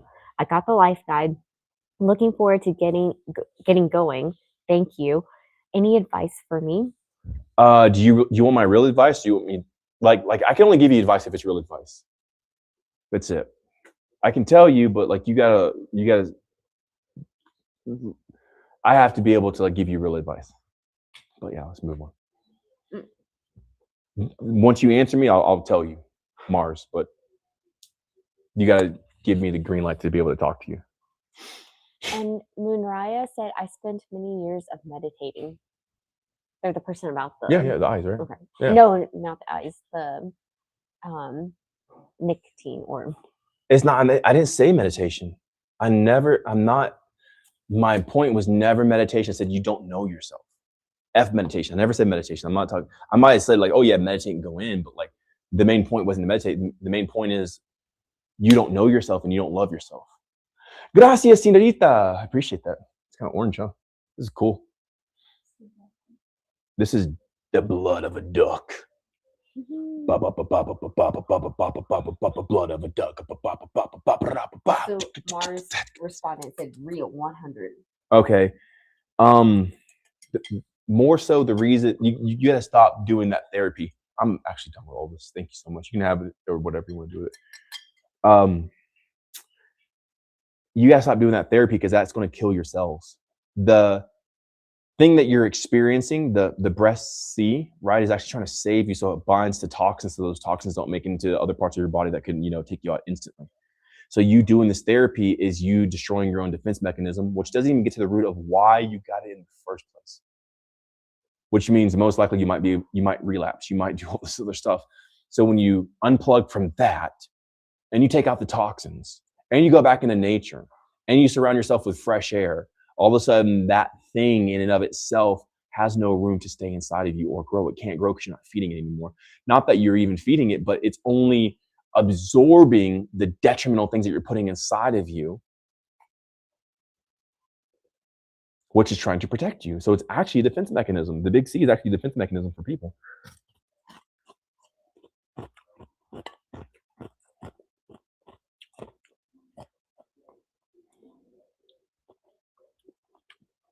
So you have to stop wearing bras for one. You got to stop putting deodorant on for one. You got to stop dyeing your hair, putting chemicals on your body, because that's only feeding it more. And if you keep blasting yourself with a specific therapy, it's going to end up really damaging your body. So you got to make sure that you come to the point where you only do what's the best for you. Fresh air, earthing, going into nature, forest bathing, deep breaths, massaging yourself, no more bras, no more polyester, no more tight clothes, and only eating vitamin A through mineral zinc and getting as much life as you possibly can. Yeah. And then Detox Architect asks, can you tell us a little bit more about your phase meditations and how they've helped you? Yeah. So there's primarily 4 that I make available in the Discord community. Although there are more, I really want people to get down and solidify these first 4 because they're the most important. Like 5, 6, 7, and 8 don't really matter as much as more recreational, as much as you want to do it, as much as 1 through 4, P1 through 4.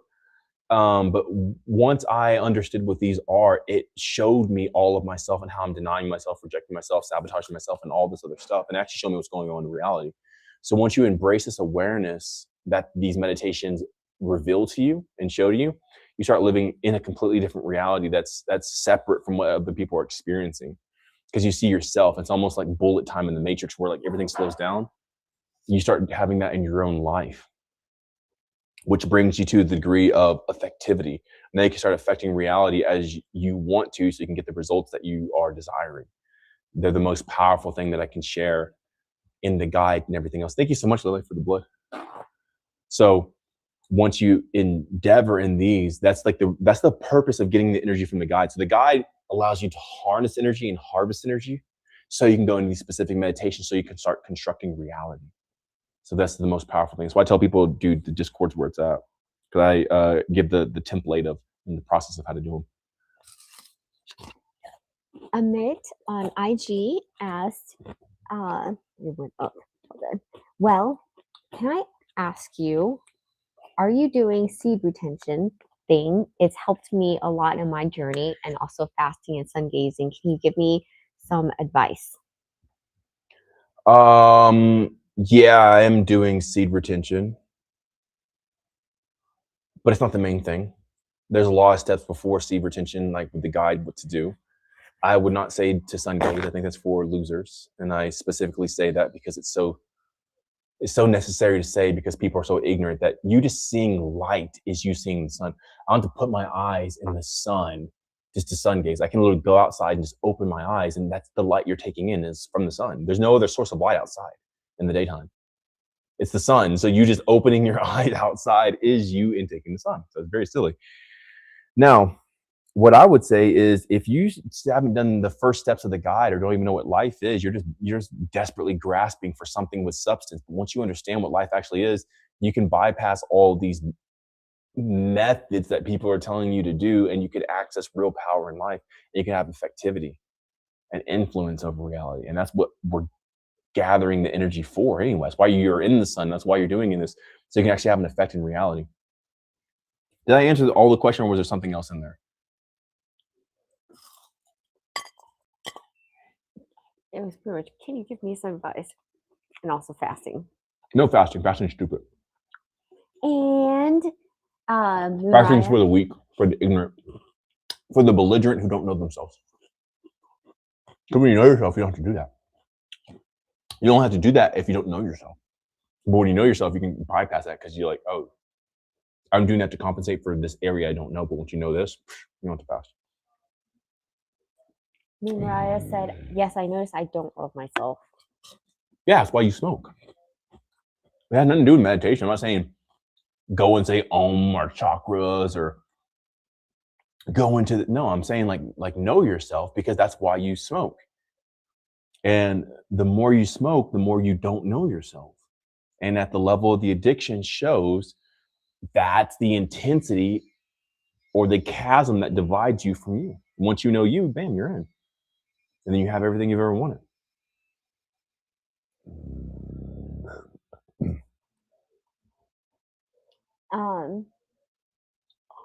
It's cool that on YouTube people are talking back and forth. Are you still talking about the nuclear stuff? I'm playing. They're on a similar topic. They said, Mateo asked, "What do you think of con theories?" Go ahead. Go ahead. What do you think of immigration ruining some European countries? And Brandon had a spoke back to him, and let's talk about that. Let's talk about that. Listen, let's talk about back and forth.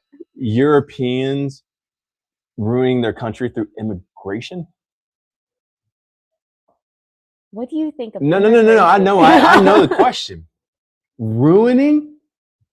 Listen to what you're saying. A country is simply a construct that they got you to believe in a fictitious ideology. So therefore, when it doesn't match with your worldview, therefore it's ruined. It didn't exist in the first place. That European country, Europe isn't real. It's a make-believe thing that a bunch of people agree upon. But you bought it as if it's real, and now it's ruined because it was never real to begin with. It's an imaginary line. It's imaginary words. It's a fairy tale. And you believe it. You believe it. Europe's a new thing, bro, sis. It doesn't exist. But it takes your imagination and your belief to support it. Immigration. Look at the true Polynesian people. Look at the people who lived in Europe before the Europeans. Look at the Inuit people who lived in like Norway and Sweden. They weren't the Swedes that you know, the true French people. Every Aborigine or indigenous person who lived in any land does not look like the modern day locals, even those of China. It's crazy. When you see the true inhabitants of China, they had skin darker than mine. China, these are the people who are like very light skinned Asian people and stuff like that. Same thing for the French in France. Same thing for the Inuits in like Sweden and Norway. Those are the immigrants. But because all of their stuff is play stuff and made up stuff and fairy tale stuff, it can only last for so long before it's destroyed. Because you can only tell a story for so long before it comes crumbling down. Those aren't the original people of that land in Europe. It's like the Americans now are not the original people of America. Even the people of South America aren't even the original people. I've traveled all through the US and all through these countries, South America and everything else. All the Aboriginals or indigenous people there don't look like the modern day inhabitants of that land. So if anything, those are the immigrants. So then you guys tell yourself like, dang, this is immigrant squared. Now they're taking in people from this country to put them here, but these people here weren't even the original people. So you see like it's playing on itself. History is repeating, like things are happening. What's actually going on? And why would you inside of your mind believe in a fairy tale construct called Europe that can be ruined? What's ruined about it? It was never real. Why are we believing in fairy tales now as if they existed? They don't. It's not real. Europe's not real. America's not real. And it takes your belief to believe in it. Look at that blood clot. For some reason, it looks like it got. Maybe it's me. Froze? I can refresh this, but then I lose all the questions. It's all good. It's okay? Yeah, we'll go. What about TT? Oh, you're not live anymore. On IG? This is on TT, on IG. Can we do the stream key again? Let's see. Oh my God. Maybe I hit some sticks. Oh, shoot. Well, that's the most like non-offensive thing to say.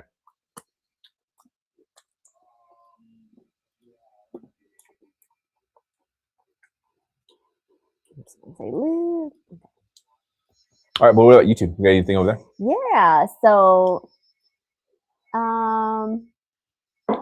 That was amazing.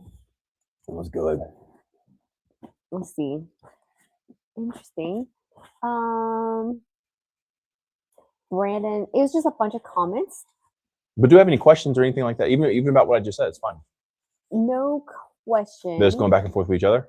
Yeah. All right, well, TT then, or FB or whatever. Yeah, they're all here. Let me go ahead and set this room here. Yeah, I feel so strong, dude. I probably will end it here soon or something like that, but yeah. It's been great. Like, this has been amazing. Well, actually, it says you're still streaming, but Let's check on the phone. yeah, let's. Before I paste this one in. How do you check it on the phone? Go to Instagram and then go to my profile. You can just double click it. Yeah. And then go to you, This is live. which you are not. That's what it's saying. Okay, I'm gonna. Today's power. I'll do this.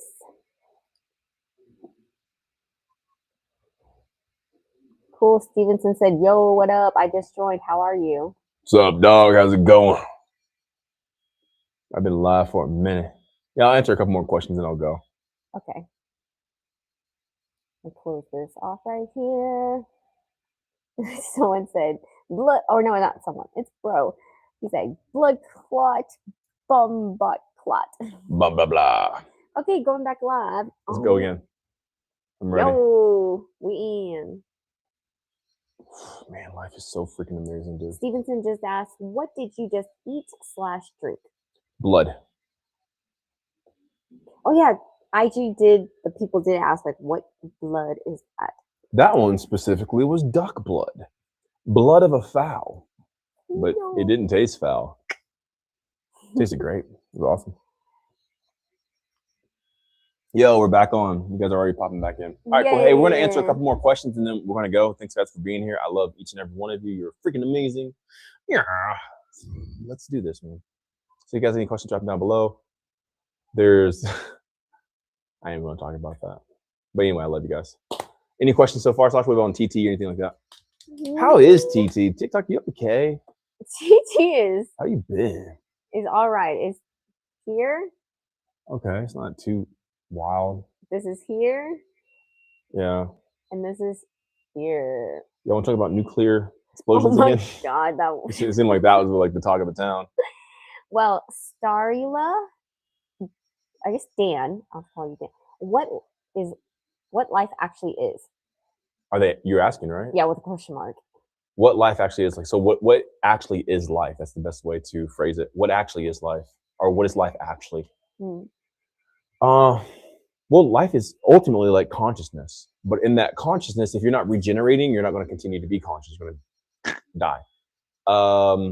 And then energy. If you don't have energy, you can't regenerate. So yeah. So life is consciousness, energy, and regeneration. That's the philosophy of the guy. That's kind of what you start with. Once you understand that and you embrace it, you can kind of see that like, hey, the approach that I have to life can sustain itself when I look through that lens. If you don't see life the way I say it, most likely you'll atrophy, you'll wither away, you'll age, and all this other stuff. So yeah. So it's very important to see life through that lens. If there's more stuff, I might add it, but so far, that's the most rudimentary thing that life actually is consciousness, energy, and regeneration. That's the first steps of the guide. Like you have to understand how life is positioned so that way you can be effective in it. If you don't know life is this, you'll do all this other stupid crap to try to be effective in life. And like, why ain't I getting my results? Well, it's because you don't even know what life is. And then Ian said, what do you think about outer intention? What do you mean by that? What do you mean, Ian, exactly about outer intention? Like other people's intentions or like your intentions going like, what do you mean exactly? All right, next. Stevenson on TT asked, do you believe there are other creatures in space way more advanced than us? Well,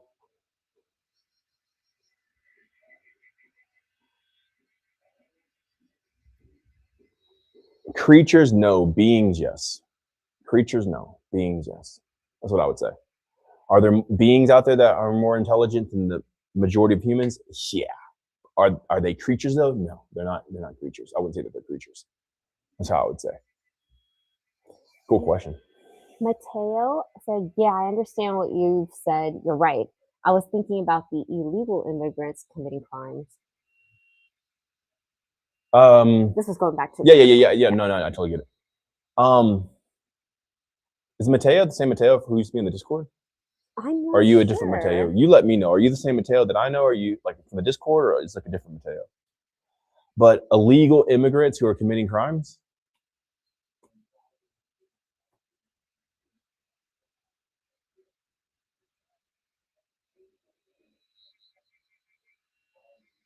Well, the thing that we say exists, right? The big E, Europe, is allowing this to happen. So like this thing is doing it to itself. So it's self-inflicted on purpose. So these people coming in and committing crimes is no, I'm not. okay, cool. Thank you. It's all part of the plan. Like these people aren't just getting in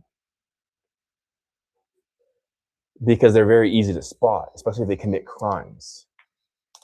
You know that government is so powerful they can just put CCTV or whatever, or I'm sorry, like you know, whatever surveillance and then find these people and do something, deport them or whatever it is.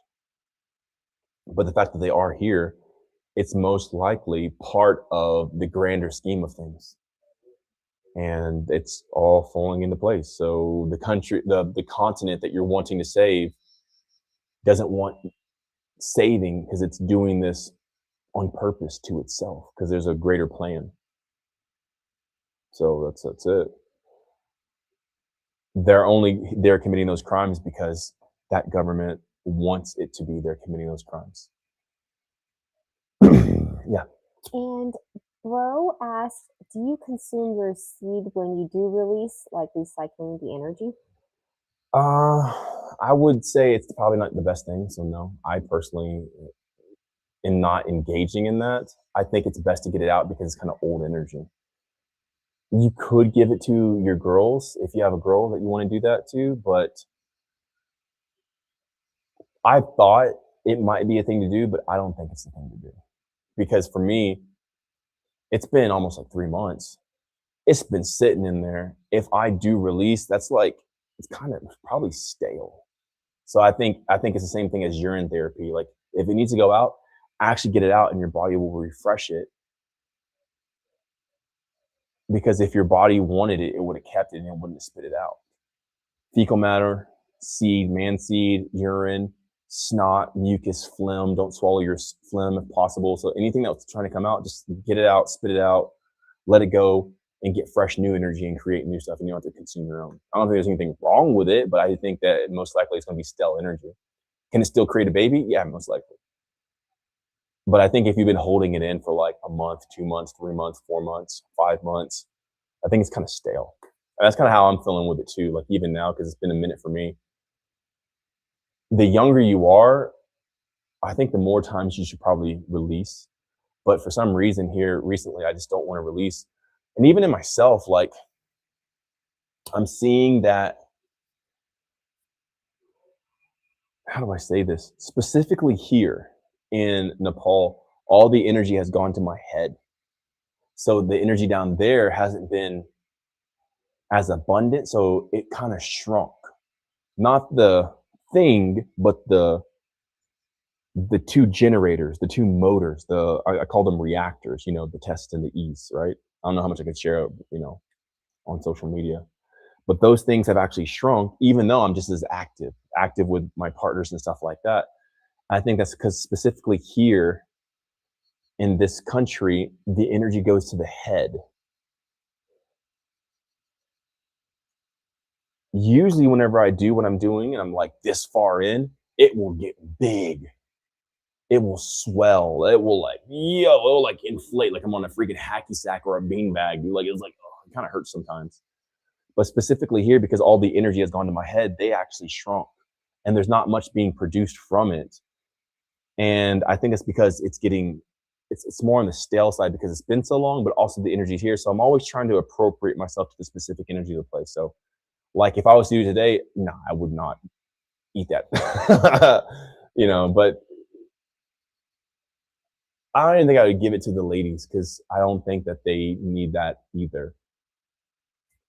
But I think there might be some times if it's like more fresh that a guy can. I think if it's fresh, it'd be cool. But if you've been holding it in for a long time, I think it's better to get that energy because it's old energy. That's my thoughts on it.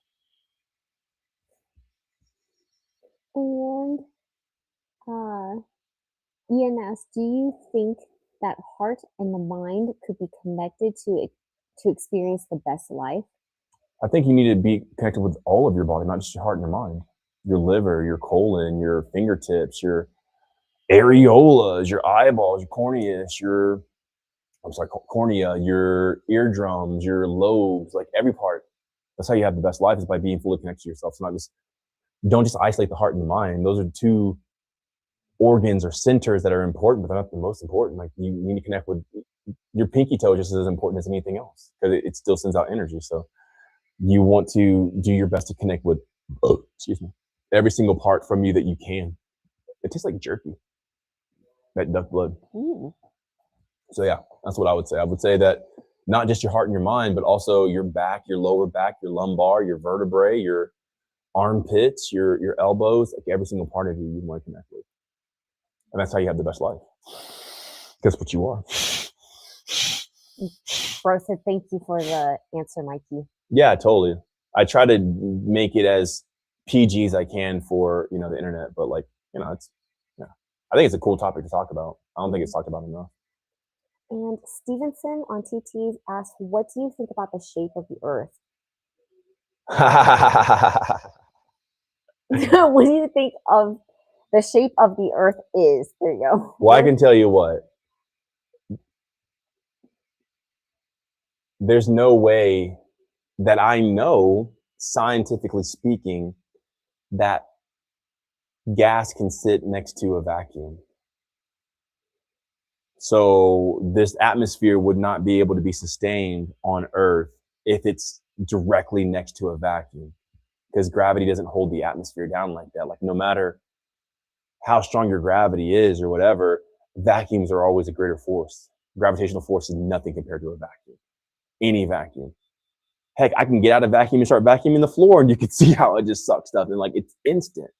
But creating an actual vacuum where you take the air pressure, the atmosphere out of it, anything that you add into it will instantly disperse and fill all space equally. So to have an atmosphere that's thick on Earth that people can breathe, sitting next to a vacuum is scientifically impossible. So that's a big telltale sign in and of itself. So, I mean, that kind of gives you an idea of what this thing has to be for that to happen. And it cannot be what, because it's half science to believe like, oh, it's this shape, but also it's breaking the laws of physics. Atmospheres, gases next to a vacuum, gas always fills available space. Unless it's in a, like even in a container, pretty much. There is density to it. So like the heavier gas can turn into liquid like propane and everything else. But nonetheless, you're not getting a vacuum next to an atmosphere. Like that's impossible, bro. Like that's crazy. That's like fairy tale stuff. So that's what I would say.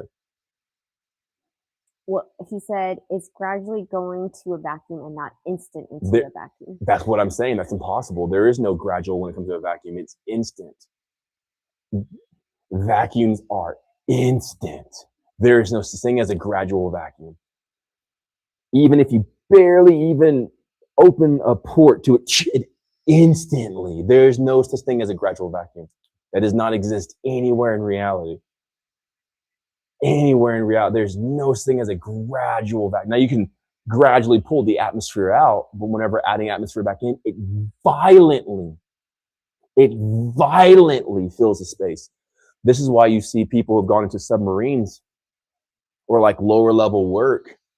They have to come back up on the land and they have to gradually change the air pressure from the bottom of the sea, how this, maybe the submarine or whatever was operating in, back to the pressure on land. And if at any point in time that holds a little bit more, that door is open prematurely, it will instantly suck the people out. It'll break their bones trying to get out.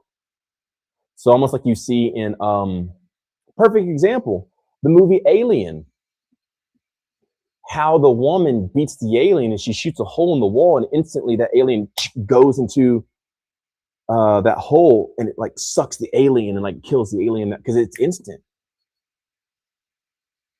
So why would it be instant up here if you're in this stratus, but not instantly right here when it's directly in contact with it? That's impossible. That doesn't exist. That's not replicable. It's not even scientific, so it's half science. So like you have to like fill in a lot of gaps and there'd be a lot of assumptions because that's fairy tale stuff, man. Like vacuums, atmosphere and gas does not exist next to a vacuum at all. Gas always fills the available space every single time, every single time, every single time, every single time, every single time. You blow up a balloon, there's more pressure in the balloon than there is in the atmosphere. It'll instantly equalize. You open a tank. I have a perfect example. I'll show you. Can I read you some of Stevenson's comments or? Give me 1 second. Okay. I literally have an oxygen tank right here and there's greater pressure in here than that's outside. Guess what?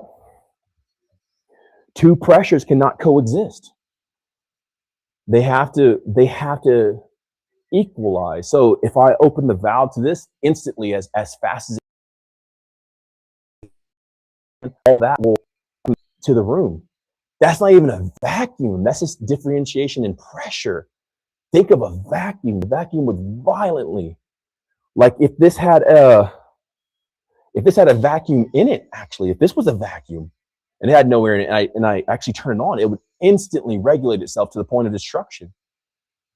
Like there's tanker cars that like crumble upon themselves and collapse upon themselves whenever you reintroduce pressure or an atmosphere into a vacuum. Like it's impossible. So to me, that's like fairy tale stuff, man. Like vacuums don't exist next to like that's more fairy tale to me than Narnia. Vacuums do not exist, or atmospheres do not exist next to a vacuum. It's impossible and it cannot be replicated. All right, go ahead. Baron said, yeah, man, that's how wind occurs. Wind does not occur in a vacuum. Wind occurs primarily through temperature exchange and molecule exchange. So like whenever there's excitement in the air, heat will rise, or whenever there's lack of excitement, then it'll become more colder, and that creates a thrust and a push. So like that's why your turbines and these jet engines are pushing out so much heat. Like there's a temperature difference. There's always a temperature difference whenever it comes to wind, but it has nothing to do with a vacuum. Not a vacuum. Not a vacuum. Not a vacuum. Like, yeah, two pressures here. Yeah, right. You have high pressure, low pressure, stuff like that. That causes storms, wind, tornadoes, gusts, hurricanes even. That's pressure differences, but that's not a vacuum. You have a vacuum that has no air in it, and then you open it, it instantly fills. Life Under a Rock said, so if the atmosphere is broken, we would get sucked out. Exactly. Like if there's a vacuum there, it would instantly, because think of the same thing. Let's say there's an astronaut in the sky in the vacuum. They get one hole in their suit, just one hole, one little hole. Instantly, it will suck out all the air and they'll expand and they'll actually explode. All the gas in them, in a sense, will heat up and it'll expand until it regulates out into the vacuum of space. So how is this guy here, if he even gets one hole in his suit, he instantly taken out, but there's an atmosphere here with nothing containing it and it doesn't get sucked out? Why would his stuff get sucked out, but this not get sucked out? Because gravity is not a strong force. It's a weak force. It's not even really a force anymore. And it's definitely not strong enough to defeat a vacuum. So I'm saying, man, there's just a lot of like holes. There's a lot of holes. Tone said, I've always wondered your thoughts on this subject. Tone? Yeah. Tone! What up, bro? And he said, my question is, why do we accept their explanation of space being a vacuum in the first place? I didn't accept their nuclear bombs. I didn't accept their thoughts on China. I don't accept anything firsthand, man. Like, yeah. So I don't know. I don't know. Like, I'm just saying, if they say if somebody says this is a vacuum, well then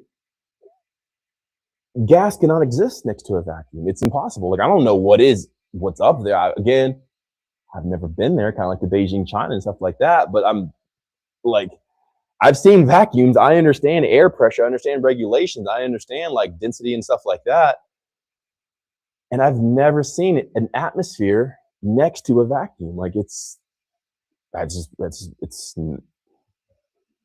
not realistic. It's not real. Like it's like that's the number one factor for me. So like no matter what the shape is, like I don't know a vacuum, an atmosphere next to a vacuum. Like it will always regulate every single time. So this is what Stevenson said. Vacuum doesn't actually pull air in. Air will go itself to lower pressure. But since air got mass, their net movement will always be closer to Earth. I searched for the calculations, and the Earth is so massive, its gravity is strong enough to hold it. That's okay. That's great. That's also not realistic. Read the first part again. Vacuum doesn't actually pull air in. The vacuum, all space has to be filled. That's it. There cannot be something here that's not here. So like let's take this room, right? There won't be a pocket in this room where there's no air. So a vacuum is a void. That's what a vacuum literally means. It means like where there is no thing, right? So if you take the air out of a specific container, right? You can take this container or whatever, and you use a machine to pump the air out of it, the oxygen, the atmosphere out. The vacuum is no thing. It's a void. The moment you create some sort of connection to the atmosphere, that atmosphere will fill the available space. It will fill the vacuum. The vacuum isn't the force. The vacuum is the absence of something. And since there can be no absence of anything, it initially fills all space. That's why this room will always, no matter where I go, have available oxygen for me. And there won't be oxygen missing in this corner, but there's oxygen over here. All space is filled. There is no such thing as a vacuum with an atmosphere next to it. Like, that's impossible. It can't be replicated. It can't be produced. It can't be made. I can make a formula saying like, well, okay, well this, but it can't be made. I can say like some words and symbols and signs, but it can't be made. You can't make let's say a container where there's no oxygen here, or I'm not even oxygen, but there's no atmosphere here, a complete vacuum. But then there's an atmosphere here. Here, there's no atmosphere, but there is. There always has to be something dividing it. A vacuum is just the void of any sort of atmosphere or gas. Gas, whenever it has available connection to whatever it is, like meaning there's no separation from that thing, will always fill the available space of whatever you put in it. You can capture that with a balloon, and the balloon will always go up or always be filled up. It won't stay in the container. There's a differentiation from the inside of the balloon to the inside of the container. So whenever you release the gas from the container, it will automatically fill the available space with the pressure. You take away all pressure, all atmosphere, it will always fill that space. It will never not fill that space. You can make a formula, but it can't be reproduced. So therefore, it's just a theory. I'm just saying, bro, that's like a fairy tale thing. Like, that's not shown in reality. It's not realistic. Like, we can talk numbers all day, but like, it can't be produced. That to me is crazy. So there's like a lot of like assumptions and filling in, like, well, let's just compensate. Well, let's just cope. And like, atmospheres can't exist next to a vacuum. Lara on YT said vacuum is just an absence of pressure. Of atmosphere. You can only have pressure in an atmosphere. If there's no atmosphere, there's no pressure. That's what I'm saying. It's the void of. So guess what? All pressure will regulate. So the pressure that's here will regulate there. So there's more pressure, or PSI, pressure per square inch, in this container that I have here than there is in this room. So the moment I open the nozzle, the moment, right? Not even, there's no delay because it's always ready, right? The moment I open this nozzle, the pressure, there's no mechanical force, there's nothing in here. There's simply pneumatics. There's no electronics in this canister. That's simply physics in motion, or reality in motion. So if there was no pressure out here, or a vacuum, what is here would instantly fill that to its fullest degree, to its fullest capability. Gravity's not strong enough to hold any sort of gas down, in a sense. There is no explanation, or there's no reoccurrence of there being a complete void of pressure next to an atmosphere or gases without some sort of separation, a wall, a container. You always will need a container. So it's not realistic. It's a fairy tale. It's like, that doesn't exist. No atmosphere can exist next to an atmosphere. It just doesn't, it doesn't work. It's not found in reality. So anyway, that right there is just like, yeah, that's fairy tale stuff. Life Under a Rock asks, so are we protected by the atmosphere? What is the atmosphere made of? What's our atmosphere made of? Mm-hmm. Gases, a lot of gases. So you have like oxygen, you have nitrogen, you have hydrogen, and a lot of things like that. Like, nonetheless, there's a lot of gases here that are technically lighter than the ability of gravity to pull it down. So like, whenever I release this, it will equalize the higher you go, but like, nonetheless, a lot of it here will instantly go up. Why isn't gravity pulling it down? Like why wouldn't gravity, if it's a force that can pull the atmosphere down, why would this go up and not down? Even in a balloon, right? Like, even like a helium balloon. Why would the gravity not be able to pull it down the moment it comes out? It always goes up. But if the gravity is the thing keeping it down, shouldn't it be able to keep the lightest thing down even easier because they're light? They're not heavy? Well, then if it keeps heavier things down more, then we're talking about density and not even gravity. If anything, it should be able to easily hold a feather down better than it could maybe like a rock. Because at that point, the feather would be a greater force on it because it's lighter. It would have less resistance, but it's not. It's carried away by different wind patterns and changes and stuff like that, and gust, showing that it's not really the force that's keeping things down. So you can go into this if you want to. I'm just saying that specific thing has a lot of holes in it. There is no vacuum or no atmosphere next to an atmosphere without a container or a separation. That's all I'm saying. Like, it can't be replicated. It can't be shown. We can draw fairy tale numbers and like formulas, and I'm all for it. I love math. I'm all for math, but that doesn't exist in reality. That to me is a fairy tale. So yeah. And Stevenson said, I'm wondering, how do you think we still have air to breathe on Earth?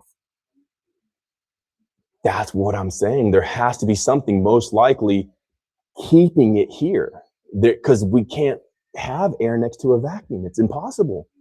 That's what, so like something has to keep us here. Something has to keep it here, or else it would just escape.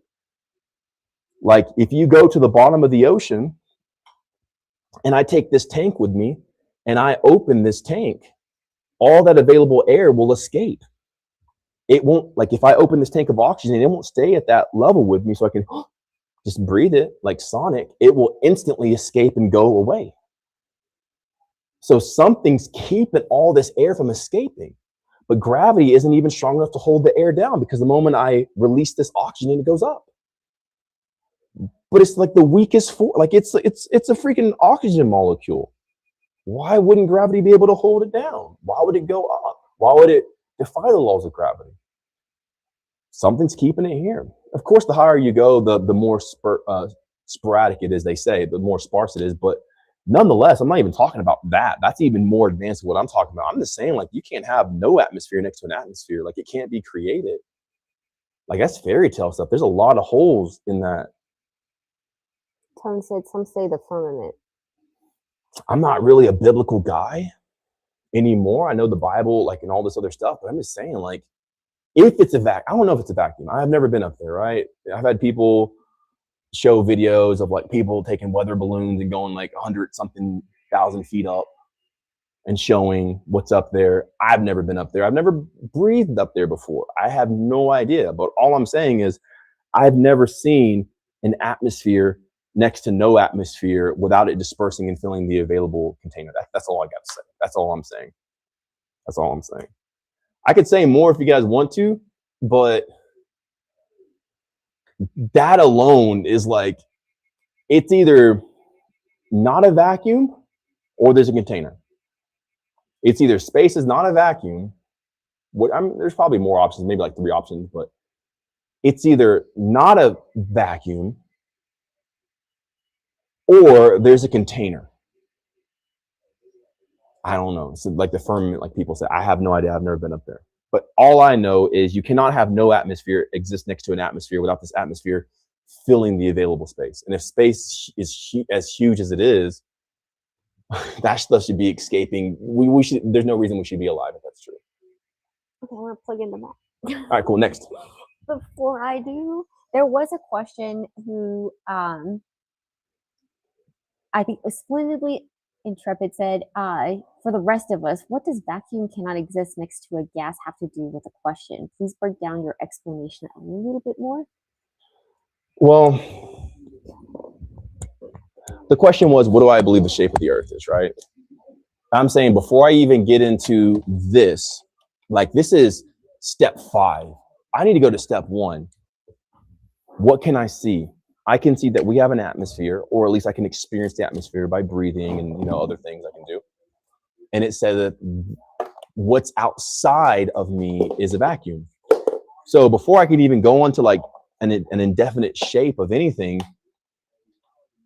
how could I even suppose that these two things can coexist when it's never shown in anywhere in reality. Like it's not shown anywhere for this to exist. That's impossible. So that I'd have to fill in the gaps and believe and like make believe like, oh yeah. Of course, atmospheres totally can exist next to a vacuum. So that right there invalidates a lot of stuff moving forward and proceeding. How can it be a gas ball in a vacuum? Because the vacuum is the greater, the vacuum has a greater effect because the gas is the force. The gas is what's expanding. Gas expands, right? So whenever something's frozen, it contracts in a sense, like to a degree. Like you can solidify oxygen. It could actually be solidified. You can make solid oxygen and liquefy. You can make liquid oxygen and stuff like that. So the colder it is, in a sense, the more condensed it is, the more solidified it becomes. But gas, nonetheless, whenever it has available space, it always fills it. So if this thing can't even get past, I can't even say the shape that's being presented to me because that doesn't make sense.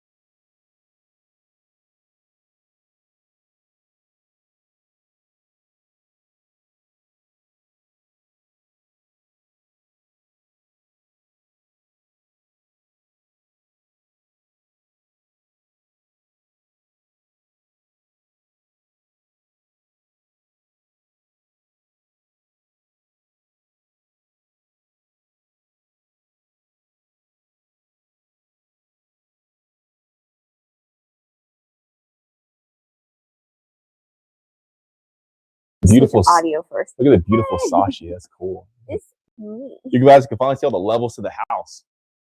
So there's like ultimately like 9 levels, but you can see the stairs going down, ascending and descending. I'm gonna go ahead and end this live because Sasha's MacBook ran out of electricity and battery life and stuff like that. So Yeah.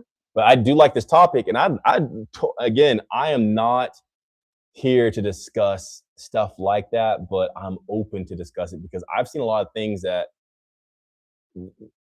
with this formula or this approach makes no sense whatsoever. No sense is just nonsense. Like, where's the sense? And that's not sensical. That doesn't make any sense. So yeah, awesome. And I can't zoom in. Hey, okay, cool. That's all cool. I'll look like I have giant hands. All right, cool. Are we on though? Like, is it good? Yeah, we're on. All right, cool. So anyway, guys, I'll come back and we can explain this not tomorrow, but like the next day or something like that. And we can go into all these different things. We talked about nuclear. There we go. Talked about nuclear explosions and like no crater, no blast mark or anything like that directly under, or no spectrum of destruction from a specific spot, but like all the buildings are tattered and, you know, equally as destroyed. And then we talked about the shape of the earth. I said, hey, before we even get to the shape, let's talk about a vacuum existing next to, or an atmosphere existing next to a vacuum. And all a vacuum is a void. That's it. Like, a vacuum is simply the void of an atmosphere. So you can't have no atmosphere next to an atmosphere because it always regulates. That's why the temperature changes, like it's trying to regulate this, but with the sun in its position moving and everything like that, it's constantly changing. But nonetheless, like the cold gets colder, the warm gets warmer. It brings it back up. Like, everything's always regulating to the most abundant degree or force. So if the sun's there exciting the molecules, obviously you'll get hotter. If the sun's further away, then obviously you'll get colder. So like the outer regions, like, you know, like the most northern region will expand, and that's how things go. So like it'll expand. So if it's like the North Pole, its coldness will start to cover more land because it's expanding, because the excitement is further away. And that's why we have colder temperatures and seasons and stuff like that. When the sun comes back in this specific region, the tropics and everything else, Cancer, from Capricorn into Cancer, stuff like that, that's why it starts to heat up again. More excitement, which it brings that heat to the North Pole. No matter what, that atmosphere is present and never exist next to no atmosphere. You can't have something exist next to no thing. As far as a gas, it will always fill that available space. So we can write symbols and say all the formulas we want, but it can't be reproduced. It can't be created. It can't be shown. It can't be replicated. So in a sense, it'd be a theory, since like, okay, well, we have a theory about it, but we can't produce it. So it's an idea. It's a cool idea, but nonetheless, it's not realistic because we don't ever see that in life. We never see gas not fill all the space. It always expands. So even if you go at the highest degree, like if you take a canister of gas all the way up to like the highest degree that you can, guess what? That gas will automatically fill the available space. So if you take an oxygen tank way up in the sky, you can put on a balloon or a jet or whatever, it will always fill that space. That gas won't go down. It will go out in all directions, in all ways. Meaning it will always fill the available space, which means there cannot be an atmosphere next to no atmosphere. There always has to be an atmosphere, even if that atmosphere thins out. So that's all I'm saying. I'm not even saying the shape of the earth. I'm just saying, like, it's impossible to have an atmosphere next to a vacuum. But if you guys can recreate it, I'd love to see it. I'm not against it. I don't care about the shape too much of the earth. Like, I kind of do, but I kind of can't get too much into it because like it'll start draining me. But if you guys can create some sort of non-atmosphere next to an atmosphere without a container or something like that, I'm totally open to see it. This is not what my channel's about. But it's kind of not proven. So at that point, like let's just use logic. When you have a vacuum and then you open a port and connect it to an atmosphere, that atmosphere will always feel that vacuum every single time, and it cannot be replicated to where the atmosphere would not feel that vacuum. Maybe if you even if you highly condensed it and brought it to like a super cold position or something like that, even that atmosphere would still fill that vacuum. It happens every single time. So anyway, I'm going to end it there. I love you guys. You're all amazing. Thank you so much for waiting until I could end this off officially, but we'll come back and we'll talk about this next time. Maybe you guys can have some videos that you can send of it happening. I'm not opposed to it. I'm not trying to argue it or be argumentative. We're just looking at, hey, logically, that doesn't exist. That doesn't happen. So that's all it is. I love you guys. If you haven't already, make sure to like, follow, subscribe, all the stuff. Mikey Breathes on YouTube. You can check out these lives there. I'll be reposting it there. You can go to my website if you want the guide, MikeyBreathes.com. Or if you want to join the Discord community, it's also there. If you join for a full year, you get the guide for free, the digital copy in the meal plan. You get the community, you get the phase meditations, you get over 2,700 voice memos from me. So there's a lot of teaching, a lot of insightful things there. What else? And you get the encouragement, you get the accountability and everything else like that. But if you just want the guide, you can find that on MikeyBreathes.com. If you want some free stuff, we have the map of life that's on there. And you also have articles that I wrote as well, talking about getting back into nature, not being psychotic or schizophrenic in a sense, being, disassociated with nature, because nature helps regulate you, just as atmospheres always regulate. But either way, I love you guys so much. Thanks for being here today. And the best thing you can do is comment on this after I post it, because that kind of helps get it out and everything else. But until then, I love you guys. And I'm excited to talk about nuclear explosions and atmospheres and shapes of what we live on next time. So get ready for them and we'll bring it up. Love